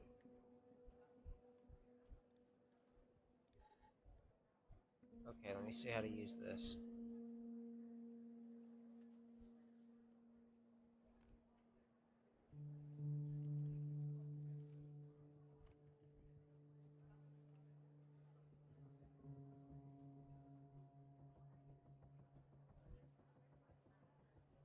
Okay.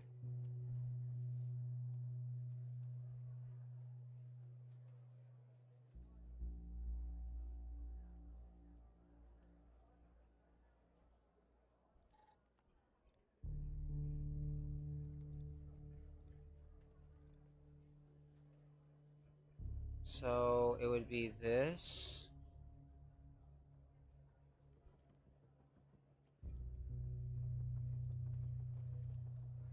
So I'm guessing it's largest to smallest.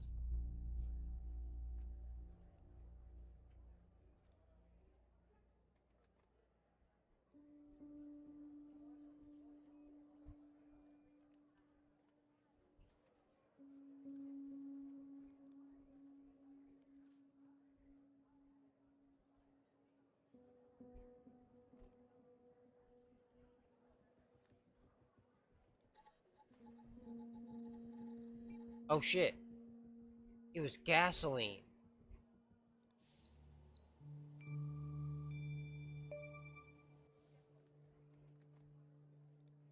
I knew it. Faulty wiring my... You know what? This was no accident. Someone started this fire and killed Mia. But why?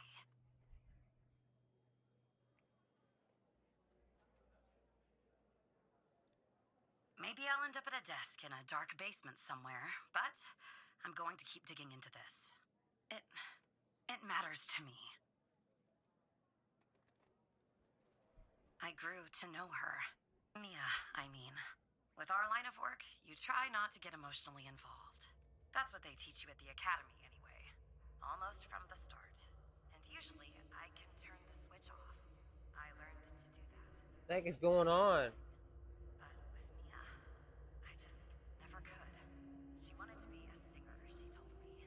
That was her dream. And I'm not exactly an expert, but she did have a good voice. Really. She was just a decent person. A decent person who wanted to find her missing husband. I found something else out too. I saw she disappeared. She was sleeping with a man. Always sleeping. And the thing is, Oh no.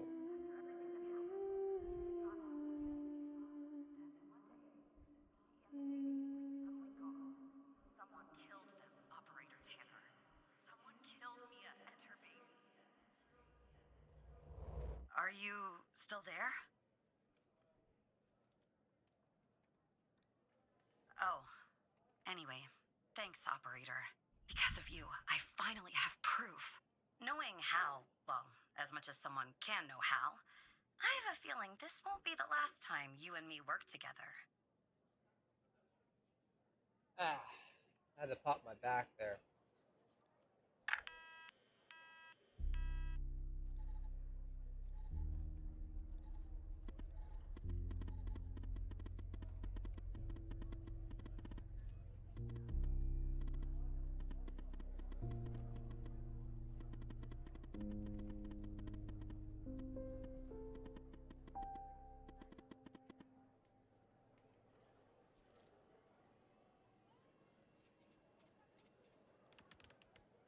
Yeah, it really seems fucking suspicious.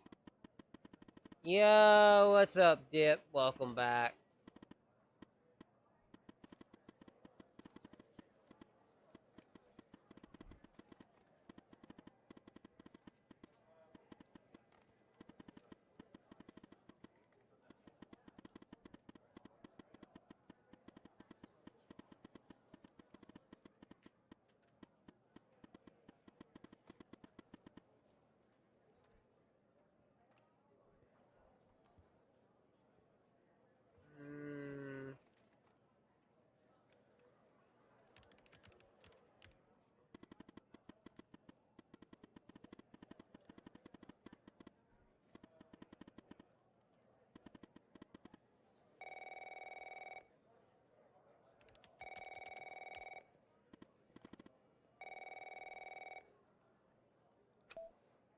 Operator Tanner.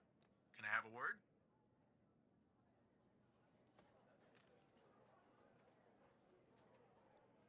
I see that you've been looking into the database entries for Mia and Sasha Cole. You want to tell me why?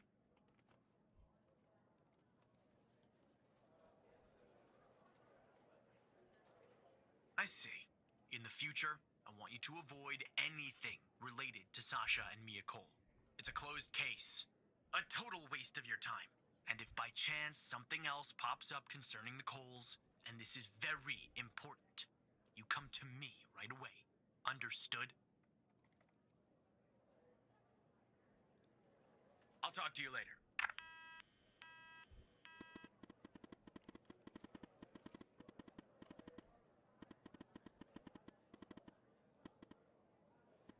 Yeah, but somebody's covering it up, and that's some bullshit.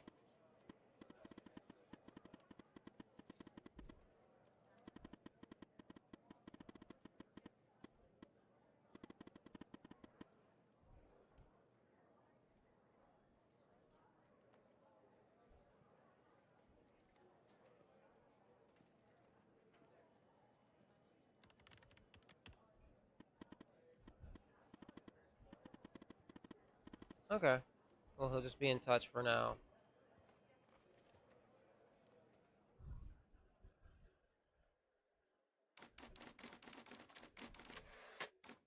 Yeah, because if I said anything that I worked with Hal, I would probably go down at this point.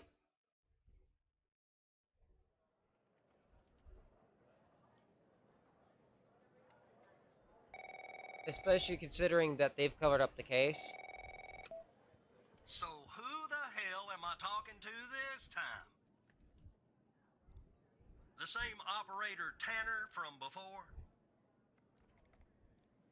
Good. You haven't been fired. I was afraid I'd have to explain this goddamn case all over again. I went back to where Connie said she took the photo in the desert. You remember, right? Where she said this, flying saucer supposedly landed. I didn't find a flying saucer or any aliens breathing their last wheezy breaths or anything like that. But I did find something else. You could say that. You could definitely say that. I found stones. A bunch of stones lying there on the surface of the sand. I'm no geologist, but they look funny to me. Like they'd been moved. Put there for a reason, you know? So, I call it in. Because I'm sure as hell not gonna dig myself, Tanner. Not in this suit. A team arrives an hour later, and they start digging. Sure enough, under one of the stones, they find a body. Advanced state of decomp. They dig under another stone.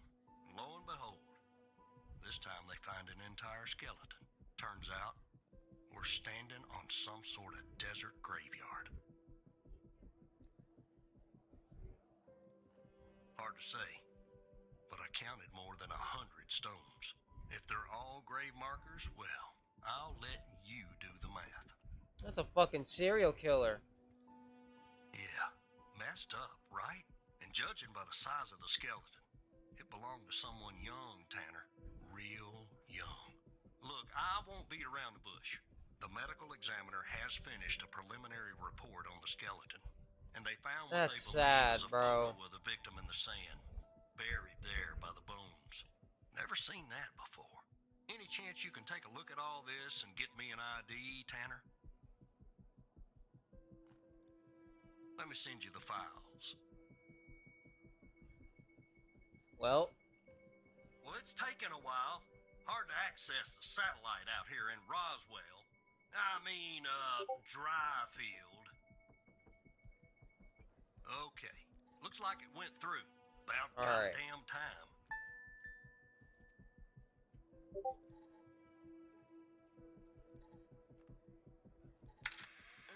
The skeleton appears to be female, estimated at 9 years of age. Starting the examination now. Initial observations show well-preserved and intact bones. No visible signs of trauma or damage.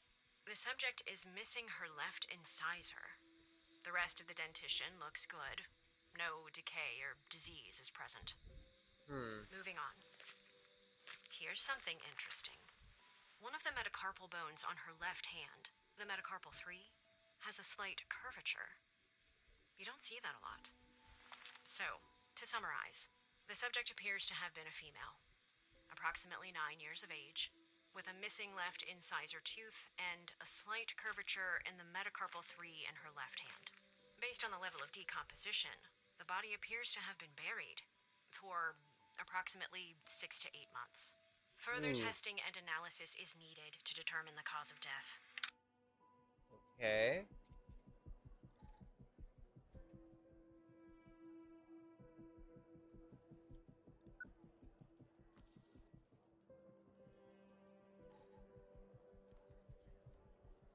Access forbidden.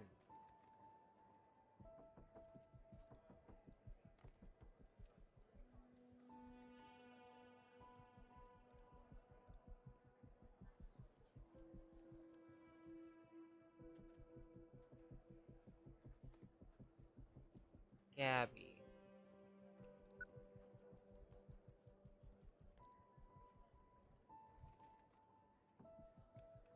Dr. Jenkins.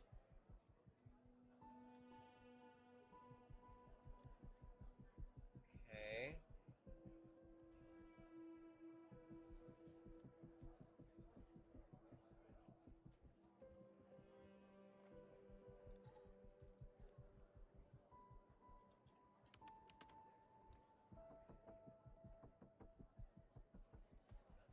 Wait a minute. Hold on. No, there wasn't a list on that.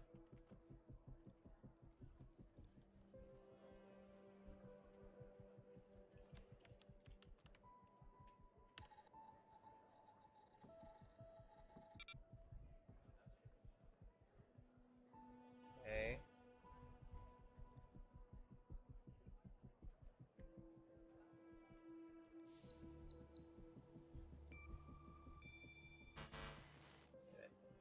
Yeah, that looks like it could be the first name. But I'll need the last name too.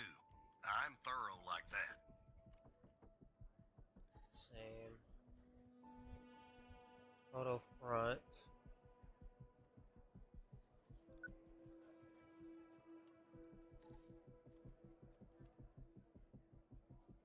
Okay.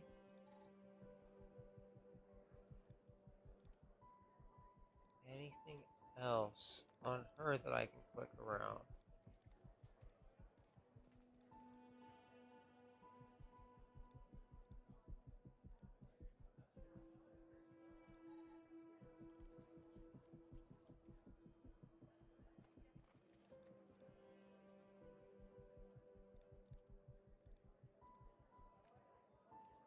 Okay. BM Technologies. Can't look that up in there.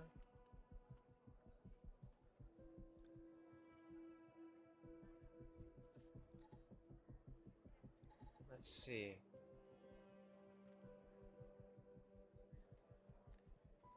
Anything else around that I can click on? Yeah, it's already gotten that. But it looks like there's a badge or something on there.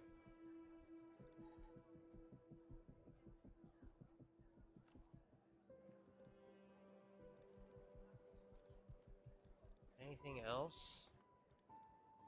No? Just kind of spam clicking. It says forbidden.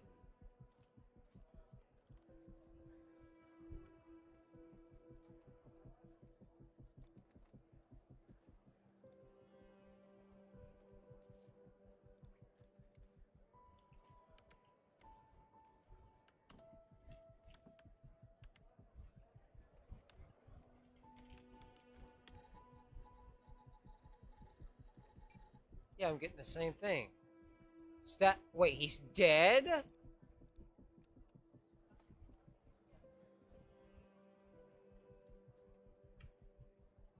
Okay.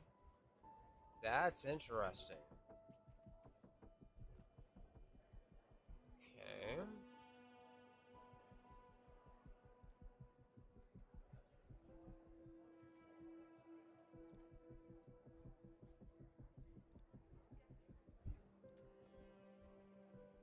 Listen to the autopsy again.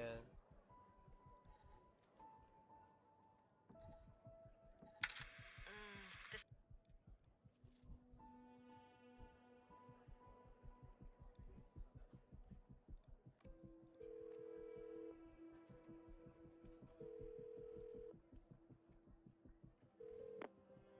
Jenkins. That name rings a bell, operator. Check the other cases for anything possibly related to him. Maybe there's a clue in there tied to the girl.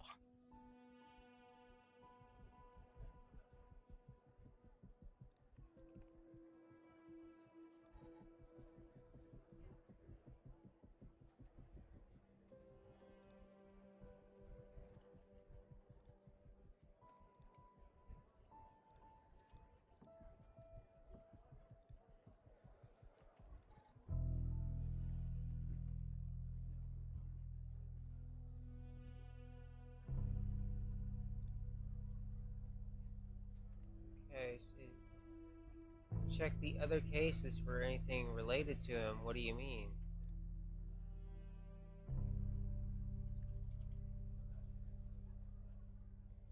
No occurrences.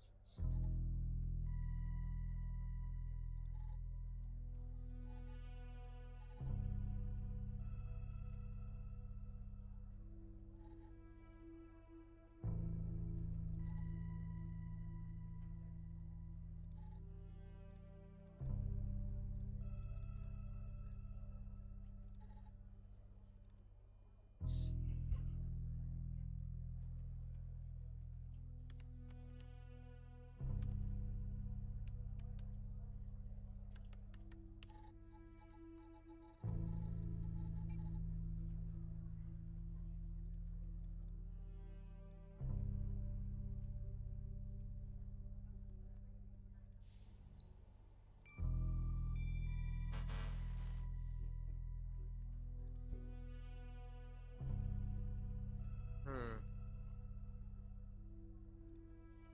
Can I search up BM Technologies, maybe?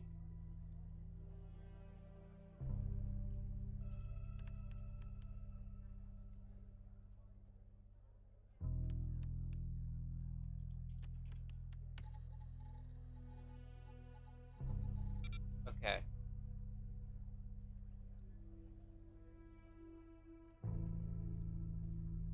I don't get it.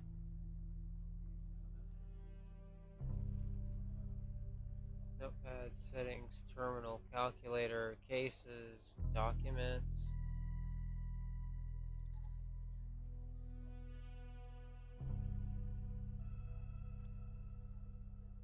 No, he's not on the most wanted.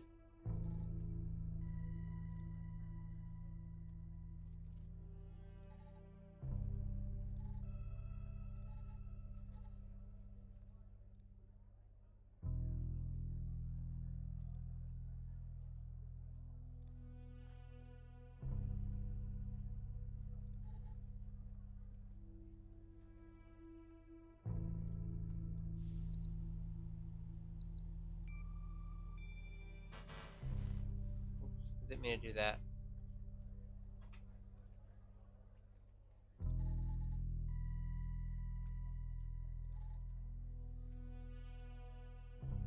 That kind of does look like him.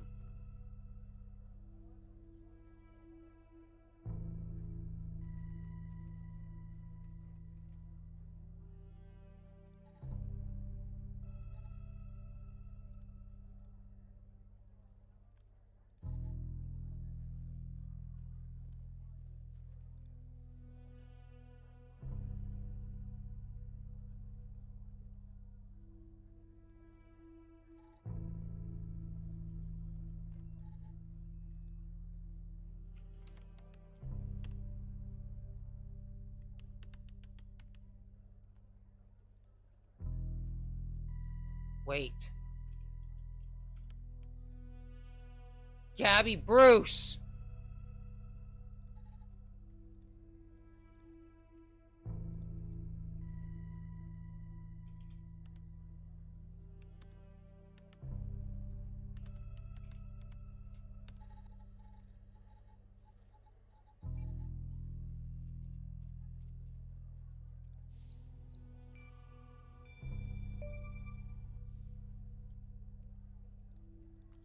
How did you find this, Tanner?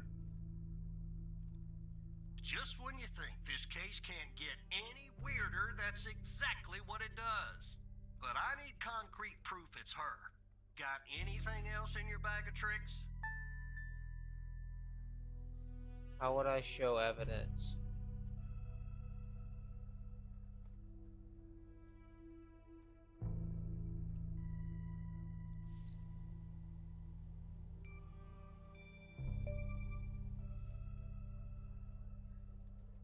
I'll be damned. 9 years old, Tanner.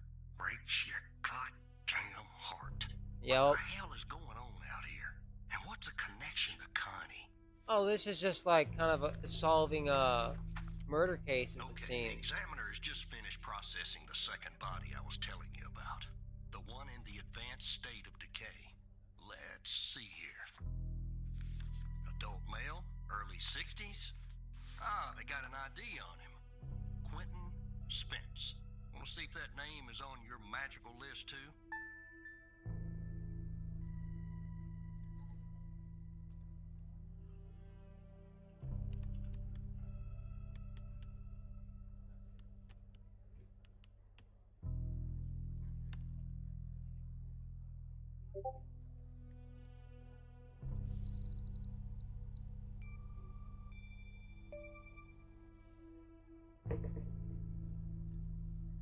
So there's definitely a link. I see some of the names have been crossed out. Can you figure out what that business means?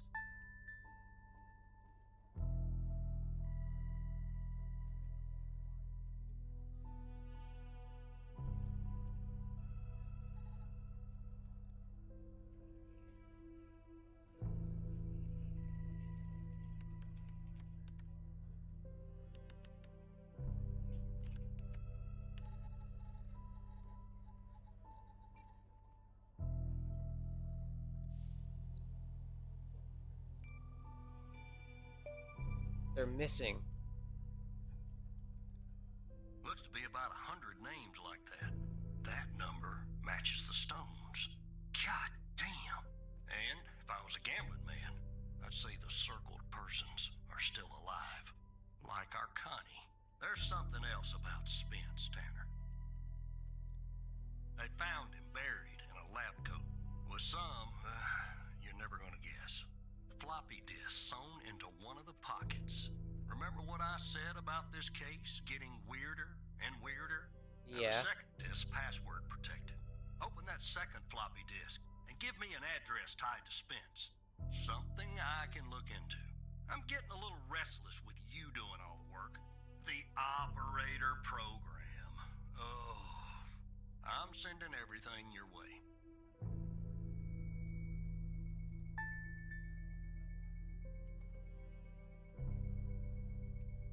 This man has a really shitty connection right There now.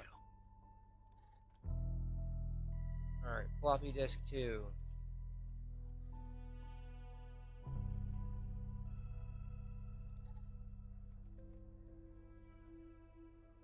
R&D 2.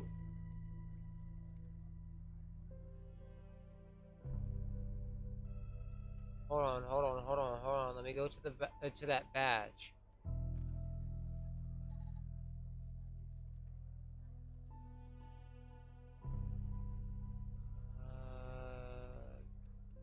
Desert.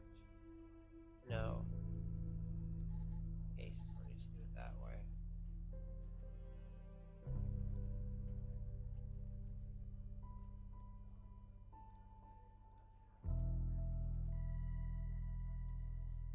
Badge. R&D director.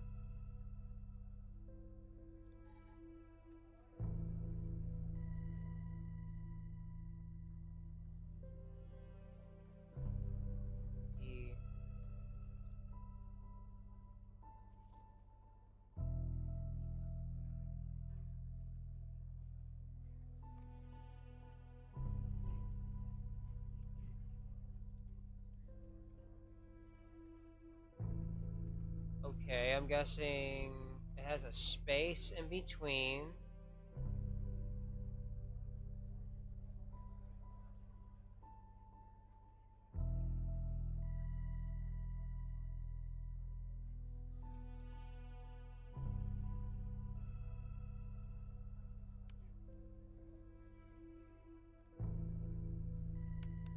No.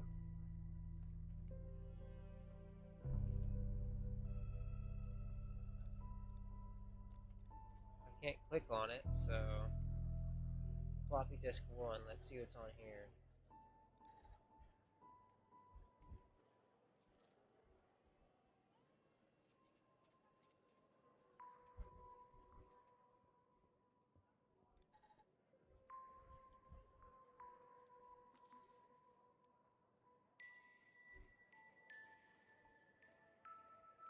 Synapse?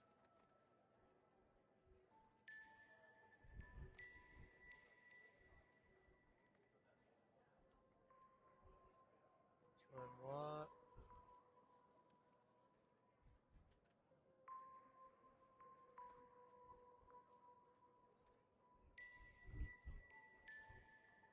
Okay.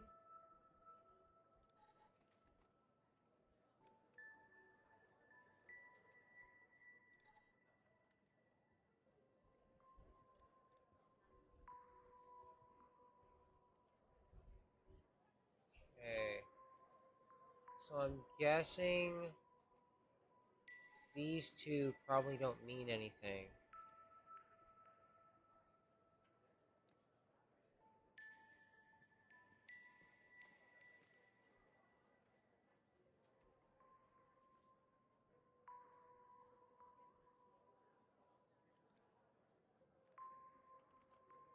Wait, Res 2.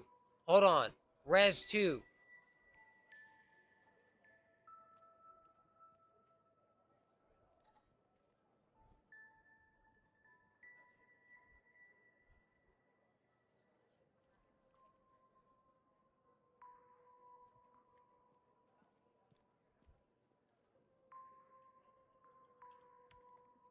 That's not it. I was just...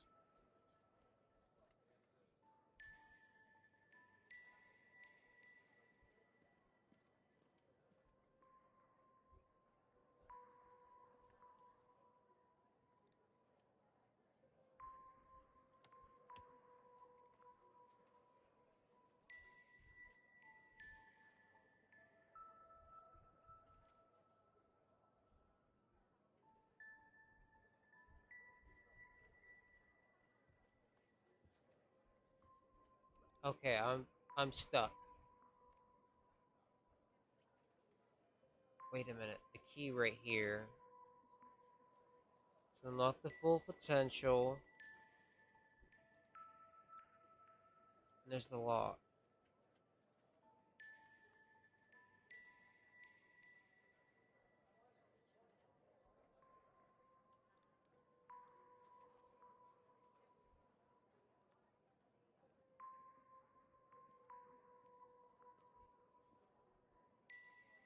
Fig 1 and Fig 2?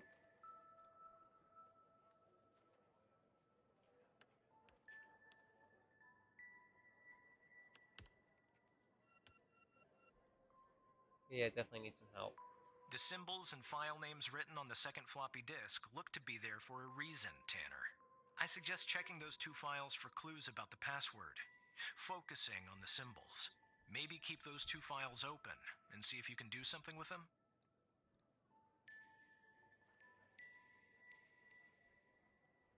Wait.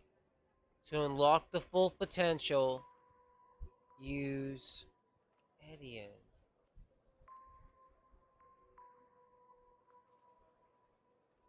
What's Edian? What's Indian? Hold on, let me look this up.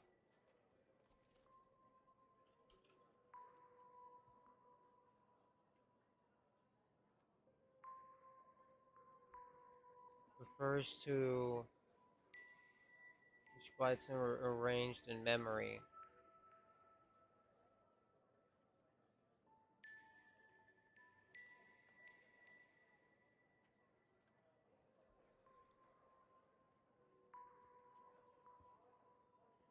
6.72.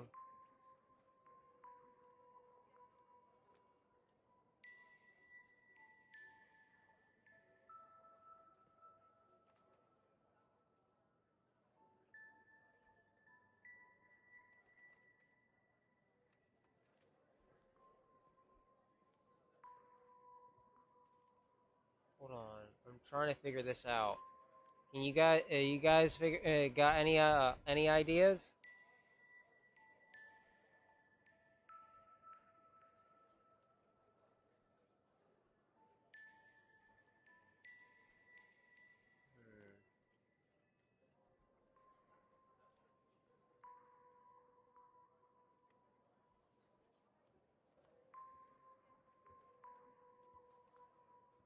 Yeah,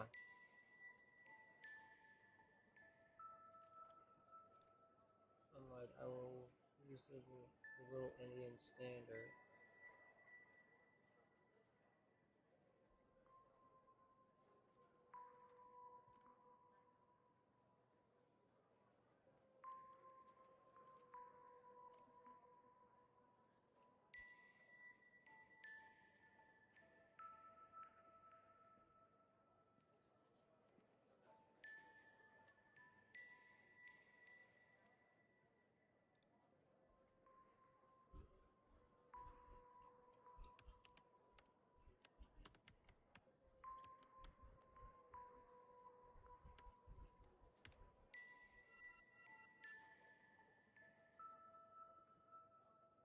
Yeah, I'm confused, bro. The key and lock icons, operator.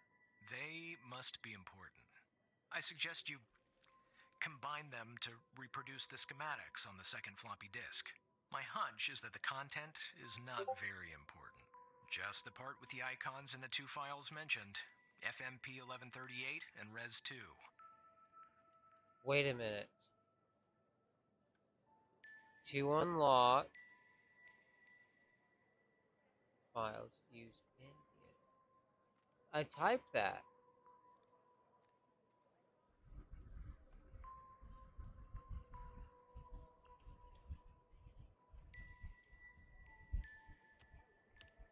Yeah.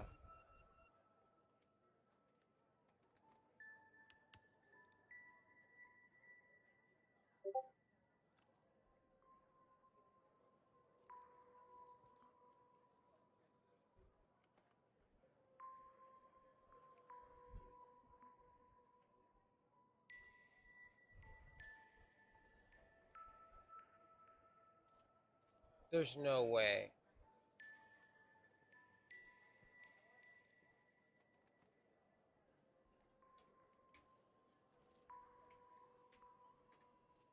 I didn't think so.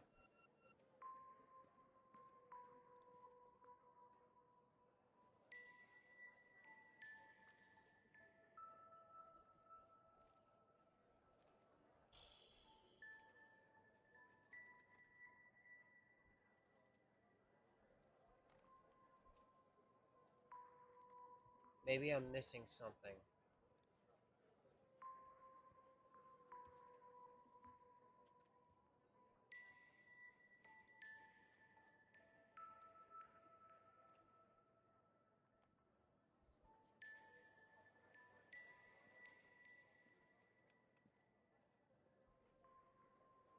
Fucking hair on my arm. Alright. Well, I'm stumped. I'm gonna look up a walkthrough.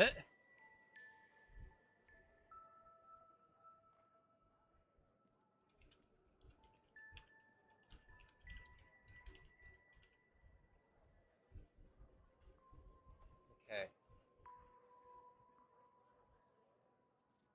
Let's see.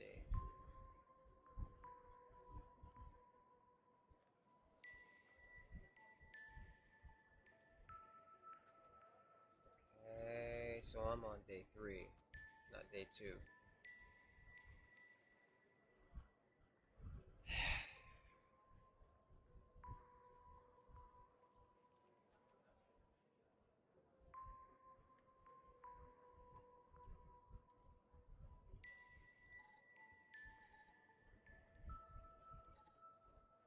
Probably missing something.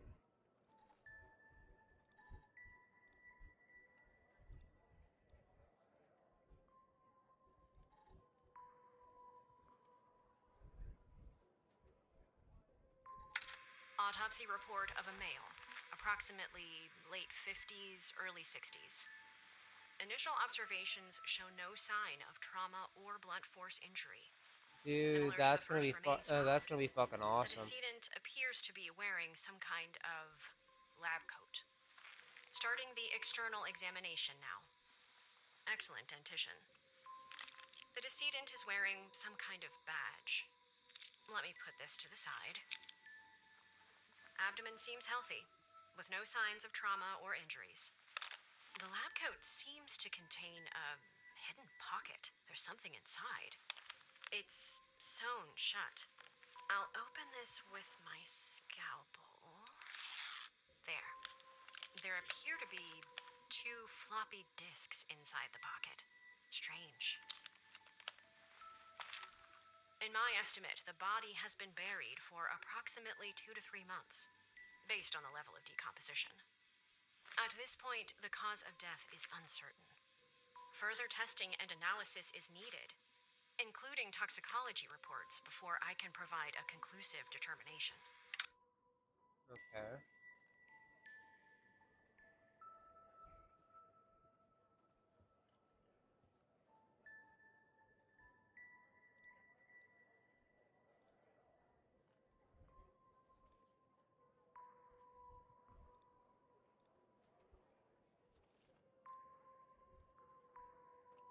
Yeah, I'm genuinely stumped, so let's go to this.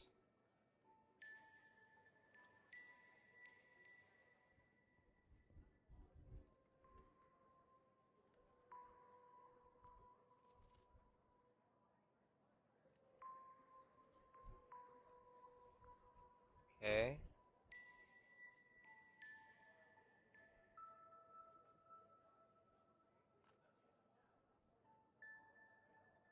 Ah, here we are.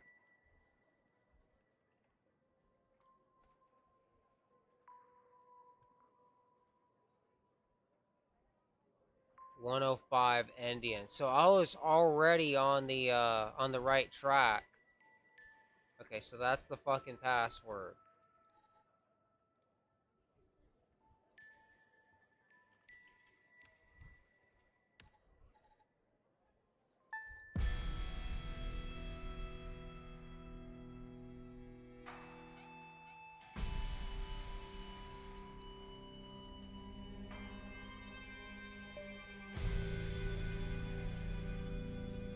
Don't let it go to your operator head, but that was actually somewhat impressive, Tanner.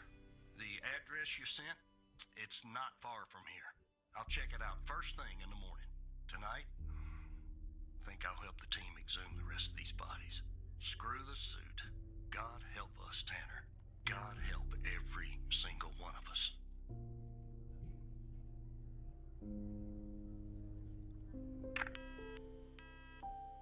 Alright. Well, there we go. Another day, another dollar.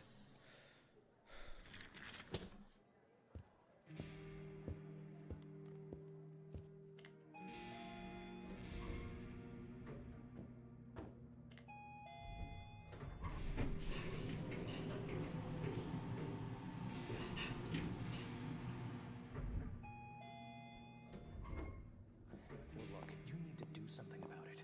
He's poking around, asking too many questions. He's going to expose us all if you don't rein him in. Yes, his shift is over. Yes. All right.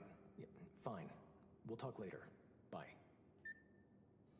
Love you too, Torby. Also, Skinner's dirty.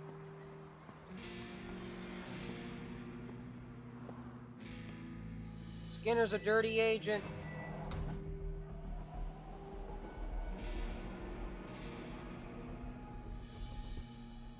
I'm gonna call it right now.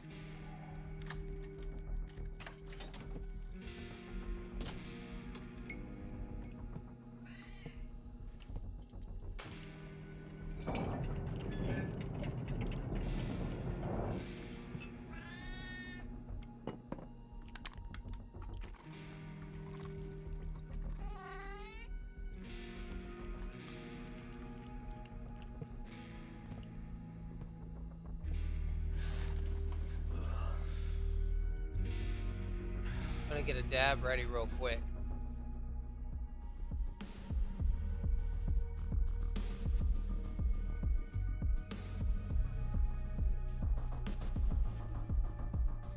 Time to preheat it.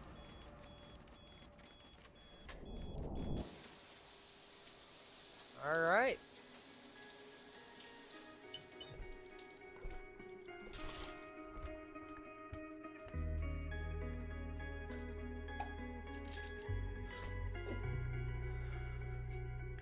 Cheers, everyone.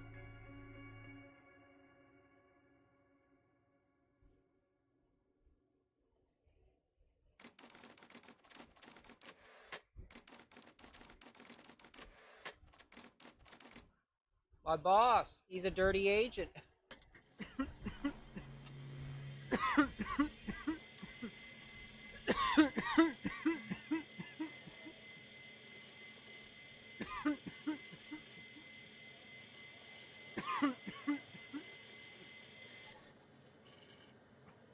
Agent Skinner, he's dirty.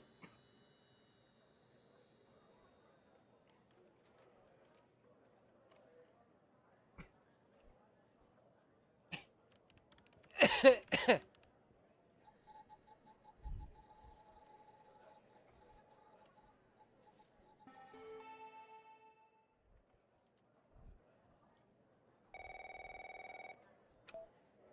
morning. Yo, what's up, Mike? Look, about yesterday, this business with the coal files.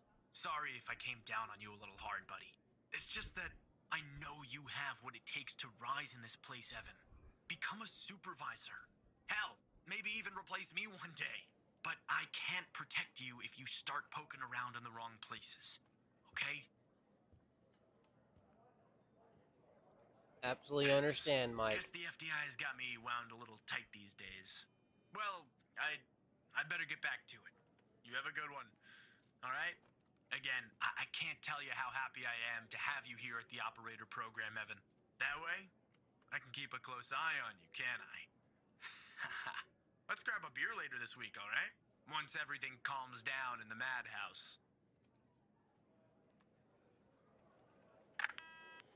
All right, let's go. Operator Tanner, that you? Tanner, did you give that address out to anybody? Well, somebody beat me to the facility, Tanner. The BioM facility burned down last night, Tanner. Up in flames. And if you didn't give the address out, someone else did. Looks like we got ourselves a mole goddamn operator program. Well, an investigative team came before me and logged the remaining evidence back at the department. But I can't access it directly. I'll have to go through the operator program. Heaven on earth, Tanner. Heaven on earth. From what I can tell, there should be some security footage there that should shed some light on what happened here. Hopefully, it won't be too hard to prove this was arson.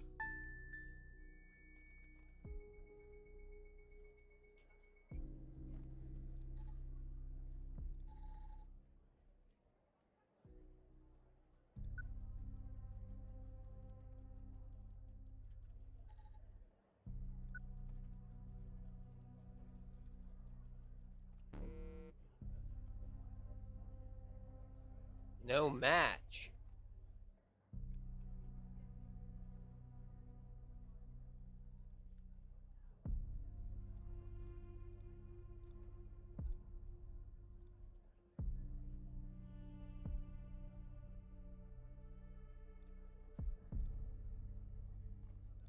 He's not there anymore. Hold on. There he is.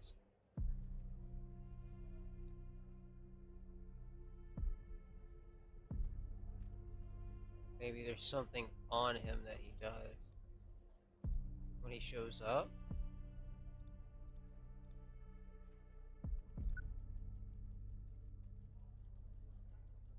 A gasoline tank.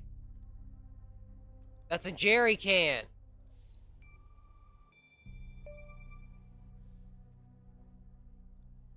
Yeah, that's not a box of wine, is it? Can you get an ID on this guy? Would have been too easy, huh?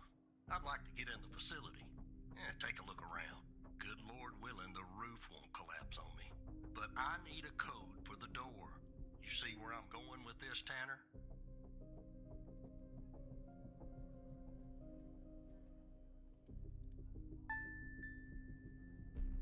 Okay. So all I have to do is just click on this.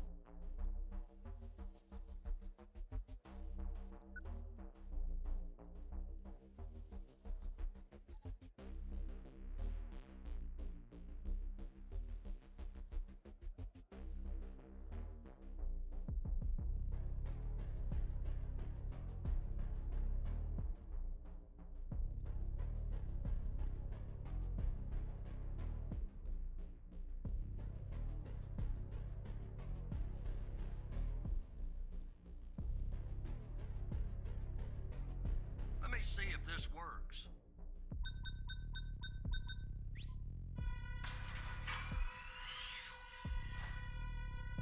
Sounds like it did. All right, I'm in. Yep. Damn it! The smoke in here will ruin this suit too. That's 2 suits in 2 days. Tanner. Well, damn. Don't blame Let me. me see if I can find something useful. Something that the investigative team left behind. Sure as hell won't be easy.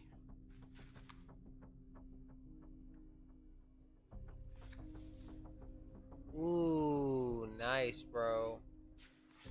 Because That this sounds place good, is Dipnot. just about burnt to a crisp. I don't know what went on here. But if you ask me, it's a pretty elaborate security system for a medical facility.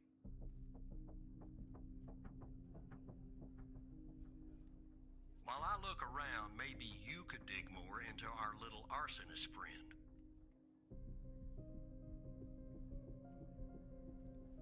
Anything that you can find, Tanner. I look picky to you. An ID. A link to another case. His favorite flavor of ice cream. Just give me something, all right?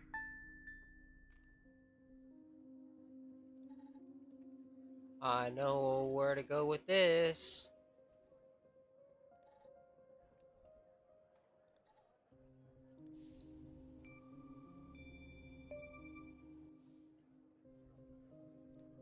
Charming fellow. Who's the lead on the other investigation? Ouch. Tough draw for the rook. Hold on. Looks like I found something. What the?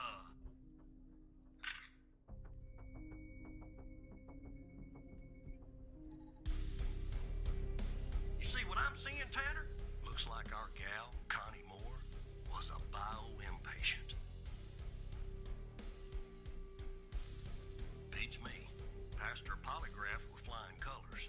She told us the truth. Her truth, anyway. Oh, shit. Contact Skinner to update Pendle on her parking garage killer. I'm sure she'll be thrilled. I'll keep looking around here. The world's biggest ashtray.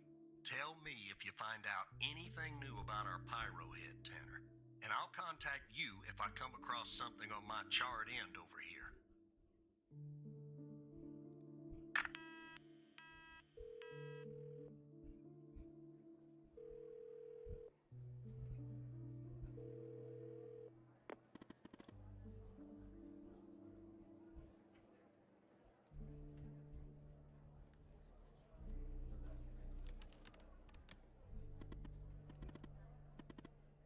Okay.